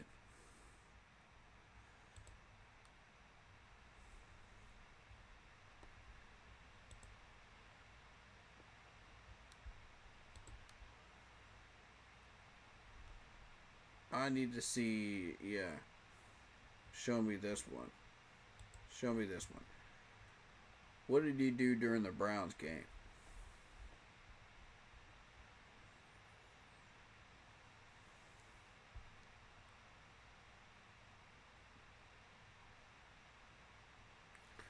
What did he do?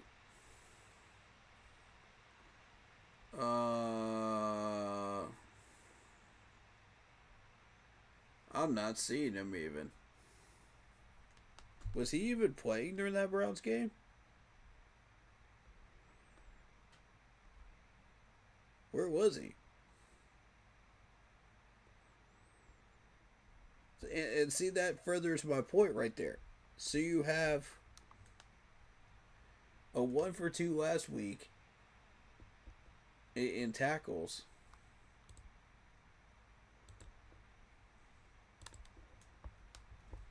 From a Caleb Evans.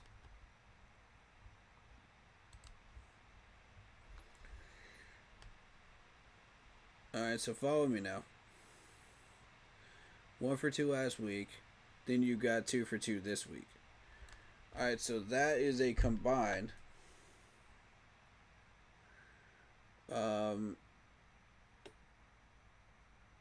of four total tackles, you got. Wait, am I doing that right? Am I doing that math right? Because my brain ain't working right. Okay, four total tackles because it's 1 for 2 last week. Then you got 2 this week. Then you got 1 last week. So it's 4 out of 5 tackles that this dude has made in 2 games out of 3. Where he doesn't even show up in the stats during the Browns game. So that's all he did. That's all he does. He's a run stopper. We have enough of those already. There's no pass blocks. You know, there's no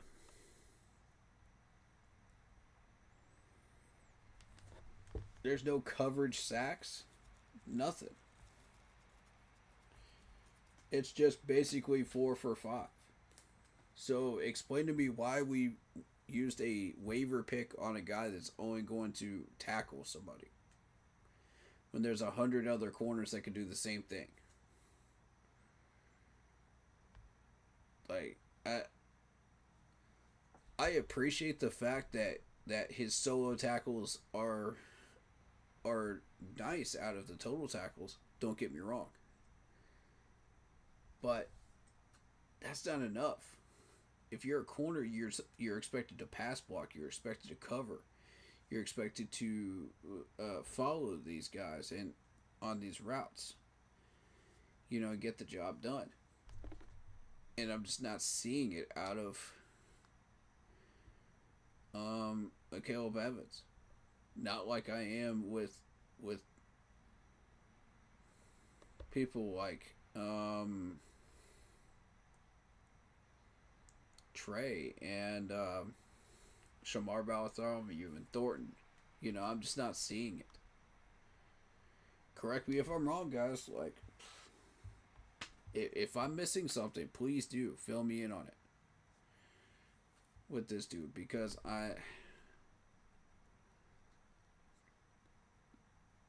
honestly, I'm not thrilled with it. I'm really not.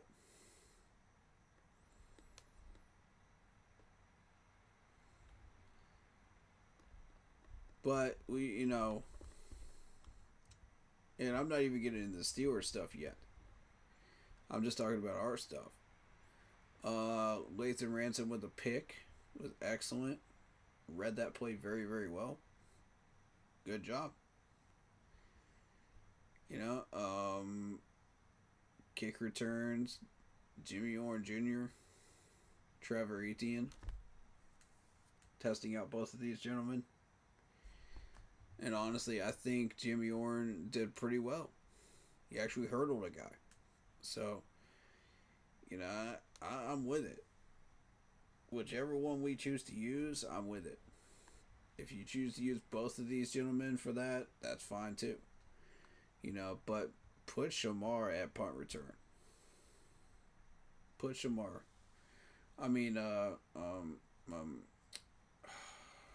Blackshear.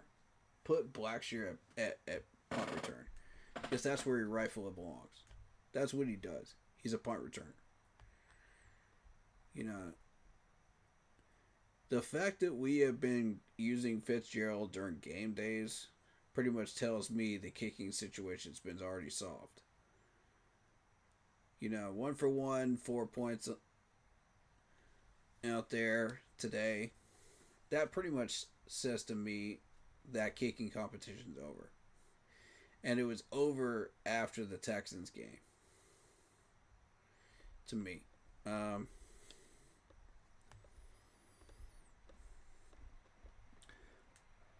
Because if it wasn't, we would have set up for a field goal. And at least put up 3 in this fourth quarter situation there. With a minute 30 something to go. And 2 timeouts.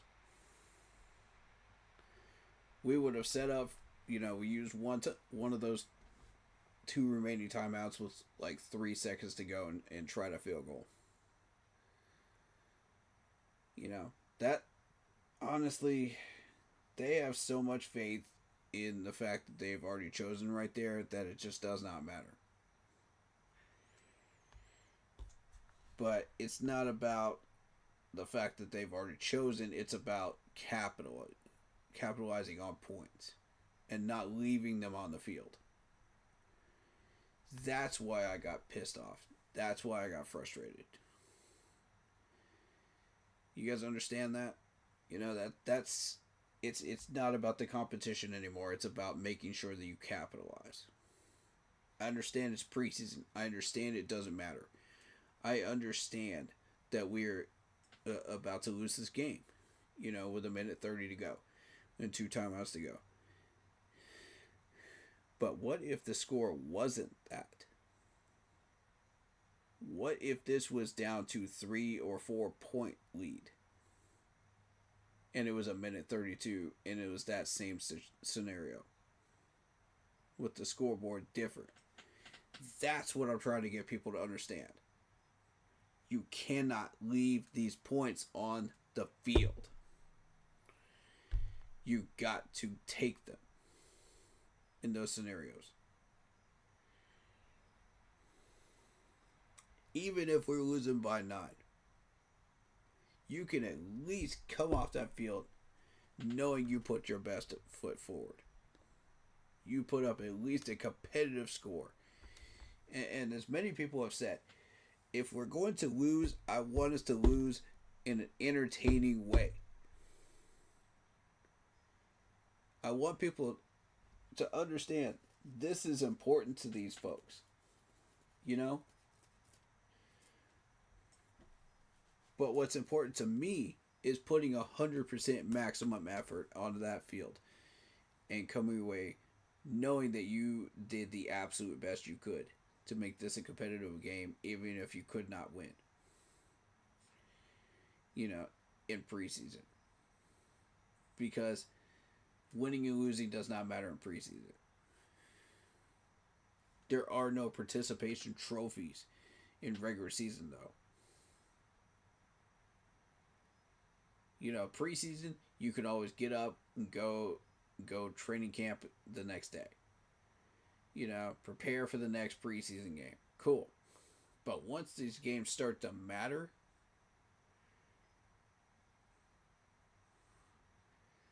that whole message of, oh yeah, well, we'll just get them tomorrow, stops making an appearance. And it's more about you get out of it what you put in once that regular season starts. So I don't care what this score looks like in that fourth quarter when you get a scenario like that. Put the points on the board. Even if you lose in an entertaining way. Period. And you can walk into that locker room proud that you at least put something on the board in that scenario. When you got an open kicking competition. You know what I'm saying? Like, that's what irritated me. If it's not an open kicking competition, fine. You know, it is what it is. But if it still is an open kicking competition, that's even more reason why you should not leave those points on the board. On the field out there. You know what I'm saying? That's even more reason why you shouldn't do it.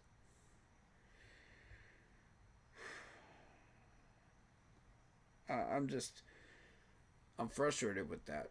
So, Jack Plummer, 7 for 14, 48 yards, 3.4 average, 1 touchdown, 1 pick.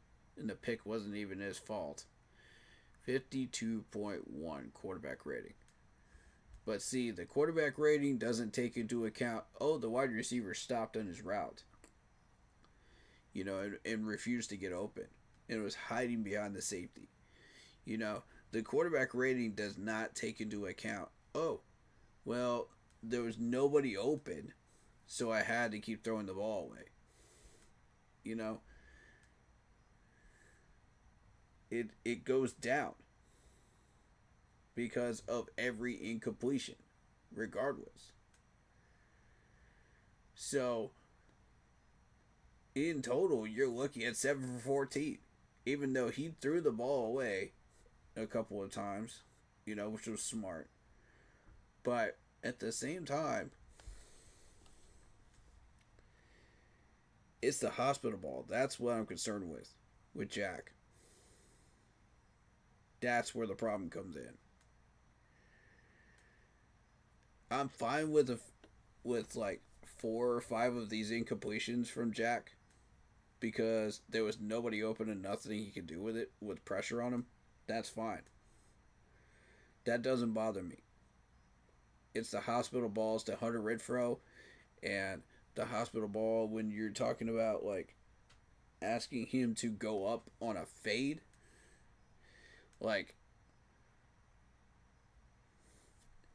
a big amount up into the air to try to catch that ball, which we all know Hunter can do that. Let's keep it a buck. We know that Hunter can do that. But the fact that he's forcing him to do that is not good. So that's Jack's numbers. But on a positive note, love Bryce Perkins. I love this dude. I think he's got a lot of potential. Yeah, he got sacked 3 times, but I mean, the offensive line was the reason. People are going to use the excuse, he held on to the ball too long. Yeah, y'all love that excuse, don't you? Y'all love that excuse. Because you used that a lot when Cam Newton was behind center too. You used that a lot. I mean, I'm just saying. And that's your Superman quarterback, right? And you still use that one a lot. So let's keep it about 50. That left tackle position is a problem. It's a kryptonite. I've been saying it for weeks. I've been saying it for months. I've been saying it for a couple of years now. Ever since I started up this YouTube channel, it's been a problem. Ever since Michael Rimmers, it's been a problem. And yes, I'm not afraid to say the name. He's not Voldemort. Okay? He is the problem. That's where the problem started. Because ever since then, we haven't been able to get that position right. Until Brady Christensen. And yeah, people are going to criticize Brady Christensen for the one holding penalty a game, you know, when he comes in. But that's child's play. The problem is, when you've got Icky in there, when you've got people like, let me look at this depth chart one more time, so I can name a couple of names. When you've got Tarquin in there and you've got Walton in there that let these guys win on the outside of them, and I was pointing this out several times during training camp when they were doing the videos, by the way. Every single time they would beat them on the outside. Why? Technique, footwork, discipline, and hands. Every single time. So whatever this offensive line coach is teaching them, it's not going through. Technique-wise and footwork-wise. And hands. It's not going through. For some reason, they're not getting that message. No matter how many drills you run with these guys. These three gentlemen still have not figured that out. Yeah, even Kingston figured it out. You know? Yeah, he got beat on a blitz play up the middle, but come on. That was one more defender that he could handle. To be fair. That's why it's a blitz. They send an extra man. You know, so you can't really fully blame Kingston for that. When he was just doing the best he could with what he was battling against. But Tarquin and Walton were one-on-one versus the defensive ends. And as a depth chart offensive lineman, you either win or you lose those one-on-one battles. Point blank. You either win or you lose. Which one is it going to be? And for the majority of those battles, Tarquin and Walton got absolutely run over on the outside.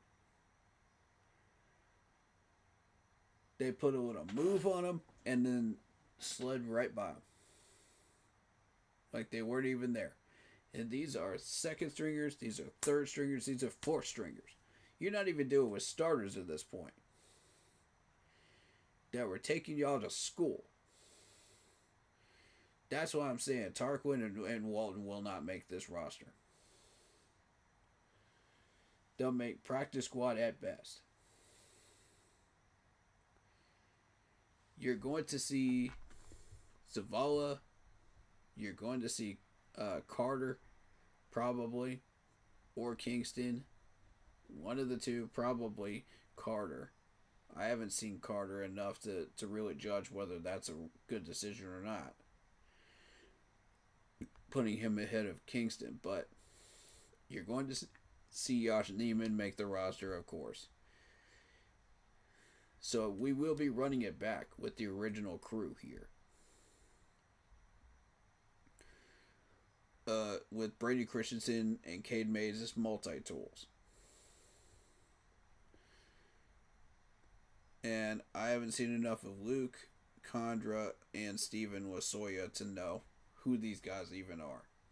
So, cuts. As far as I'm concerned, cuts. Because we already have our two centers. I maybe could see Condra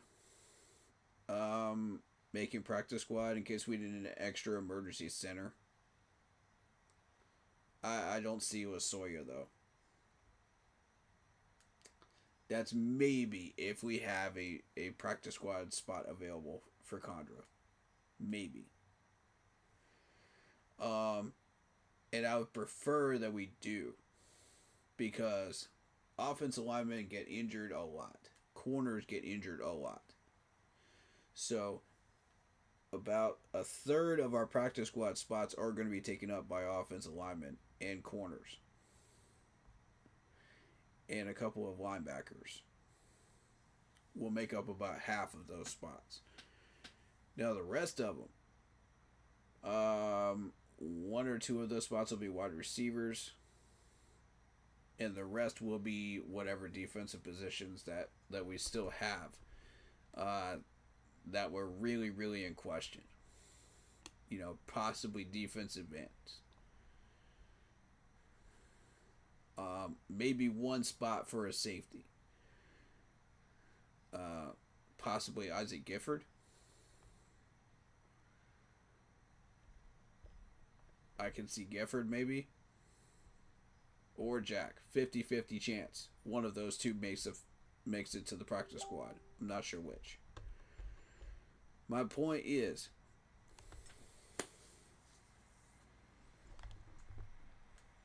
we still have a lot of questions to answer as far as what's going to end up on practice squad. We pretty much settled 53. You know, we've settled who might be on the bubble, you know, as far as who's in question of practice squad versus not practice squad. You know, at this point, there's a clear separation. So, let's go through the Steelers numbers.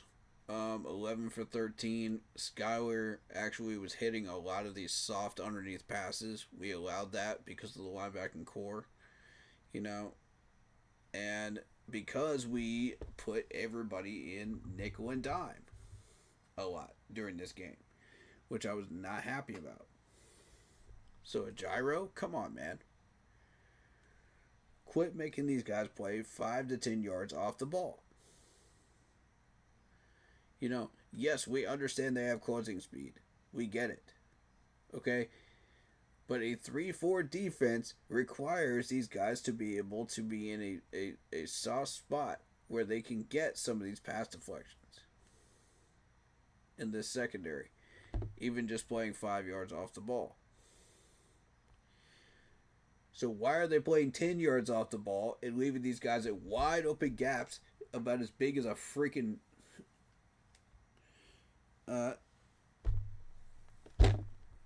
house, dude? Like, it's ridiculous. You got 4 or 5 Panthers players out there in the secondary, you know, surrounding this dude in a nickel and a dime, and none of them can get to this guy in time. So he's got enough time to literally make himself a sandwich, get his laundry done, and then catch the ball. Like, it's ridiculous, dude. It's absolutely ridiculous, Ajaro. Come on, man. These are talented players. Put them in the right positions to make the plays. We're evaluating you on that, please. Please do your job. You had no other coordinators to pass this on to either. To pass this smoke on to. This time it's all you.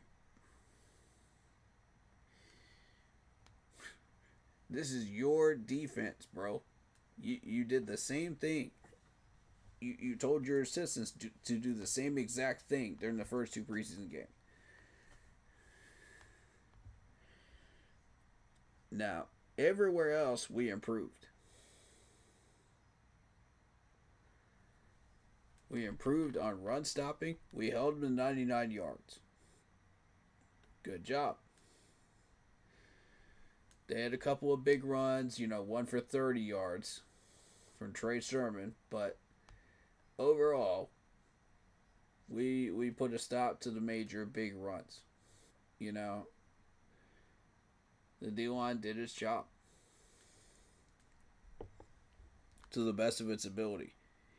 Yeah, you had an 8-yard run, you had a 9-yard run, you had an 8-yard run here, but I mean overall,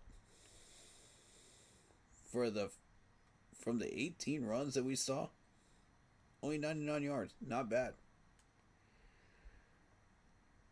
I have zero complaints about that as far as like second stringers, third stringers, and fourth stringers are concerned.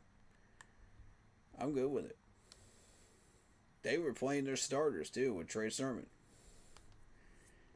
And we managed to limit him to 39 yards. So, I mean, that's not bad. But the biggest thing is 0 touchdowns. Rushing. 0 touchdowns. Good job, D-line. And that's that toughness, man. We shut them down for 3 drives in a row and forced them into field goals. That's what you want to see. That's what you want to see. That's improvement. So you look at the receiving core. Here's where the problem is. Here's where I got issues. And it's exactly the same issues I was talking about a minute ago. Nickel and dime, nickel and dime, nickel and dime. So you got players like Scotty Miller getting 53-yard passes. You know, you got Lance McCutcheon getting 24 yards on a play. 16-yarder by Keshawn Williams. And then Lou Nichols. Who the heck is Lou Nichols? Gets himself 23 yards off of a play. I mean, for goodness sakes, man. Fix the hole gaps, man. Please. Like, those are numbers you should not see right there. Now, I'm going to give us a... No, I'm not actually going to give a pass on this one because Shamar got absolutely roasted on the play that Lance got the touchdown on. Shamar got absolutely oven roasted. So, unfortunately, I can't give a pass for that one. It is preseason, but no, not this time. That dude had you beat by 2 to 3 steps at least. At least. When he caught that ball. That was easy work for that gentleman. And that's my concern with Shamar, and that's why he's falling behind in that race. Behind Thornton, to me. Because that closing speed has not been there in the last 2 games. I don't know what happened. I don't know what... The only thing I can think of to really put this into perspective is the Happy Gilmore swing, right? Everybody's seen Happy Gilmore where he loses his swing, right? This is Shamar with the closing speed, okay? First half of the preseason, he's got it, and he's doing an excellent job making plays, getting pass blocks. Second half of preseason, where'd it go? Literally, where did it go? It makes no sense to me. I don't get it.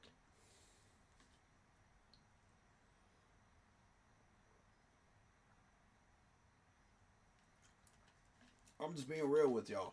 Where did it go? That's why Thornton is beating him out. You know, because Thornton has now shown, yes, I have closing speed. Yes, I can pass block. Yes, I can shut down plays and stop the yak. You know, he's shown all of those elements that Shamar has been showing like all throughout the first half of training camp. In the Browns game. And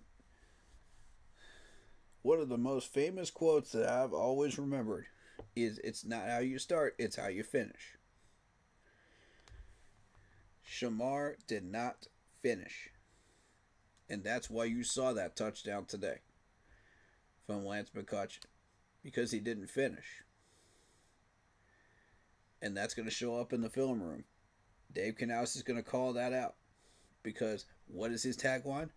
Finish. That's going to hurt.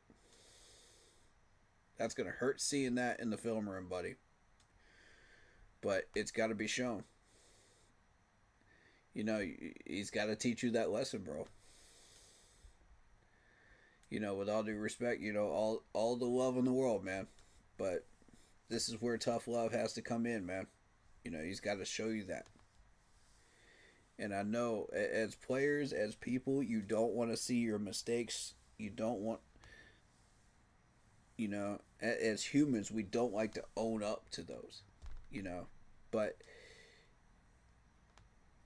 as people that are constantly growing, we have to own up to those mistakes.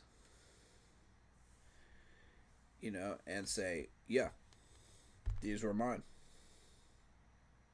I did this. So, I mean, as football players, you have to do that all the time.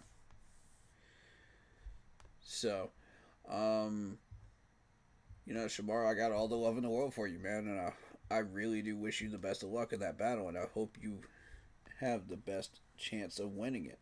But at this point, I gotta be real. Thornton has won that battle because of those reasons. That touchdown did not help you. That definitely slowed you down in that race. So, it's definitely a shame to see that happen to him. Because I really wanted that to be a real tight battle. I wanted that to be a tight 3-4 battle for those last two spots. And I wanted that to be a separation from everybody else. But then you're seeing, you know, defensive players like, where is he at? Trey Swilling. Start to close that gap a little bit. Just a tiny bit more. With every opportunity he's given. So, I mean, I don't know, man. He only gets one tackle today. And he gives up a touchdown. Ouch. That's where I think Thornton's got you, buddy. He's going to win. He's got you for 3.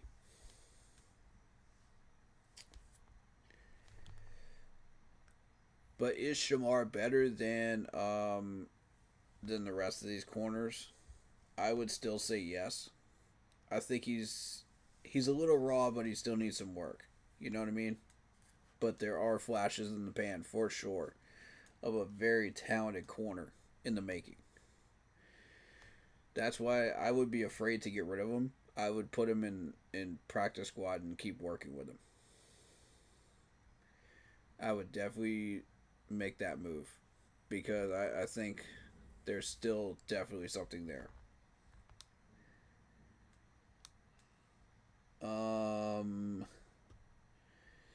Here's a name I haven't heard in a while. Iku Leota. 3 tackles, 1 tackle for a loss from Iku.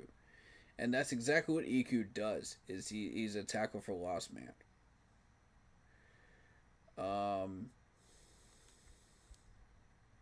So that was interesting. He's a career backup, really. But the interesting thing was seeing Jalen Ramsey in there. You know, I thought they weren't going to play most of their starters, and they did. 7 tackles from Carson Bruner. That's interesting. You typically see 5, you know, but you rarely ever see 7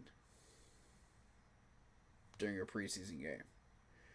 So, respect to him Very, very nicely done on those tackles, and I have a feeling 2 or 3 of those were against Blackshear.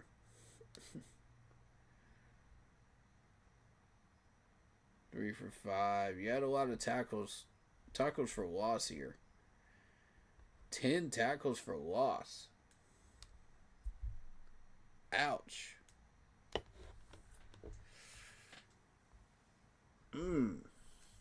That's not a normal stat, ladies and gentlemen.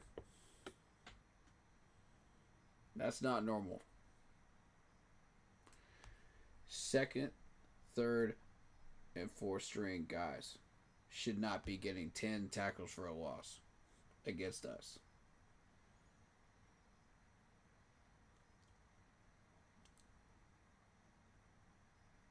Yikes.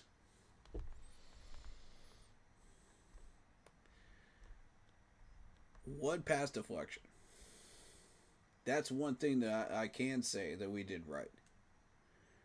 Is one pass deflection. We were getting passes in there. 4 quarterback hits. I mean, that was our lack of an offensive line right there at left tackle. And Kingston, you know, as soon as I started praising Kingston, here comes the sack. And I'm like, you got to be kidding me. From James Pierre. Go figure, right? I don't know. Pittsburgh gets 3 sacks, 4 quarterback hits. But here's the issue. They had trouble wrapping up. Look at this. 45 solo tackles out of 79. And look at the difference here. 37 out of 51. That's taking strides in the right direction and making sure you get your solo tackles in. You know, yes, you can receive help from other players from time to time, but you got to be able to handle your own for the most part. And that's the number that is a healthy number that you should see. Finally, a healthy number. We've been seeing horrible numbers like the one you see on the Pittsburgh side for the past 5 years. The past 5 years, y'all, it's been unhealthy and terrible looking. So, that's better. That's much, much better. So, credit to the people that were making tackles on our end and stopping the yak.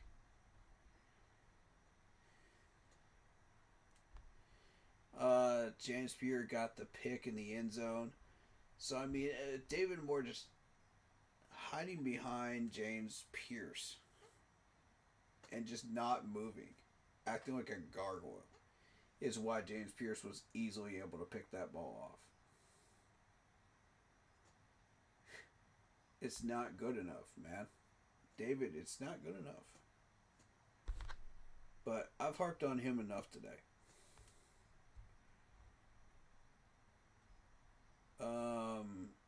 Let's see, 19 punt return yards. You know, all of this looks normal, I would say. Let's check the team stats real quick. Let's see how many. Let's see what we're doing with here. All right, so their 10 passing first downs versus our 9. 3 rushing first downs versus our 9. So we were getting first downs, rushing wise. That's healthy. 2 penalties, first downs given to us versus our 3. Third down efficiency. This is where we shined a little bit. They went 4 for 9. We went 9 for 16. But here's the issue. The 16. We shouldn't have been in third down situations that much to where it ends up being 16 attempts. You know what I'm saying? So I'd like to cut that down to a more manageable number, if that's possible.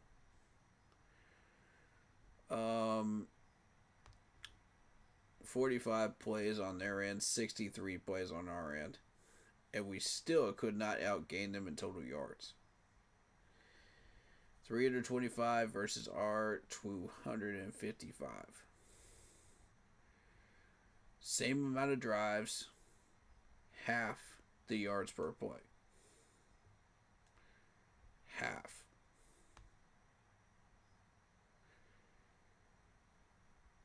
$226 passing yards versus our 84. Ouch. In preseason, that number is embarrassing. Right there. That's what you don't want to see.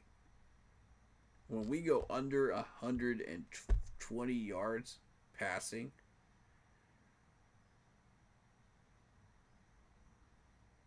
that's not good. That's not good.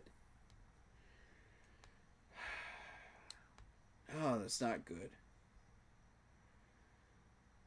Jack had a bad day today. 21 for 27, on their end. But, I mean, we had people stopping these guys from getting yak. We had people on these Pittsburgh quarterbacks to where they could not even do anything other than just throw a check down pass. So, I mean, it's not like we were just completely ignoring, these medium passes. It was more so a focus on pressure. So, and keeping the quarterback from running. Because Rudolph has been known to run.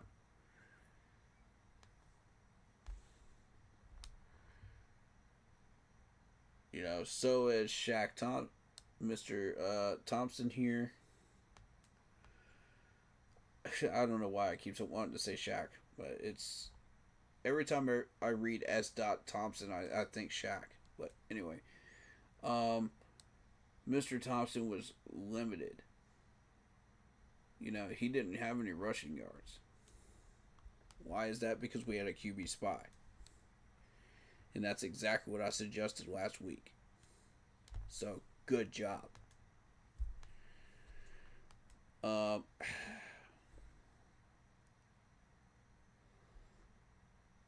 But by putting that QB spy out there, you allow him to get a bunch of these soft passes, and move the ball down the field into field goal range.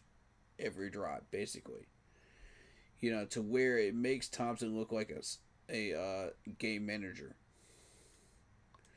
type quarterback. Which sometimes some of these games do require that. You'll be in bad weather, you'll be in bad situations, and you'll think, okay, if we could just get the ball into field goal range, we should be fine for a couple of these drives. You've been struggling most of the day, they've been struggling most of the day, and you think, yeah, we could probably win this with the field goals. If that's what it takes, that's what it takes. You're going to run into a few of those during the regular season play. So, this is a good experience, for us as a franchise team to recognize that, yeah, some of these games are going to end up like that. But did you win those battles on defense by not allowing them into the end zone and even into the red zone? Yes, we did. When you look at red zone numbers, look at this, 0 for 2. Look at this, 0 for 2. When they were in the red zone, they couldn't do anything about it. That's the point I'm making right now. That's good defense. That's good discipline. That's doing what we're supposed to be doing. And as a result, we held them 2 field goals. That's wins for the defense. It's the offense that didn't perform today. So, I mean, the defense is good, man. You know, we got to get out of these nickel and dime packages. But, you know, beyond that, I think we did pretty well. I'm not going to complain. You know, as far as the depth is concerned, there's nothing to really complain about. Except for maybe Damani Richardson jogging to the other side of the field for a play. You know, a deep pass. But beyond that, and Shamar getting absolutely toasted on a 25-yard pass. But, you know, beyond that, I really had no complaints. You know, we went 1 for 2 in the red zone. We got a touchdown out of it. That's something they didn't do today. So, I mean, there were small wins that we did have today. You know, even though the numbers don't really reflect it.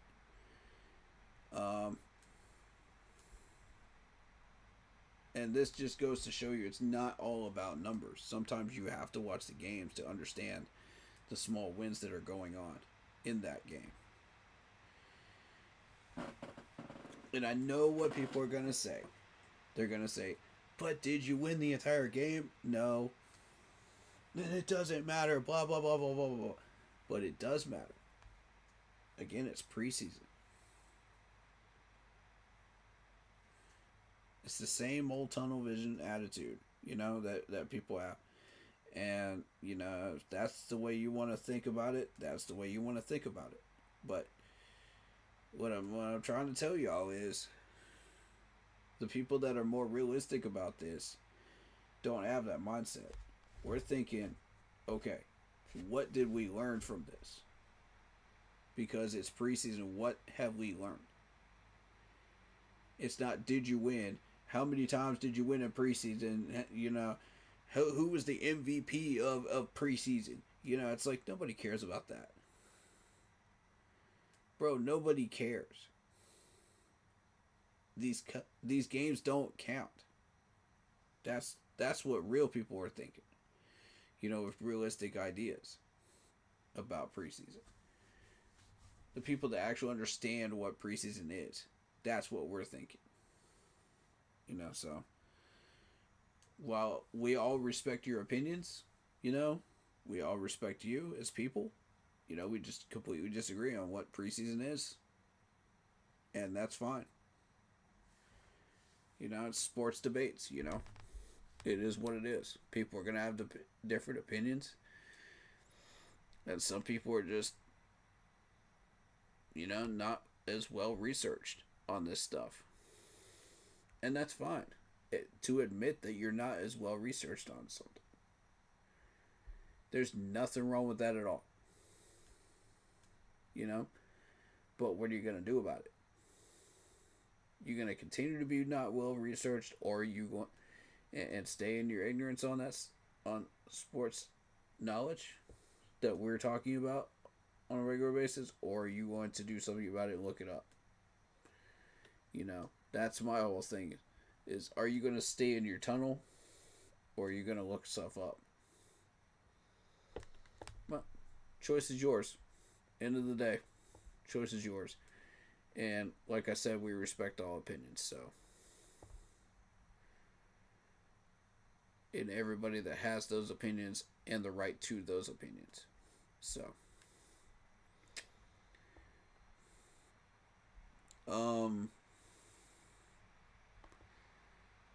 But yeah, I'm just stating statistical facts here, man.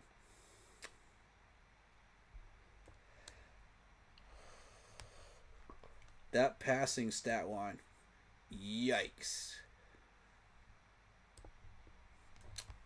That's the one that gets me. Right there. That's the one that bothers me. Out of this game. Yeah, we won on the rushing. We had 171 yards versus their 99. but they got 3 sacks. So that shows you we still have a lot of work to do. And it also showed us exactly what we already knew about the offensive line depth. We have a lot of work to do. It's not there yet. So, ultimately, you expect more out of the games like this. Penalties wise, we had 7 for 73 on our end, which is still not good. We still have a lot of work to do there. We got stuff we got to clean up. And I mean, that's on us. That's on our own merit. Those penalties. I only saw maybe one that I didn't agree with today, but the rest of them made sense. I'm not going to dispute those. Those were legitimately on our players. So, we did have 2 fumbles today, which we got to clean that up. We got ball control. Let's do the whole drill of just, running through the facility throughout the day, and just have players just try to knock the ball out of your hand. Let's do that. We can do that. There's no rule in the handbook that says you can't do that. Whether you're going to a workout, whether you're going to wherever you're going, in the facility, let's try to do that, and let's try to learn ball control in that way too, And I guarantee you some of the best coaches have done that. High school coaches, college coaches. There's even a few NFL coaches that have probably done that back in the day. And I'd like to bring that back because I think that's a very, very important thing to teach these guys is how to do that. And that's a great way to do that. It's like the science fair projects, where you gotta protect the egg or whatever it is, for an entire 48 hours. It's some garbage like that, But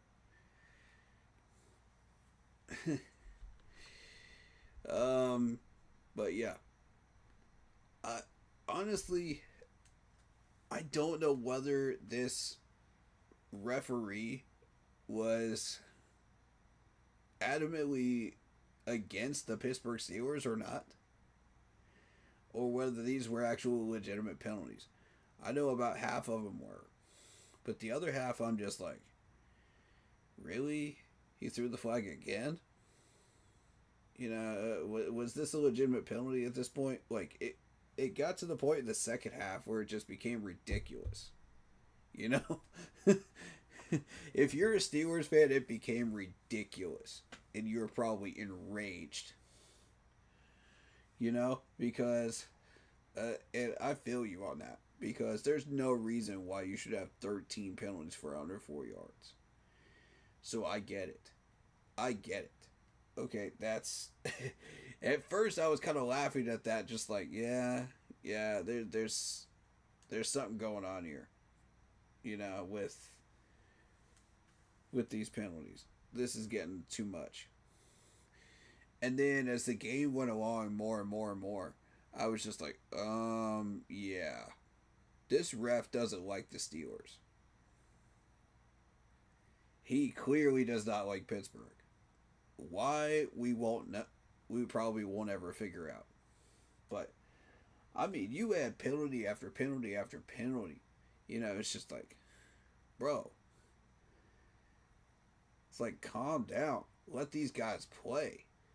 It's preseason, for God's sakes.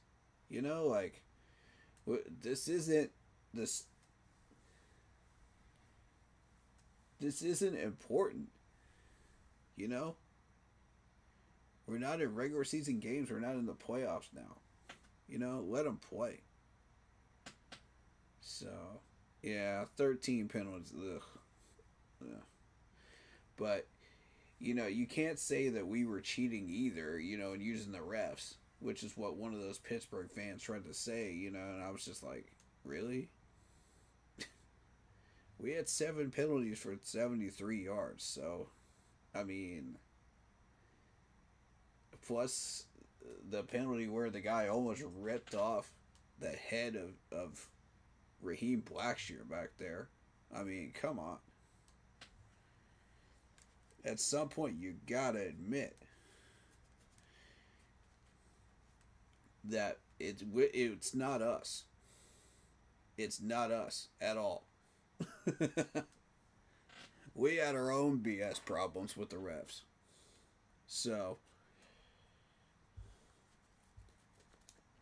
I'm just keeping it $1.50 on that. You know what I mean? Like, that's where we're at.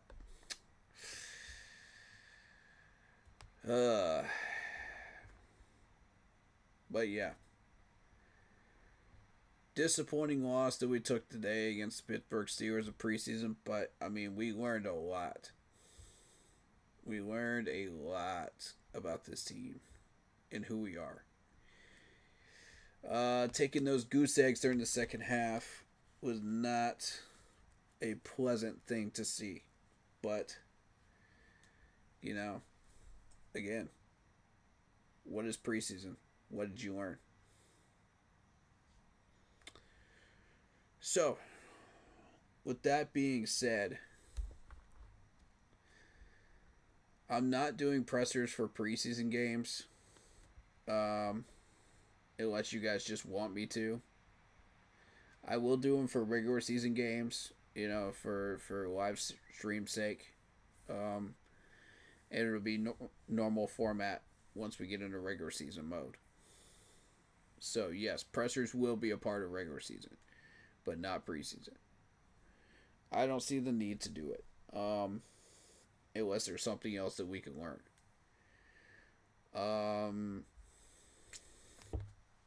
The schedule for this weekend. We've got Chicago and KC playing each other at 8:20 p.m. tomorrow. Jacksonville, Miami on Saturday at 7 p.m. NFL Network is covering that one. You got New England that has already played the Giants, and the Giants won 42-10. Not a surprise. Giants have more depth. Patriots are weak in that area offensively, as they haven't added many weapons since throughout the rebuild. So it's not a surprise there. Also on Friday, you've got the Eagles playing the Jets. You know, at 7:30, you've got the Vikings playing the Tennessee Titans at 8 o'clock. That's going to be broadcast on CBS, the normal broadcasting. Which I may take a look at that, maybe, if I've got a little bit of time tomorrow. Honestly, I'd rather see the Jacksonville and Miami game.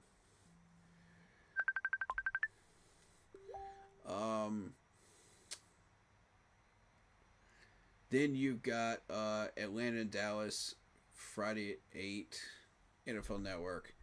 You've got Baltimore and Washington at noon on Saturday. ESPN Unlimited. I've never heard of ESPN Unlimited before. What is that one? Colts and Bengals Saturday at 1. Rams and Cleveland Saturday at 1. Denver and New Orleans Saturday at 1. Houston, Detroit Saturday at 1. Seattle and Green Bay Saturday at 4. Buffalo and Tampa Saturday at 7:30. Chargers San Francisco at 8:30 on Saturday. And finally, the Raiders and the Cardinals at 10 o'clock on Saturday. So a lot going on Saturday. You can catch a couple of these games if you have NFL Network, such as the Rams, the Seattle game, and the Raiders game. You know, on Saturday. So that's what we're looking at for preseason week 3. But yeah, that's gonna wrap up this preseason game. The schedule coming up, streaming wise, on Wednesday of next week, we'll be doing the 53-man roster update, as well as one more stream later on next week where we go through the Panthers documentary of the 2015 Panthers. So we're looking forward to doing that. So that'll be an entire short stream there by itself. And following that week right there, the next week in, which will be the first week of September, we'll be looking to do like a music stream or a game stream sometime during that week, as we prepare for the 2025 regular season. The Carolina Panthers' first regular season game will be on September the 7th, 1 p.m. And that's in Jacksonville. I will try to get home as soon as I can to get started on the 7th. But no promises. I may be a little late getting started, or I may be on time. We'll see. But I do have prior engagements on Sunday mornings, so I'm going to try to make those games happen. Those 1 o'clock games happen right at 1, but again, there's no guarantee. So I'm going to try to settle into a schedule, and we'll see. I'm seeing Cardinals game is at 4:05. You got the 49ers game at 8:15 and a 4:30 game for the Saints game for this year. Everything else is at 1 o'clock unless they start flexing us for the playoffs. So that's what we're doing with, ladies and gents. Hope you guys enjoyed the content. If you did, hit that like button, hit that sub button, hit that bell, select all, leave a comment down below if you feel like doing so. And don't forget to check out the Facebook group page. Keep pounding in all caps for in-game posts, polls, opinions, and reactions to NFL news, such as scheduling for the channel. And for the Yahoo Sports app, keep pounding to Fantasy Bowl League, which I am still filling up as far as the people that need to be in there before I open it up to followers and subscribers. So hopefully by next week that should be settled before we do that next stream. Okay? But I'm going to be busy all weekend, so I will not be live. So enjoy your weekend.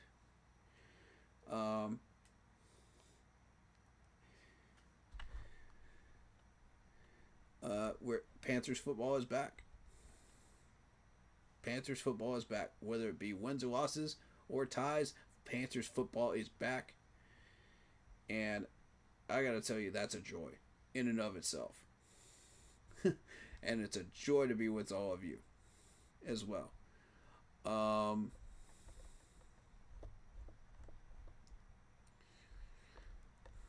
Also, shout out to the Dallas Cowboys fan I met when I was getting food today at Oriental House.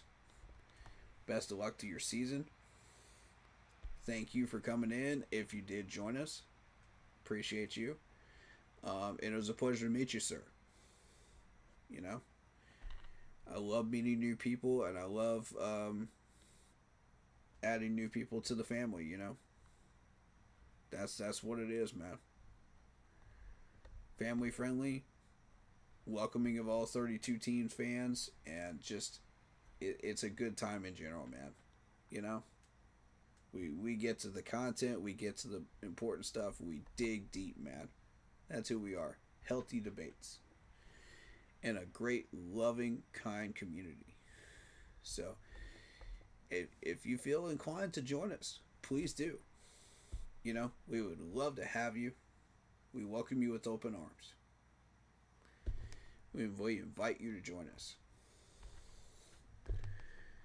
You know,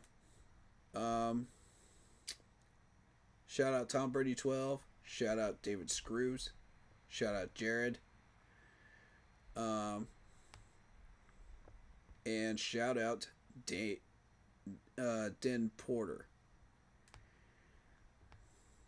Much love to all of you who were watching the stream and did not comment, that didn't feel like commenting, and just wanted to watch the stream. That's cool with me too. You know, I've been known to screen watch some and to do that with some streams too, and not even comment. So, hey, don't feel bad if you do that. You know, it's cool. We welcome it. You know, as long as you enjoy the content and you get something out of it. You know what I mean? And be kind to others. You never know what everybody else is dealing with. You never know. So, that's my challenge. Be kind to one person today. And you never know. It might put a smile on their face. It might make their day. So, and it might inspire them to be kind and pass that on. So, yeah. Together we can start to make a little bit of a dent in this toxic world that we live in by just doing small things like that. So, that's my challenge for everybody today. Hope you enjoyed it. And here are my socials. If you guys want to get a hold of me, here's my Instagram, Shadow Warrior with 1W645, which is also my gamer tag, which I don't go online much anymore. We're also on Twitter with the Keep Pounding hashtag, of course. And the Facebook group page is the best way to get a hold of me. Yes, folks, the group page, not just a regular Facebook page, but the group page. So make sure to look for that, okay? If you're on YouTube and you are confused by that. Shout out to all the different podcasters out there. We just had Blitzball Champion here. Go sub to him. Go sub to C3. Go sub to some of these other guys out there that need some love too, you know. Let's see who's live right now. Because I'm about to pass the buck to somebody. Who am I sending this buck to, man? Who am I sending these people to? Who's live? Who's live? Well, Big Cat's the only one live right now. Well, there you go. If you like Big Cat, go over there. I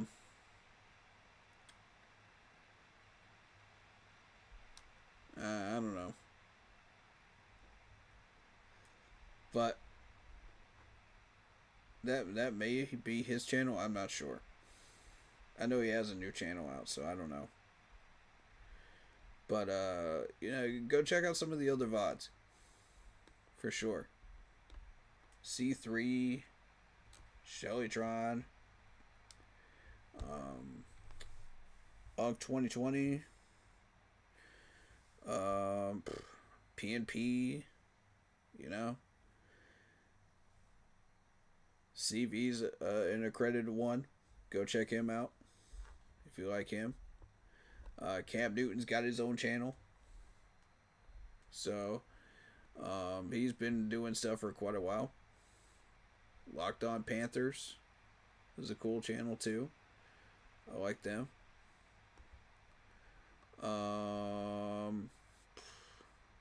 Carolina's Armchair GM. I like him as well. He's pretty cool, man. I like him. But yeah, go spread the love around, man.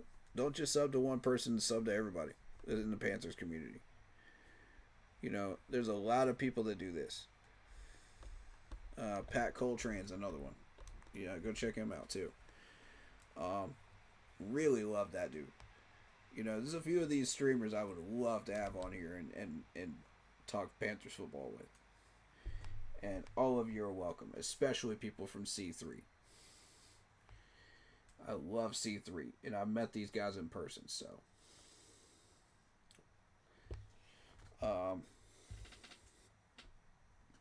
And by the way, Cody and Tony, thank you so much for taking my cat call yesterday on the C3. Appreciate you guys. I was talking about Chuba, you know, in his leadership role now. Because this dude has gone from fumbling issues, catching issues, you know, and having trouble with press room stuff to where he is now as a leader. And it's such a huge jump, and I'm so proud of him. So proud. That's amazing. Way to go, Chuba. Like, I would literally give this man a hug, no homo, right now. As a Panthers fan. You know, much love to you, bro. Like, it's incredible watching your journey and enjoying every minute of it. But yeah.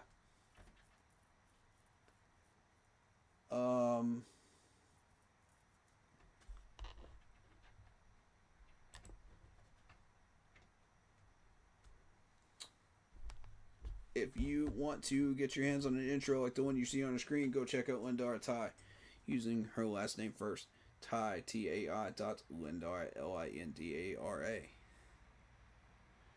To up your game and your stream with panels, videos, etc.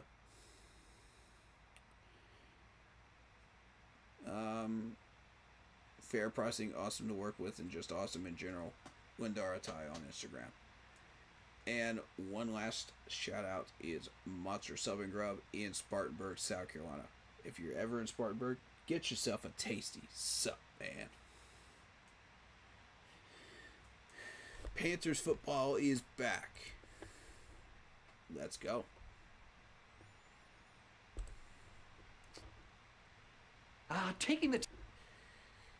So with that, I will say, stay happy, healthy, and well. And as always, keep pounding. Peace.